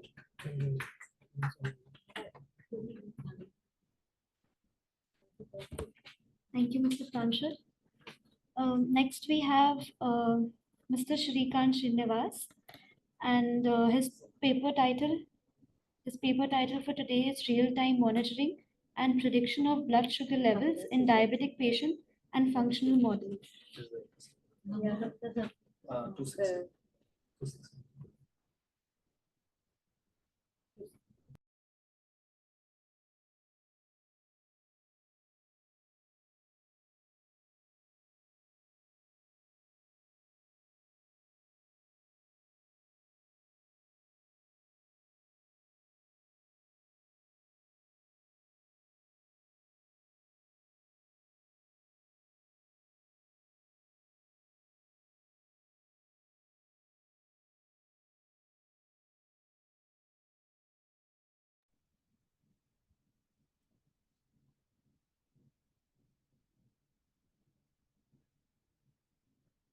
Thank you.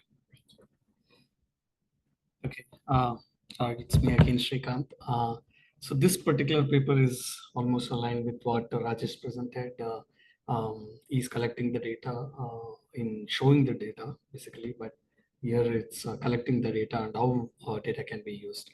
This is on the real-time monitoring prediction of the blood sugar level in the diabetic patients with the functional models, not with the traditional models what we have got today.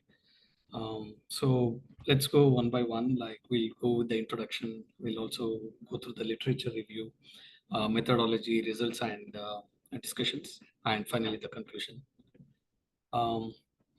So diabetes is a chronic condition affecting more than 422 million people worldwide, and that is a common chronic disease you see, and it is hereditary as well. So characterizing the blood sugar level, the regular methods. What we do is we take a pen and we prick and we get the blood and we validate what is the blood sugar, and we just make a note and just leave it there, right? So using this particular project, what we can do is using that data, how we can collect that data, and how that data can be massaged and show back to the patients and how they can improve in their health is what the overall project goal is. So it is very important that we prevent long-term health issues. maintaining the quality of health is one more thing, right? So these methods are invasive and often uncomfortable, and it's always it will not boost their it'll not give the regular activeness in the patients, right? So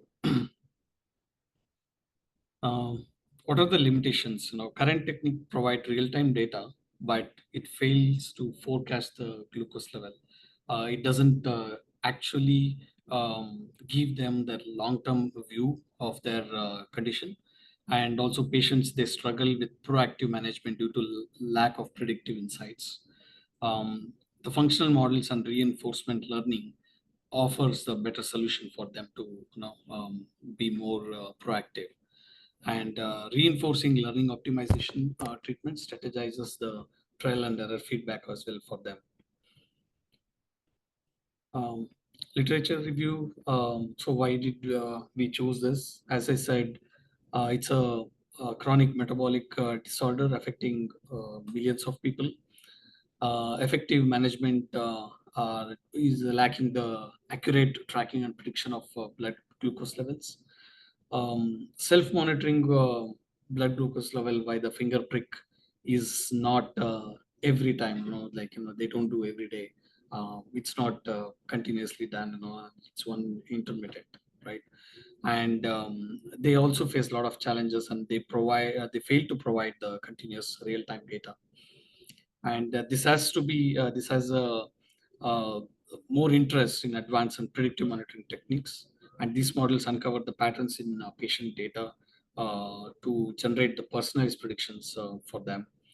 And a functional model analyzes the clinical history, lifestyle, and other inputs to forecast their glucose trends. Accuracy can suffer if you don't have the proper data. Accuracy will suffer, and future research focuses on improving the model robustness, interpretability, and co-effectiveness. Reinforcement learning trains the algorithms to adjust the insulin dosage used based on the feedback, and we can make sure that those dosages are at the norm level, and it's not kind of too much. Some methodology used is so continuous glucose monitoring streams the blood sugar readiness in real time.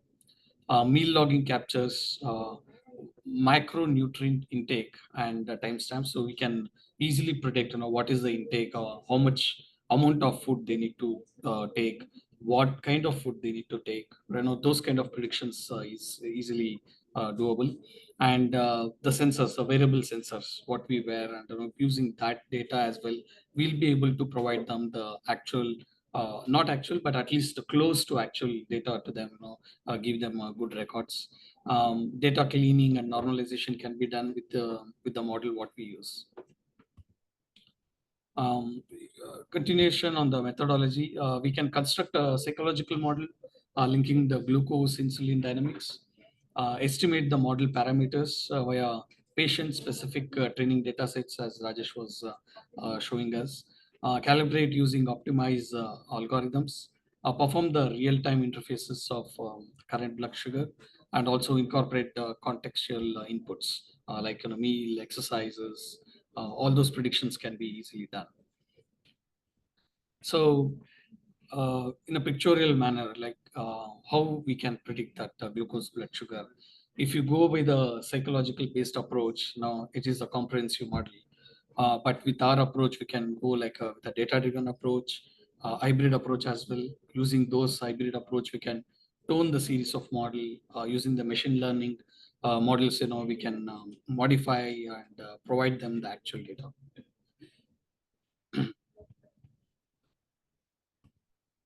So results would be, as I said, achieve the real-time blood sugar level prediction accuracy consistently, and 95% is little high approach, but at least we try to give 95% of closest results to them.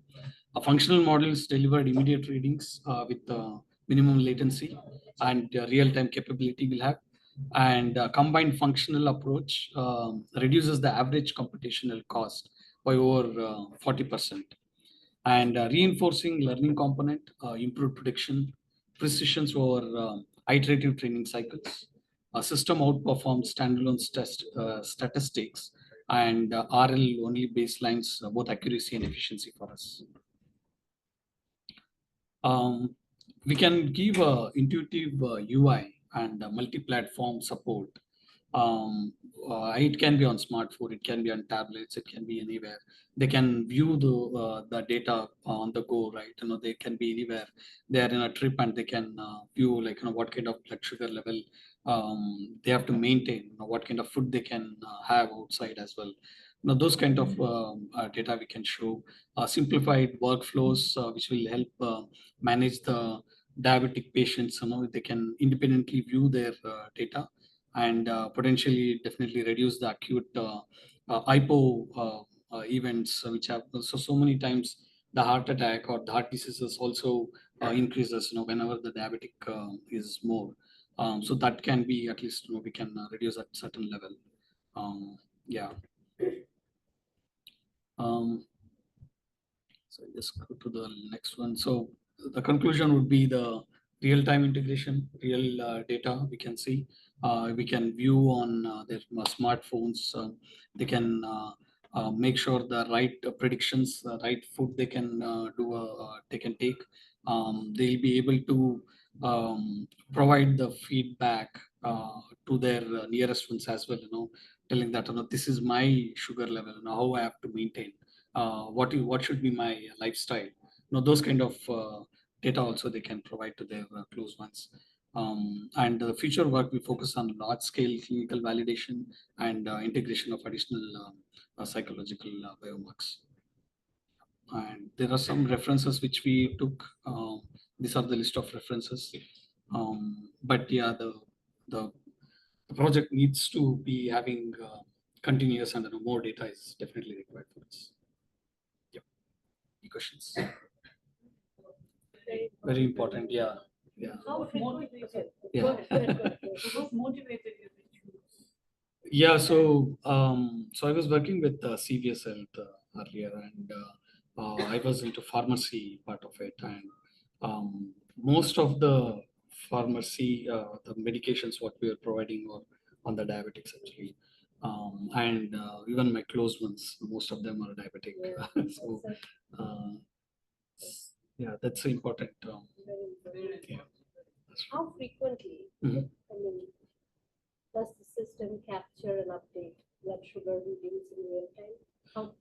Yeah, so ideally, not every day we can calculate, but the idea is we collect the data the way they do. It's not that we start getting very frequent, but the idea is to have the data the way they are today they are testing and collect them and use a specific model, show them this is the trend which has been there, right? And how you have to modify your lifestyle, what kind of food you have to intake, and they'll have the real picture every time. So with the traditional model, you test it and you forget it, right? You and on that day you will be definitely making sure that you are going to not eat, but again after 2 days you will go with the normals, right? So that's how the whole idea is to have that kind of aspect. Yeah. Thank you. Thanks.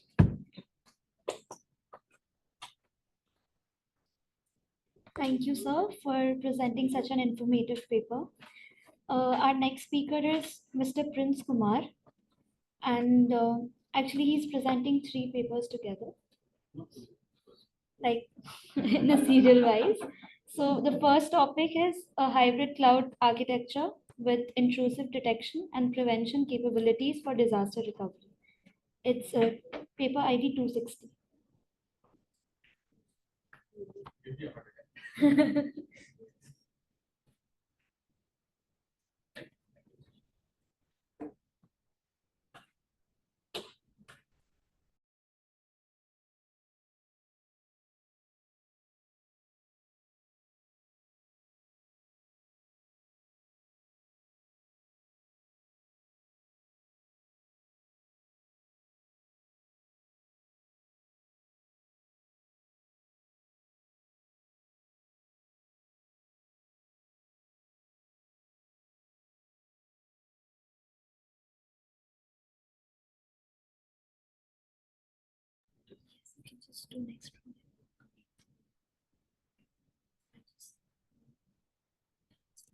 It's protected.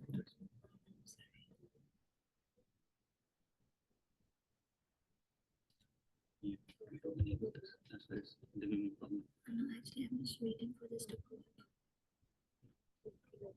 Protected view to remove. Try this. Double click.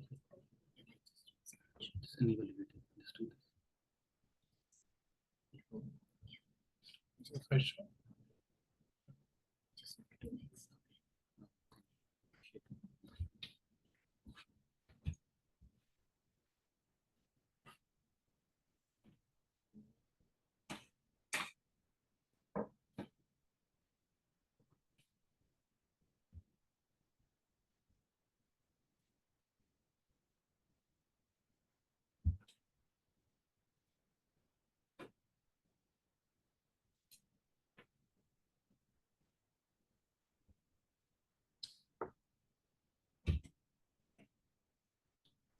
Hello, everyone, and nice meeting all of you.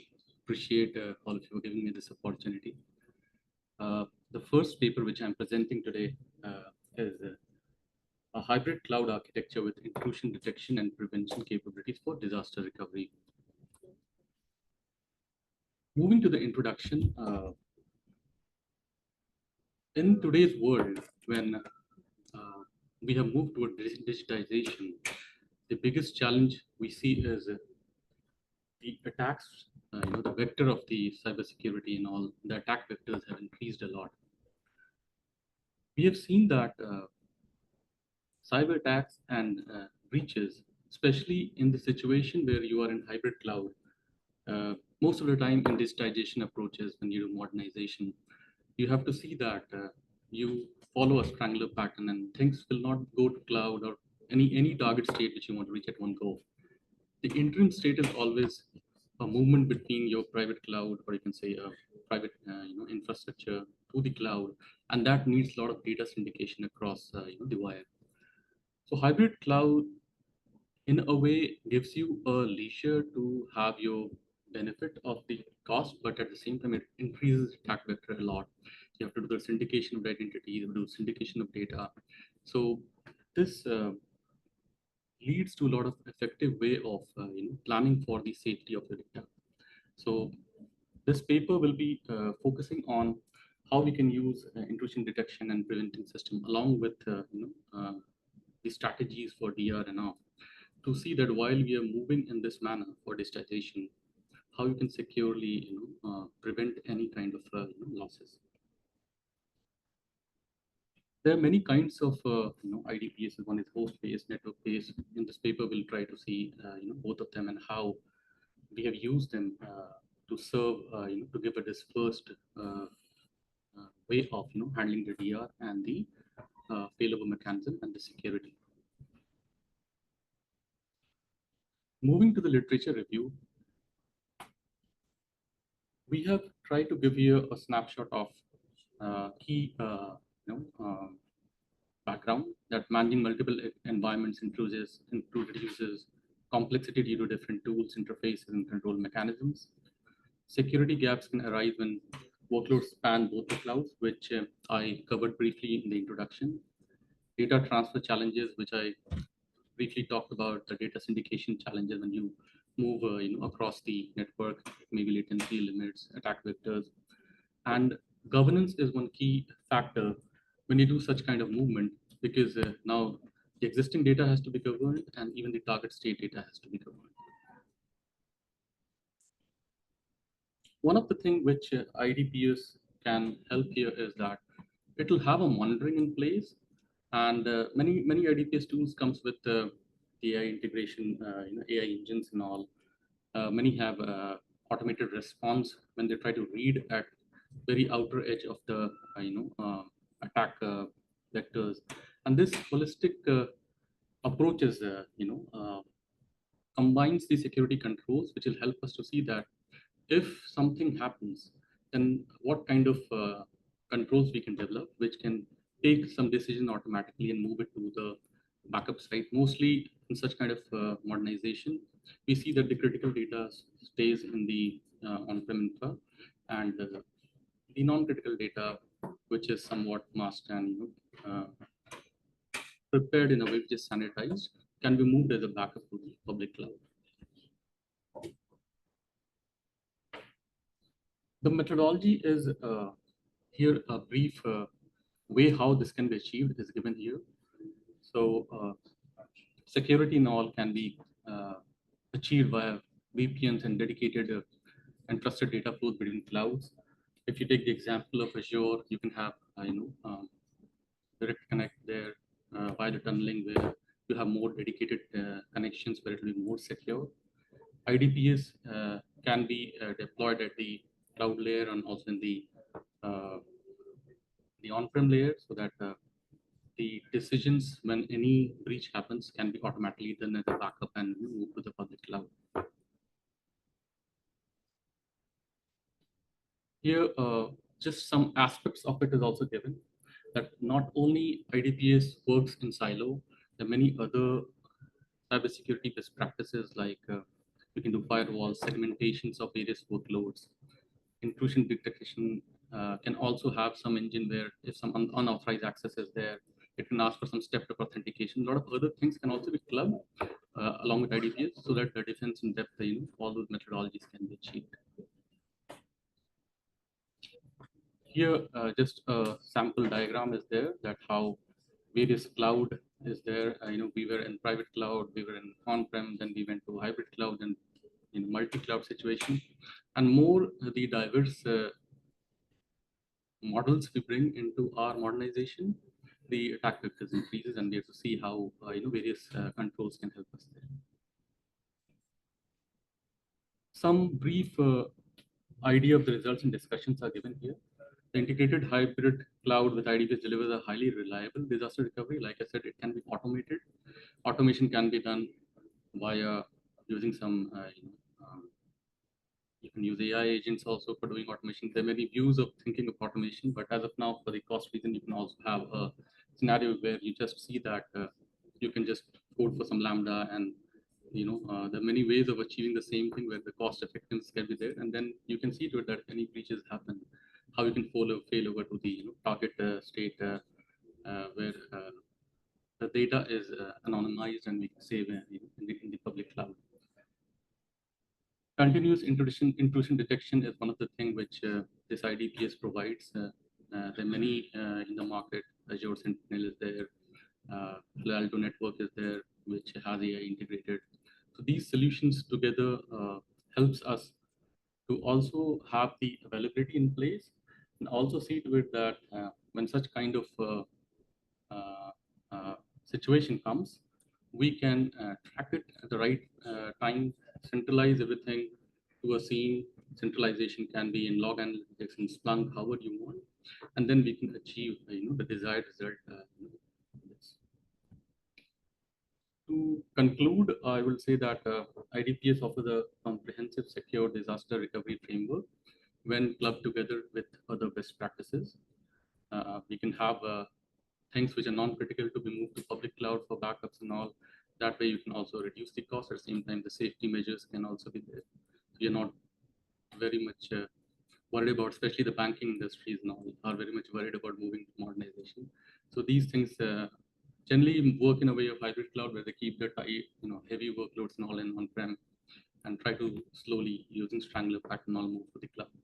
So I feel this paper highlights some of the key things, how it can be done in a more secure way, at the same time achieve the DR and all, which is still scalable at the same time safe. That's all.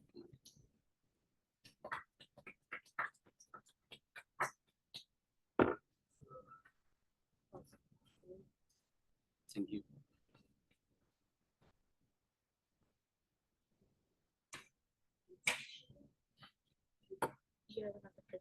Oh, I have to go line by line? Yeah, you're the only one maybe. Yeah. I'm the last one? Okay, no, appreciate that. What's the next one I said? Yeah, go to the blockchain.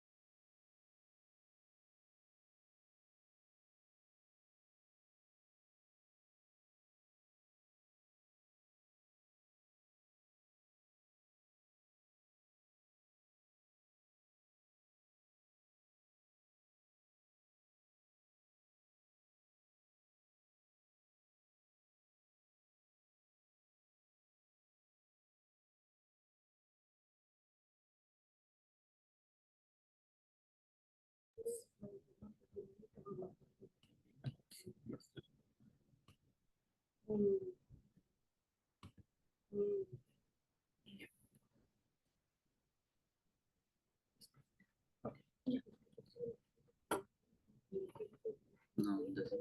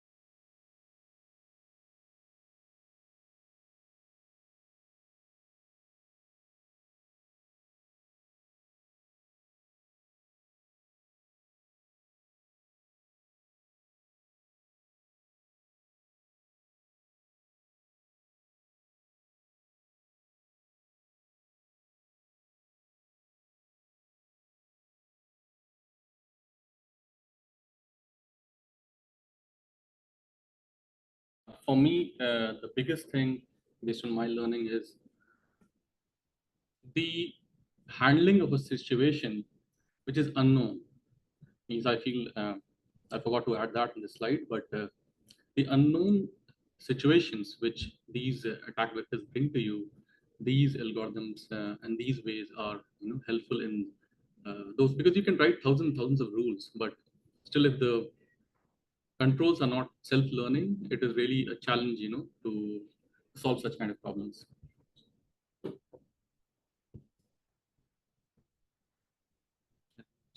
Going to next slide. It's froze.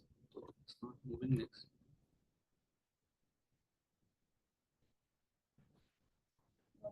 Yeah, let me click here and see if it moves next. Okay, let me click here. Fine. So,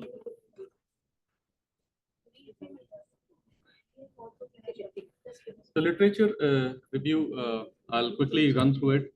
It's a high volume training data needed. ML models for ransomware detection requires large diverse data set. The better and diverse data sets you have, the better is the success of the solutions which you're building.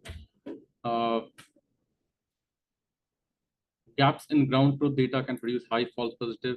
You have to see that whatever data you bring for training your models and all has to have some relation to the real-time scenarios, so that what you develop the solution is close to the reality. Dynamic and multi-stage attack complexity, rapid evolution of tactics. Attackers continually modify payloads and deliver methods.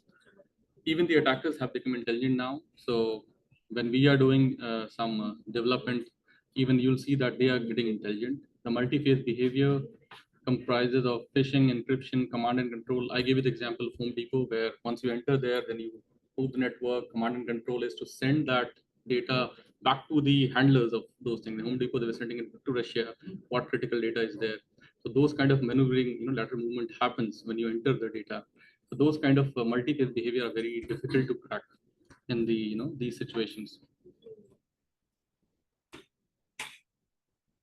There are some methodologies, which is mentioned here, which tells us what loss functions measures, how models predict sense of behavior, number of features in training the models are there, relevance functions are there, weight between nodes, feature threshold for featuring decision boundaries. These things are key functions which is used while developing the methodology. Data collection is again a very key phase. I was working for Microsoft, and there I was developing something for their product. And the biggest thing in all these model training and development of tools is how good your data is, how close to reality data is, what disparate data collection you have. The better you have the data sources, the models and anything which you build will have better results for you. I've just given here that system logs, process, all the things which is at the edge, those can be used as a data, because mostly those data will give you the access patterns, for these kind of solutions. Results, again,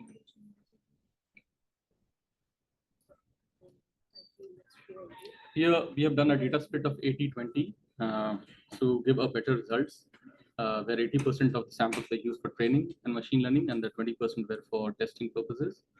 Detection performance, we tried to see that the performance was greater than 95%. Initially, when I was working for Shaw, and we were targeting, it was 89%. 89% is still a very, as of now, it's not a good threshold. So achievement is, if you achieve greater than 95%, it will be better for the purpose of the solution. Next slide is signature-based, behavior-based. I've already covered in the example that you can have static things as part of your thing, or behavior is that learning on its own based on what actions is coming your way for the solutions. Competition with existing detecting techniques, highlight gaps by approach, integration with real-time monitoring platform. Like for Shop, when I was doing, we were also having a integration with our Splunk, and even over the edge SIEM solutions were there, which are very helpful in providing these kind of solutions. Some results are given here. The conclusion is that the proposed ML-based framework effectively extracts and selects key features, file access patterns, network activity. All these are part of the data which you collect. to detect that whatever is coming your way is not something which is suspicious. Supervised classifiers, random forest decision trees are used here, and I feel the approach demonstrates the scalability to evolving ransomware variants through various adaptive model retraining and training. And there are definitely future scope. I again covered briefly that future you can have your nowadays agentic AI and a lot of other things are which can automate your solutions for future. Again, there are scope for researchers, which is not part of this slide. But in conclusion, ML solutions for all these detection is and any time far more better solution that what static solutions we have in place. So definitely it will go a long way and moving technology now. So we'll see where we reach. So thank you. Thank you very much.